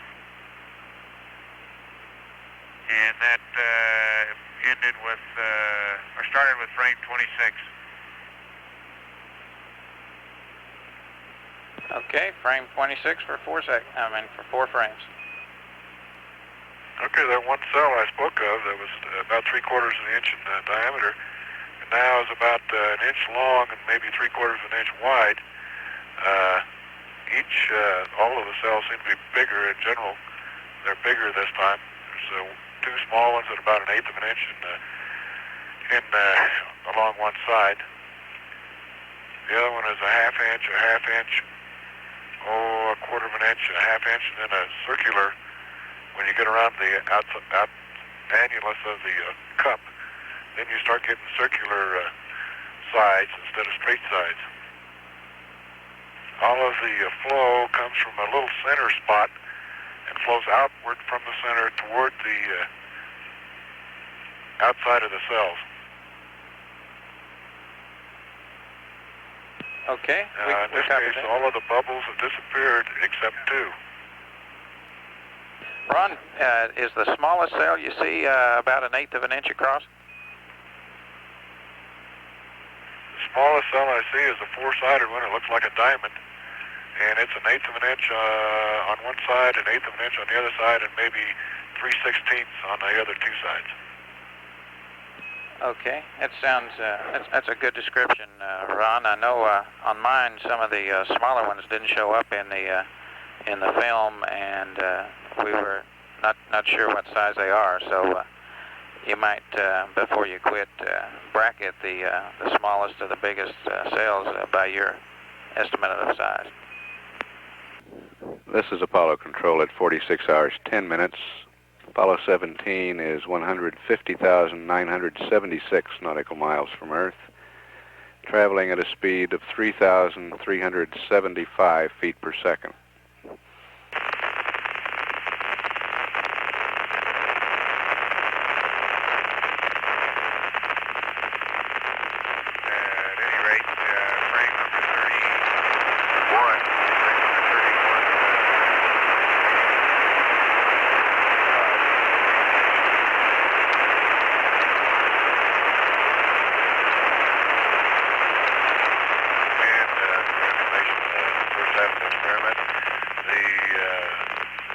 Orientation was 90 degrees from this one. And the lineal cell was on the right. And the lineal cell was aligned with the X axis. Okay, Ron, we had a drop in our signal strength there, and we did get your last comment about the orientation. We missed some comment about the frame numbers, I think, came from Jack. Okay, something is a little different on this one here. Right at the top of the flow circle, it looks just like a finger. It's a curved surface that goes out and almost touches the circumference of the dish, and it looks just like if you're holding your finger up and looking at it. It's that type of a shape to it. Comes back down, and it's about a half an inch wide. The flow again emanates from a source that is almost on the fingertip, you might say. Okay, we copy. Okay, somehow that fingertip finally touched the complete circumference, and the tip of the finger disappeared. Okay. Okay, my small 1/8 inch or 1/8 of an inch sided diamond joined with another one now, and one side of the diamond is gone. I still have three sides of the diamond, and the fourth side of the diamond, the upper right-hand corner of the diamond, you might say, has disappeared and goes on with another little square, a rectangle. One end of the rectangle is about 3/16 of an inch long. The other two sides are about 3/8 of an inch long. Ron, what's the location of that diamond and rectangle in the circular dish? I mean, is it near the edge or is it toward the center? They're almost. Oh, no, it's almost in the center, towards the center, almost in the center. On the left edge, as you look at the piece of equipment, as you're looking at it, there are absolutely no patterns at all. There is a flow. You can see a stream of flow. Whoops, I get up there and start looking at it, and I blew on it when I was talking. You can see a stream of flow from the circumference in toward the outer group of cells. The outer group of cells is at least half an inch from the circumference at that point. Okay, Ron, we copying all that? Yeah, I think there's a general migration of the cells kind of toward the bottom of the circle, if you want to look at it that way. They seem to be stretching kind of in that direction too. Okay, you're saying that's toward minus X? The first thing, no, toward the plus Y as you're looking at it. Okay, they're migrating I'm toward trying plus to Y. make all directions with respect to the right side up of the equipment, you know. Okay, we've got you. And the first finger I talked about was at 12 o'clock. It has joined the edge now and almost disappeared. Their second finger was still essentially the way it was, is getting slightly closer to the edge. There's maybe less than a 32nd of an inch between the tip of the finger and the edge, and it goes out at 2 o'clock. Okay, from 3 o'clock on around to about 7 o'clock, the cells, it's in a shadow, and I can't see for sure if they're touching the edge or not, but it looks like they're probably essentially touching the edge. Okay. And then from 7 o'clock on around to 12 o'clock again, none of the cells are touching the edge at all. And they're an average of 3/8 of an inch from the outside circumference. Okay, we're getting all that, Ron. And Ron, we'd like to verify that the fluid is up to the second baffle. That's verified. It's up to the second baffle. Okay. All I had to do was start it in one position, and as soon as I started it in one position, it whipped all the way around it. From the point I started it, it went all the way around in both directions. Okay, that sounds beautiful. That ought to be a good data point for something. Yeah, right. I think in the low flow here, evidently things are even a little bit slower than they were in the high rate, in the high heat rate. But my little diamond now is almost joined with the rectangle, and I think given half a chance, it's tending to go into another five-sided figure. Okay, we copy. Okay, as we're cooling down, the flow patterns tend to join together so far. The ones in the outer periphery dissolve into straight lines. Straight lines emanating in a radial direction from the center of the circle. And Houston, if you're listening, or DSE, if you're listening, I had a little bit of film. Whoop, there's the end of film right now. May as well stop it. Yeah, I went to high for a little ways. Okay, Ron, you came back in. I didn't get all of that. I understand you ran out of film, and say the other. Well, I still had a little bit of film when the 2-minute cool down period was left, so I went back to high on the flow pattern just to see what would happen. And it looked like they were starting up with, again, larger sized cells developing into smaller ones. And initially, all of the cells were about a half an inch in diameter. And they were closer to the periphery of the dish than they were in a low position.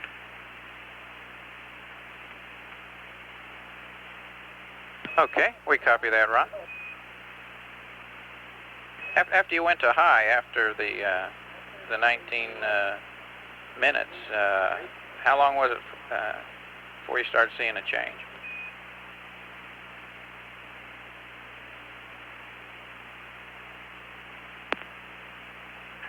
Yeah, it was within a minute there. So it cooled down fairly rapidly at the end of the 2 minutes. All of the cells had essentially dissolved. You had some radial lines on the outer perimeter. The cells that were on the outer side degraded into strictly radial lines back to the second row of cells. The row of cells that were on the inside kind of joined together and all ended up into one or two large cells about an inch, or about three-quarters of an inch across. Okay, sounds like a real good day. Still got the high going. I still have it in high, and the pattern that's developing is almost identical to the what was happening in the low, except it seems to be happening at a faster rate. Okay, we copy that. Triangle, or my little diamond developed down there, and then it disappeared. Well, this time it kind of joined with a different little cell, but it was the same cell next to it. I still have the big one that's about an inch long at 11 o'clock, as I had before. I still have a finger that's developing about 12 o'clock and another one about 2 o'clock. They seem to be migrating again toward the bottom of the dish. Okay, Ron, it sounds like you've really wired that experiment in great shape, and everybody's real happy with the data. I guess now you might as well tear it down and press ahead.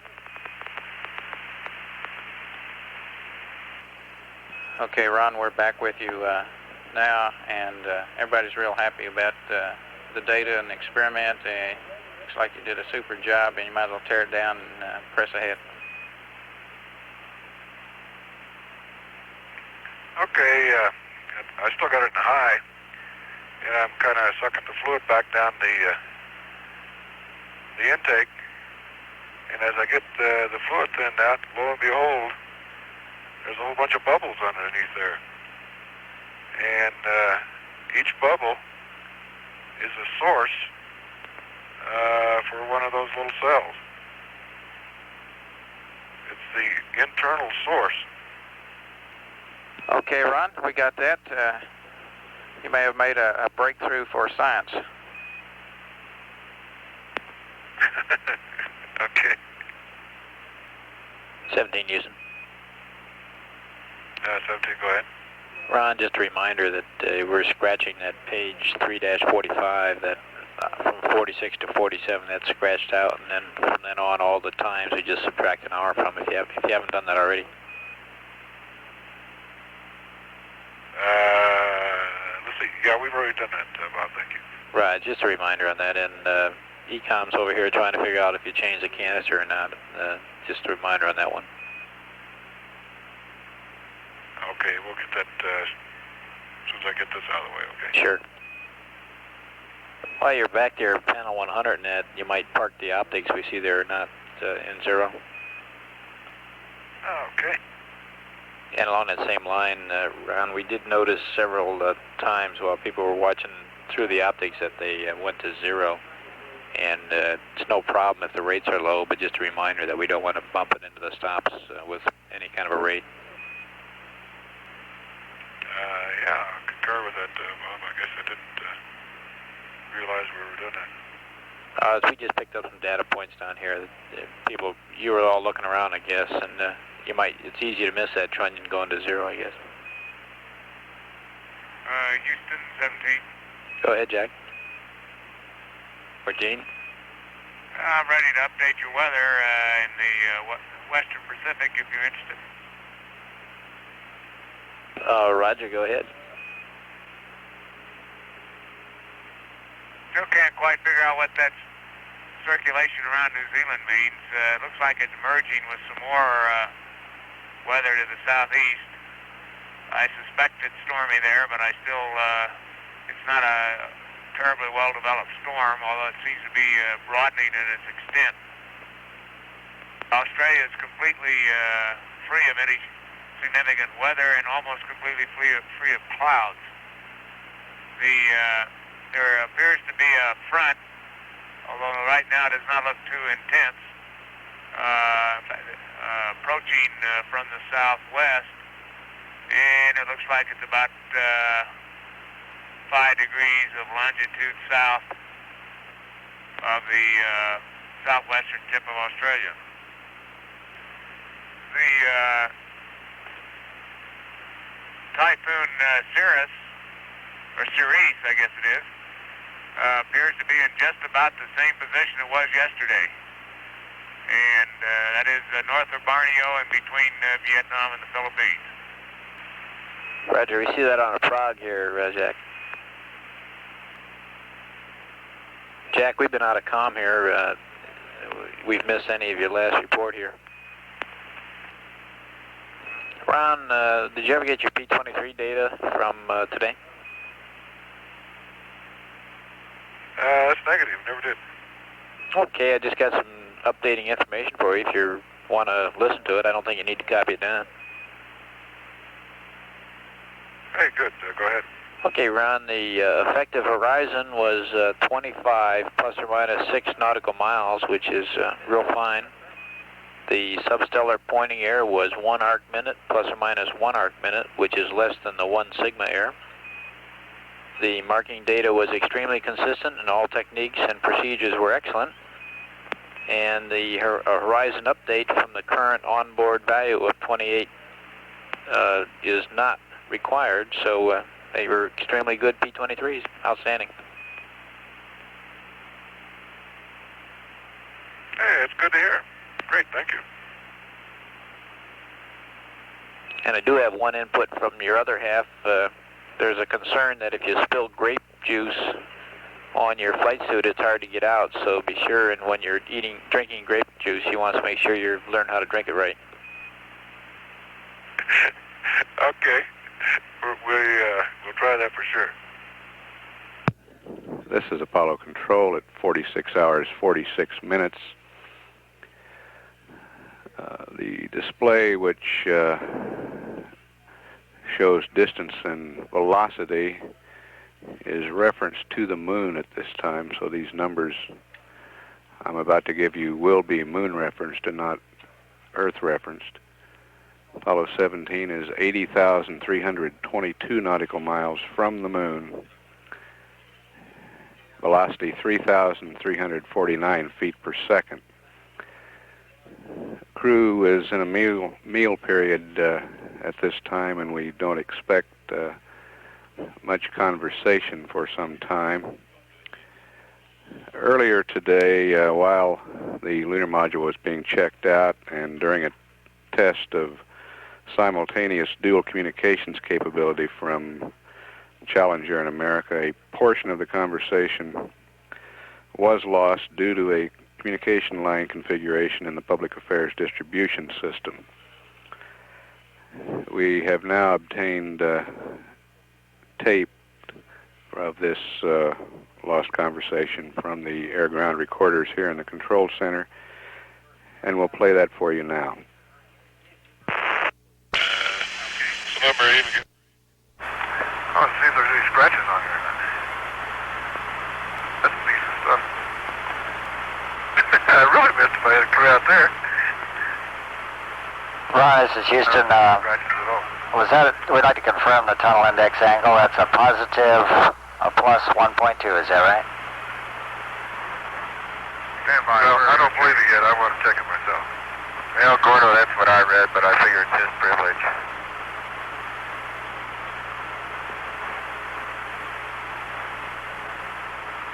I was just checking for any scratches on the drogue. Doesn't look like there are any on there. Roger.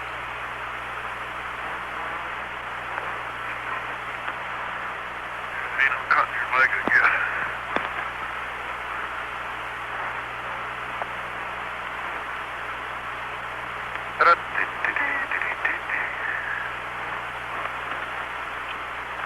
Okay, Houston, the roll docking index is at a 1.2.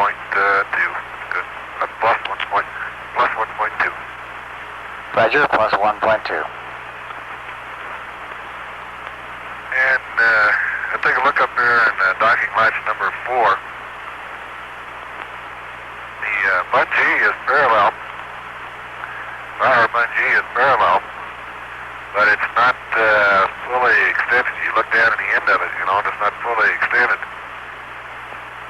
And the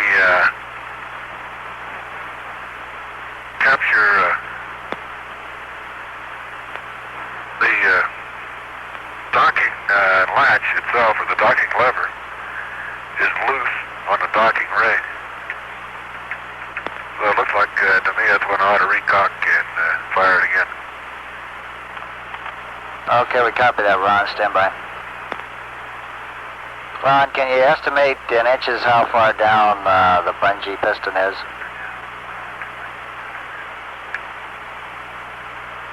Yeah, it's down about a half an inch. Roger. And when I take I move the handle back and ways, and I can take the hook. Well, I did. I took the hook and I pulled it back off the docking ring, and then it caught again. So now it won't go back over the docking ring. See, I just lifted the hook off of the docking ring with my finger. Roger. Man. Put gas up this way.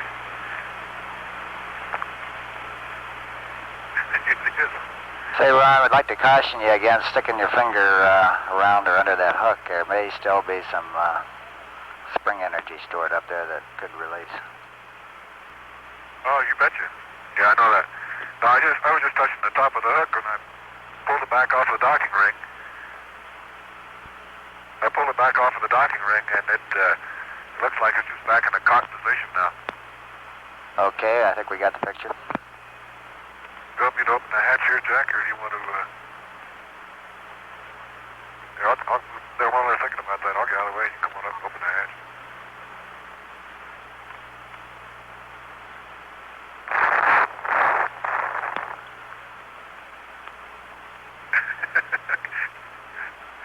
Kick it up, kick it out.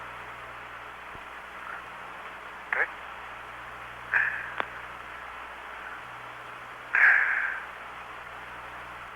We're having a long conversation here about that latch, Ron. Why don't y'all just press on down the checklist and leave it as it is while we think about it? Okay, that's what we're doing there, Gordo. Okay, Gordo, you want the O2 heaters 1 and 2 off and 3 on them? That's what you've got. Yeah, that's fine. Okay, he's going to open the hatch in IVT. Gordo, let me give you a little more on that docking latch. When I looked at it, of course, the handle was flush against the edge, and it was also essentially locked in position. But since the bungee was down on the thing, I took a hold of it, and I felt that the hook itself was loose. Okay, so I took the handle, and the handle will come back would come back once you press the little button, to release the handle. The handle would come back to about a 45-degree position, just like it normally does when you try to cock the latches. Okay, with the handle back in that 45-degree position, then I grabbed a hold of the hook and brought the hook off of the docking ring with my fingers and back to about that 45-degree position again, just like it was comparable to the first cock position. And that's the way it is right now. Okay, Ron. Okay, Gordo, I'm on up through the tunnel from America to Challenger. Roger. Yeah. Okay. One piece of tape coming up shortly. See if I can find the tape. Oh, here it is. Piece of tape coming up. I tell you, Gordo, it's remarkably clean up here. It doesn't look like the snowstorm that I remember coming into last time. Roger, Gino. We tried to leave it all tidied up. I guess it's up here. Hey, you did a good job, friend. Yeah, that's good. Where is it? Oh, you can see it? Is it straight out there? Let me see. I want to see. I want to take a look at it then.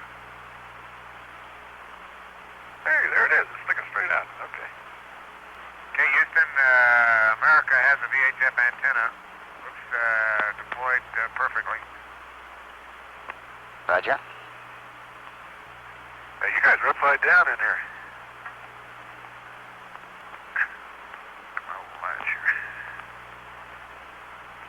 The commander's window has a slight amount of condensation in the along the lower left edge. That's the left-hand edge, really. It seems to be disappearing as the sun warms the window. Roger, Jack. Okay, Houston, step 4 on 1-3. Okay. Jeez, what was that? What was that, bro? Okay, I'm ready for this. Sounds like the cabin repress is working okay. Holy smoly. Man, oh man, did the heartbeat go up on that? Sorry about that, Bruce.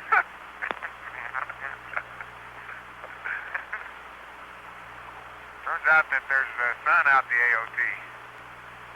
Roger, Jack. Okay, I'm looking at the AOT and I see a VHF antenna and part of a rendezvous radar antenna in position 1. Position 2 looks right into the radar antenna, and as I said yesterday, it looks beautiful. Roger. Position 3, I can see the other side of America. And very, very clean AOT, very clean. Okay, got a good view of the side of the service module. And there you can see these little blisters in the side of the covering there quite distinctly. I think people have talked about those before. Raj. Yeah, I'll take that back. That's the side of the command module. I'm looking at that has the little blisters on it. Got to get oriented up here. Got a great view of the hat through position 6. Watch your eyes, Nadine. Look up rather than in, because the sun's in the lower portion of the view. Okay, step 1 on 1-4. Okay, Gordy, the LMP OPS is 6,100 PSI, 6,100. Roger. And the CDR's OPS is 5,900, that's 5900. Okay. Okay, jet bag coming up.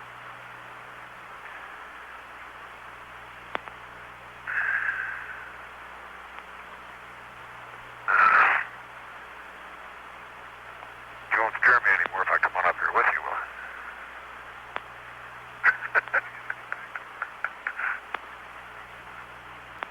You gotta go back in there? Okay. Yeah? You want to pack part of it over there? Oh, wait, there's strips of stuff, you know. I'll just give me a strip of it and take it over there. Okay, here you go. That's 9 of them, is that enough? Yeah, go ahead, sir. Here in the tunnel, what do you need? Okay. Okay. Checking circuit breakers now, Gordy.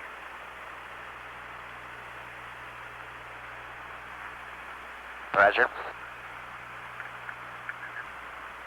Both circuit breaker panels were as advertised, Gordy. Okay. This is Apollo Control at 47 hours, 18 minutes. That completes the tape from this afternoon.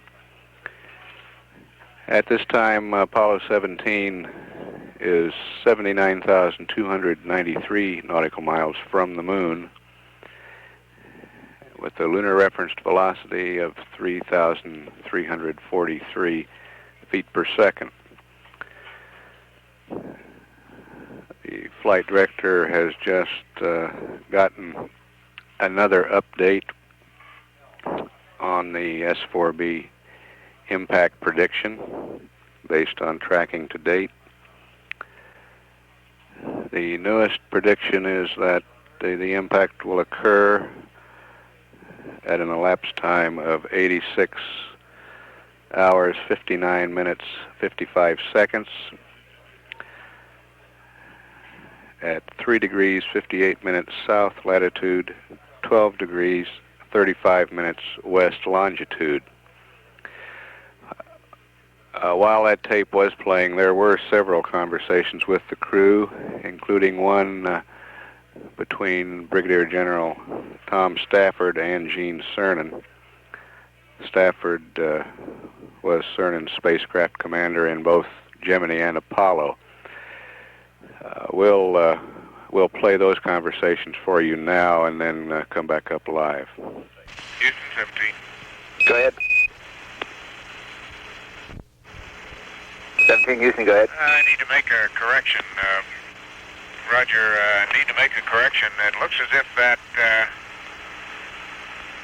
storm area that was in New Zealand yesterday has moved up across the two islands and is now sitting northwest. It's getting a little hard to identify the smaller islands in the Pacific, but pretty sure I've got it in the right place now, looking at the map. And it is northwest of New Zealand. It looks like New Zealand's probably having reasonably good weather today, although I suspect it rained last night. Roger, Jack. That's interesting because on my prog it doesn't show a thing down that area. It just might not be up to date here yet. Well, there may be nothing down there except some cloud patterns, but that's all I can see, of course. The front that's south of Australia now, presumed front, just looking at a fairly well-developed, although narrow cloud line, is about 10 degrees south of Perth right now,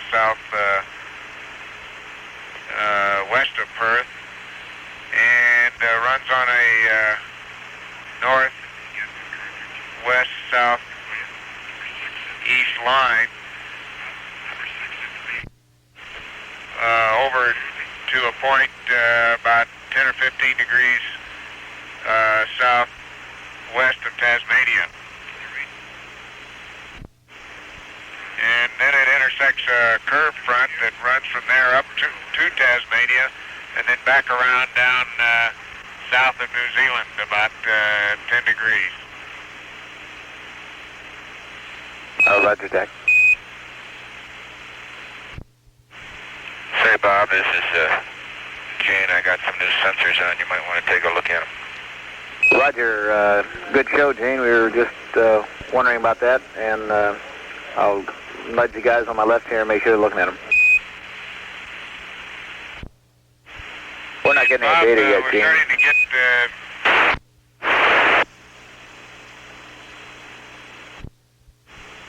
from just off Luzon on a northeast trend.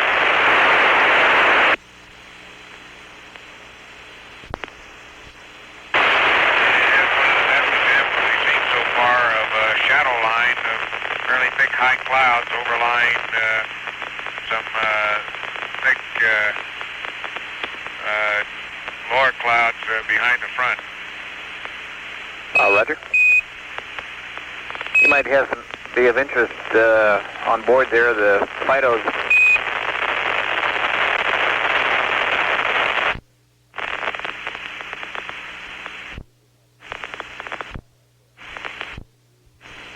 Jack, we've been having comm dropouts here on this Omni as you swing around on us.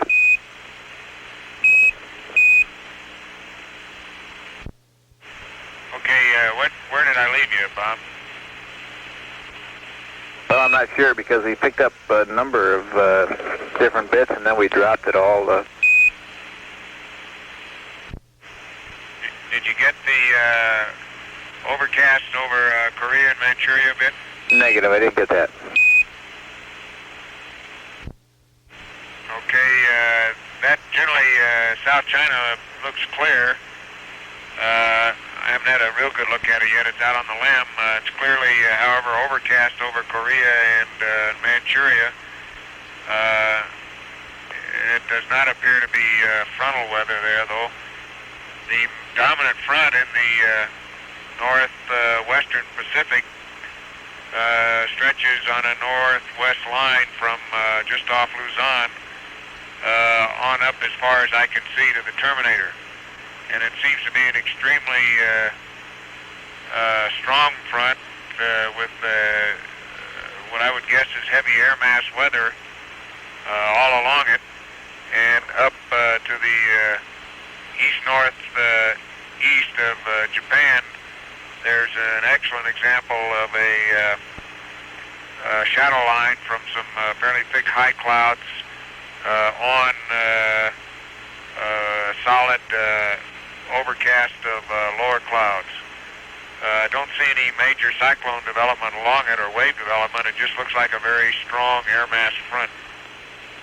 Roger, Jack. We've got it on our prog here. We don't show the one up on the northeast part of Japan, but we do show a front prog for tomorrow morning going off of Taiwan and right from Taiwan eastward past the Ryukyu Islands and just on into the northern Pacific there.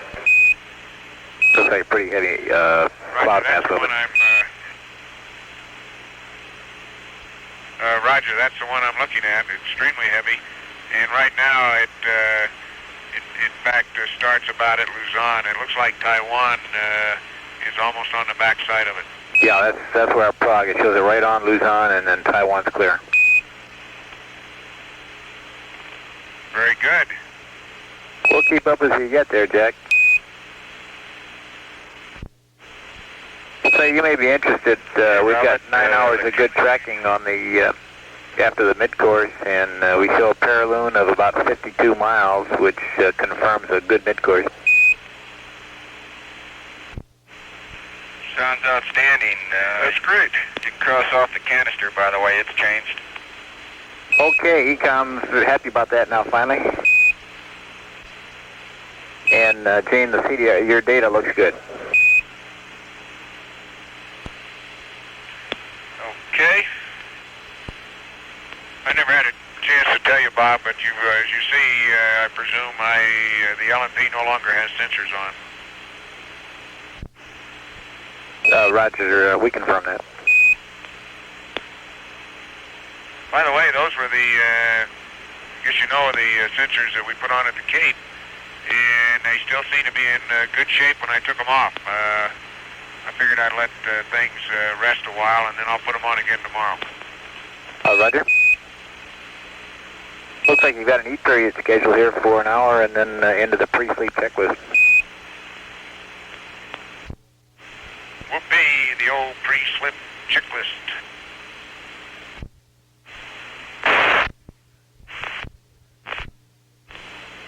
Apollo 17, Houston. Go ahead, TP. Yeah, I was going to say, is that talkative commander on board?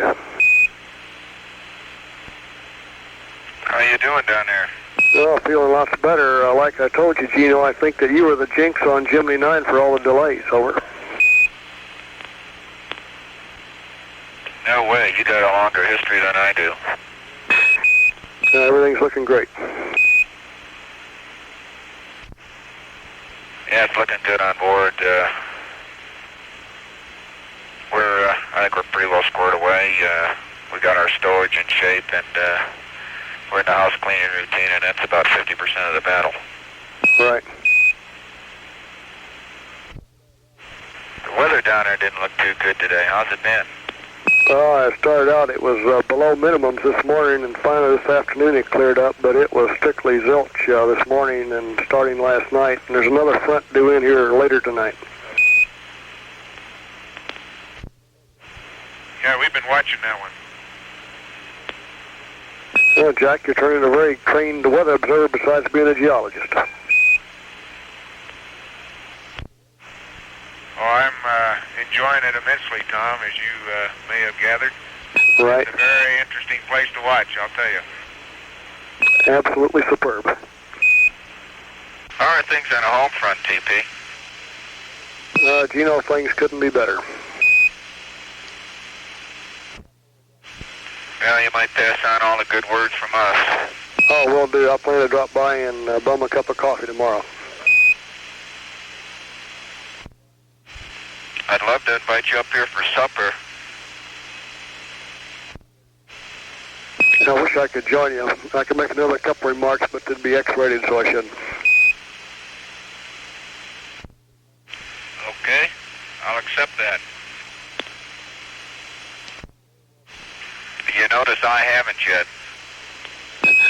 I'm very well pleased, Gino. Your language is superb.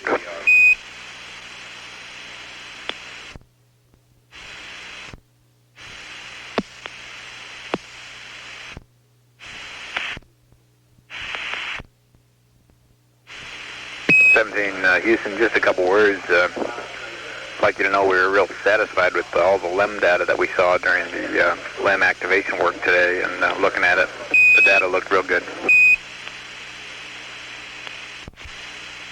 Great, Bob. You had me worried there for a while with that comm. You have a good idea what caused that? Yeah, we're sure about 99.9% it was just ground link up. Yeah, that's certainly the way it acted on board. I guess there won't be any need to go back and change the checklist on that, but there's a lot to be said for maybe going to a real good stable condition and getting a good firm checkout before you go into that down voice backup mode and things like that. And I think that's what we would do in the future.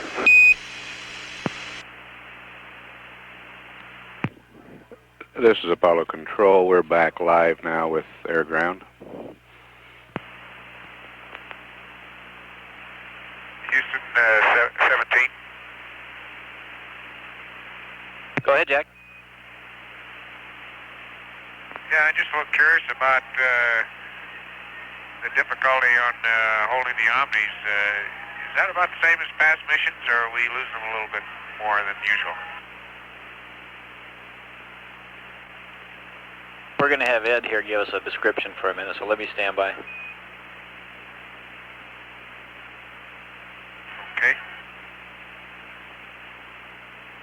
Jack, according to our stalwart Inco over there, due to this new 210 down at Tin Bin Billa, we're holding actually longer than in the past histories.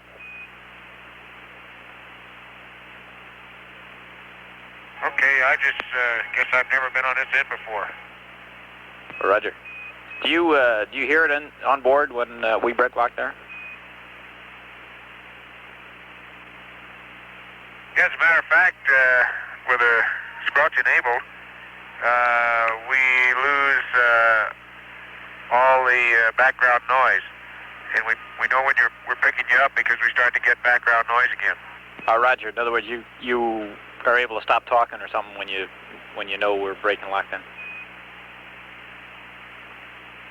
Well, if we happen to be talking when we break lock, no, unless we're watching the meter, we won't.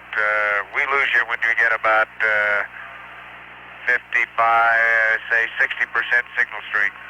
And apparently we're not talking to you when we have less than that. Roger.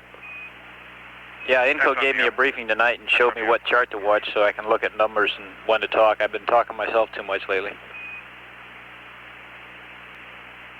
Yeah, they have a beautiful chart there for that purpose.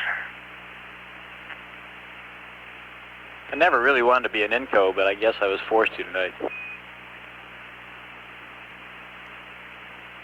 There are lots of comments for that one, Bob, but I better not say anything. Roger. Ed would never speak to me again. Well, that's right. We can't X-rate the transcript, so we'll just have to take it easy.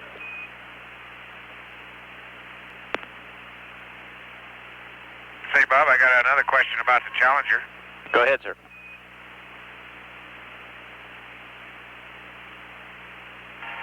Yes, sir.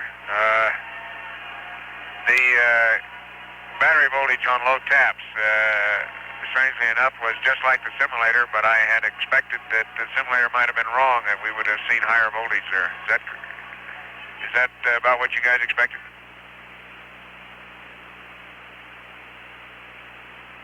Roger. They said they expected that because of the extra time on the pad that they're running. That 2 hour and 40-minute delay is coming into play again. Oh, yeah, that's right. Good, I forgot all about that. Something made that slip my mind. Well, things have been going so well that I can't blame you for getting that.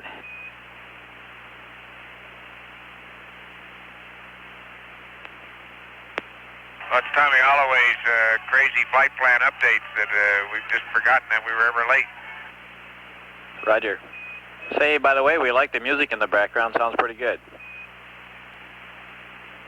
Yeah, we sort of didn't get it out at all until today. I don't know whether they forgot about it or too many other learning things going on. It's quite pleasant. Roger, I don't think you forgot about it. I think you're just glued to those windows.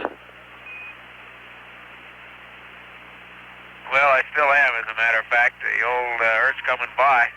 And I mentioned a couple fronts that joined together about 20 degrees south of the south coast of Australia. And it looks like that's a fairly healthy storm center developing down in there. Conceivably may migrate up across Tasmania and maybe up the Sydney-Brisbane coastal area in the next few days. Roger, where's the exact center of that, Jack? It took me a second to get my prog out here. Well, just a second. Let me give you better on a map. Roger. While you're looking at your map, I just might mention to Gene, just talk to your better half over there, and everybody's fine and happy.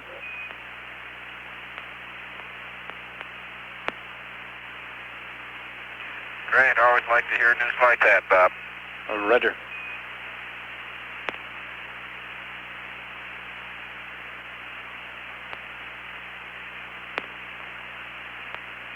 Bob, did you get that 15 to 20 degrees south-southwest of Adelaide?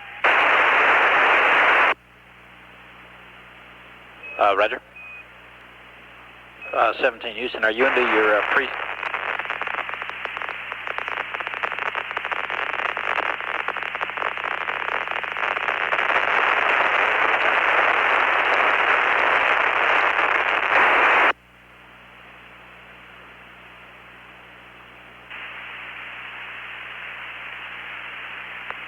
Houston, are you into your pre-sleep checklist yet?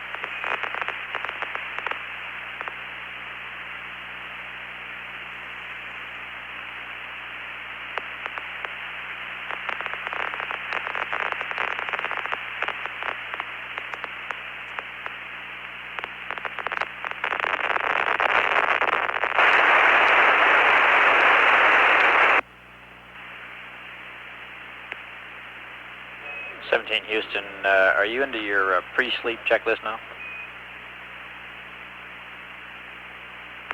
We're just about ready to get started, Bob. We're running a little bit behind, but we'll catch up here. Okay, no sweat.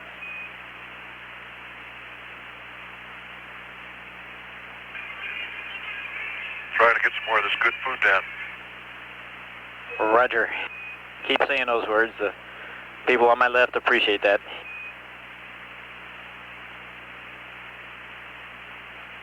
Yeah, but it does take a while. I'm sure of that.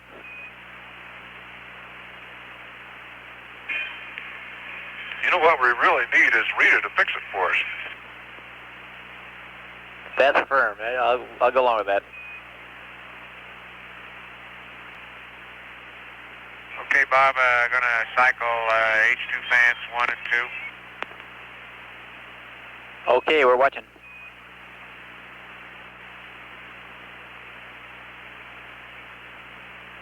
Fans are off. Roger.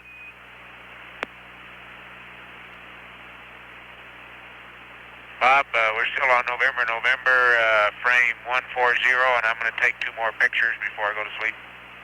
Roger, Jack, we copy that. November, frame 140.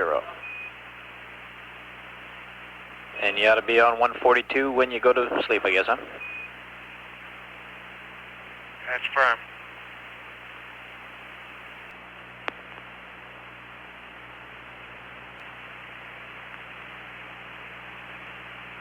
This is Apollo Control at 48 hours, 9 minutes.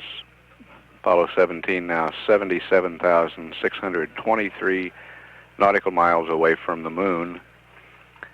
And the lunar reference velocity, 3,333 feet per second. Here in the control room, Flight Director Gene Kranz and his white team is preparing to relieve the orange team, which has been directed tonight by Flight Director Chuck Lewis. Major activities during this shift have been the heat flow and convection demonstration, which has been performed twice during this shift. Once while the spacecraft was nulled in all 3 axes, and again after the passive thermal control spin-up mode had been established. That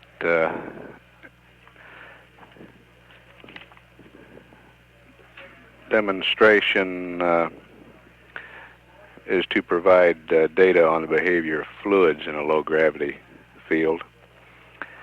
And the information learned from the demonstration could be valuable in future science experiments and perhaps for manufacturing processes in space.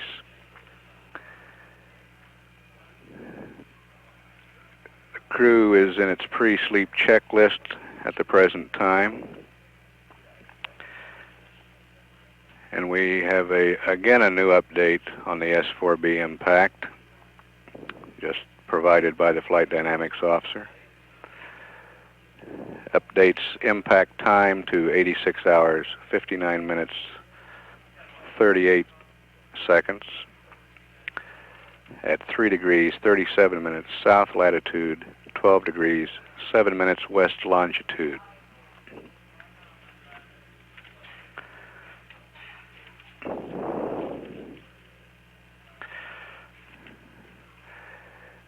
We do not anticipate a change of shift briefing at the end of this shift. Handover is scheduled for midnight, and there will be no change of shift briefing. At 48 hours, 12 minutes, this is Mission Control, Houston.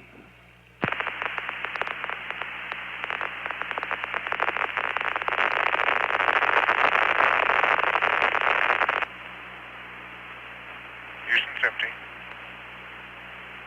Go ahead. Roger, one final word. I got those pictures, and I'll tell you that typhoon off the north of Borneo. Looks like it's right off the coast of the east coast of Vietnam now, and it's about as tightly organized and solid as anything I can remember seeing in photographs. It looks as if from yesterday it's moved quite a bit to the west. Roger, we concur. The Prague for 1200, let's see, that's about 6 hours from now, shows it to be right over the Vietnam area, Vietnam Peninsula there. So it looks like it's moving the way they're progging it, huh? Yeah, well, it's right there.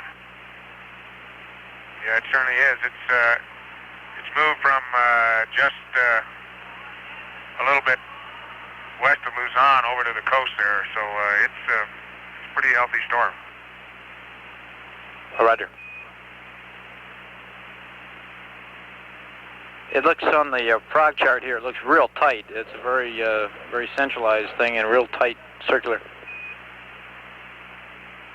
Oh yeah, you better believe it. It is tight. It's really no bigger than the, in terms of cloud pattern, no bigger than the, say, South Vietnam itself. Oh, Roger. How are you getting that, Jack? Are you looking with a monocular now? That's firm.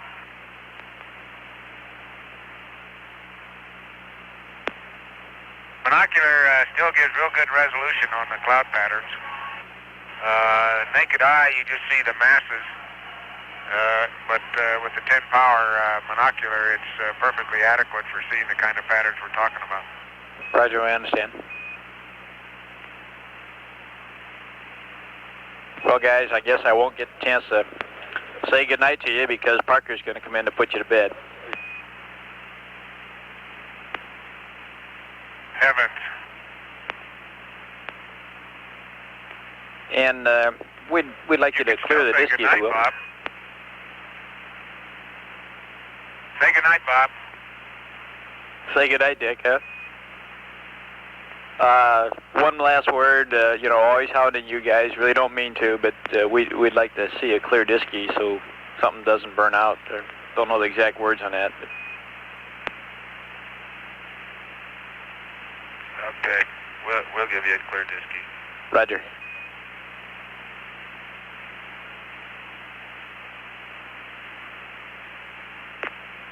Good night, Robert.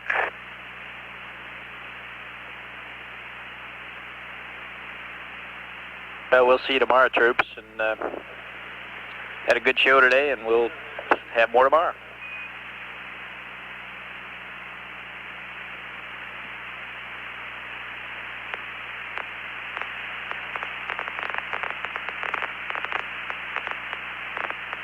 Ron says good night, Bob. Roger.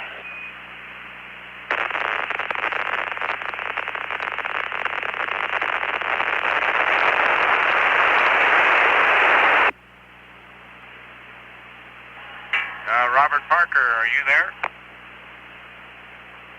That's affirmative. Well, you're just in time to put us to sleep. And I'll give you one last little old observation here. Extremely bright zero phase point right off the northwestern corner of Australia, right at Carnarvon. It's as bright as I've seen. They must have a pretty good surf or something going in there. Okay, that sounds good.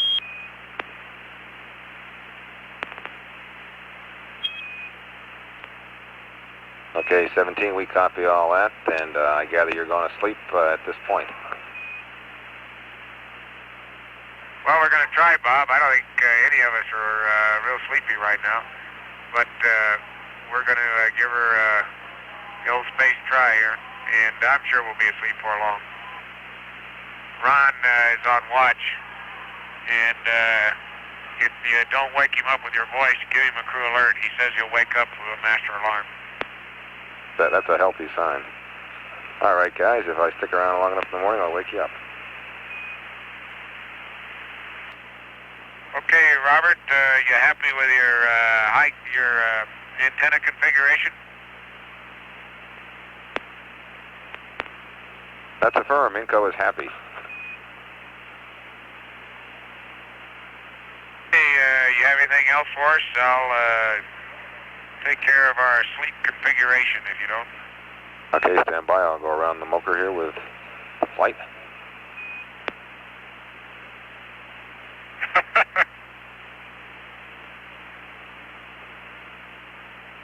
Okay, a lot of happy people down here with nothing to ask you.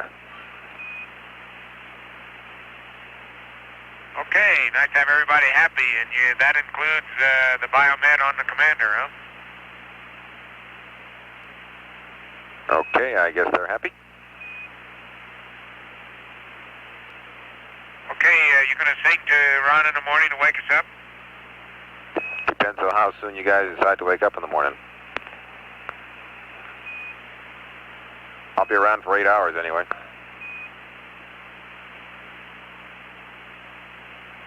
What's your expected GET of a wake? Stand by. Okay, 17, it should Looks show like, 5, 6. 50. Go ahead. Yeah, we're just gonna say the same thing. Okay, should show 5, 6 on your clock. So in fact, Dr. Kranz here just decided that you guys could have another half hour in the morning if you wanted it.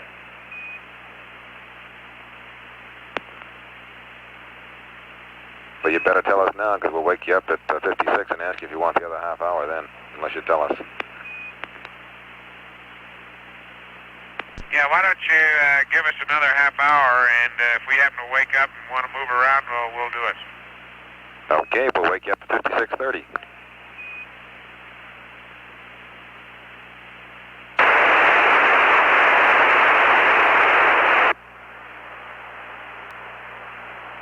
This is Apollo Control at 48 hours, 39 minutes. We now have turned off the voice subcarrier up to the spacecraft. And ENCO just a few moments ago reported that the crew has also turned off the voice subcarrier from the spacecraft, indicating that they have completed their pre-sleep preparations and should begin scheduled 8-hour rest period shortly. Spacecraft communicator at the present time is astronaut Robert Parker. He's replaced Robert Overmeyer in that position. And in mission control, we're set to maintain the watch while the crew is sleeping, keeping an eye on spacecraft systems via telemetry. Apollo 17 is now 76,630 nautical miles from the moon. And everything appears to be functioning normally aboard the spacecraft at this time. At 48 hours, 40 minutes, this is Apollo Control, Houston.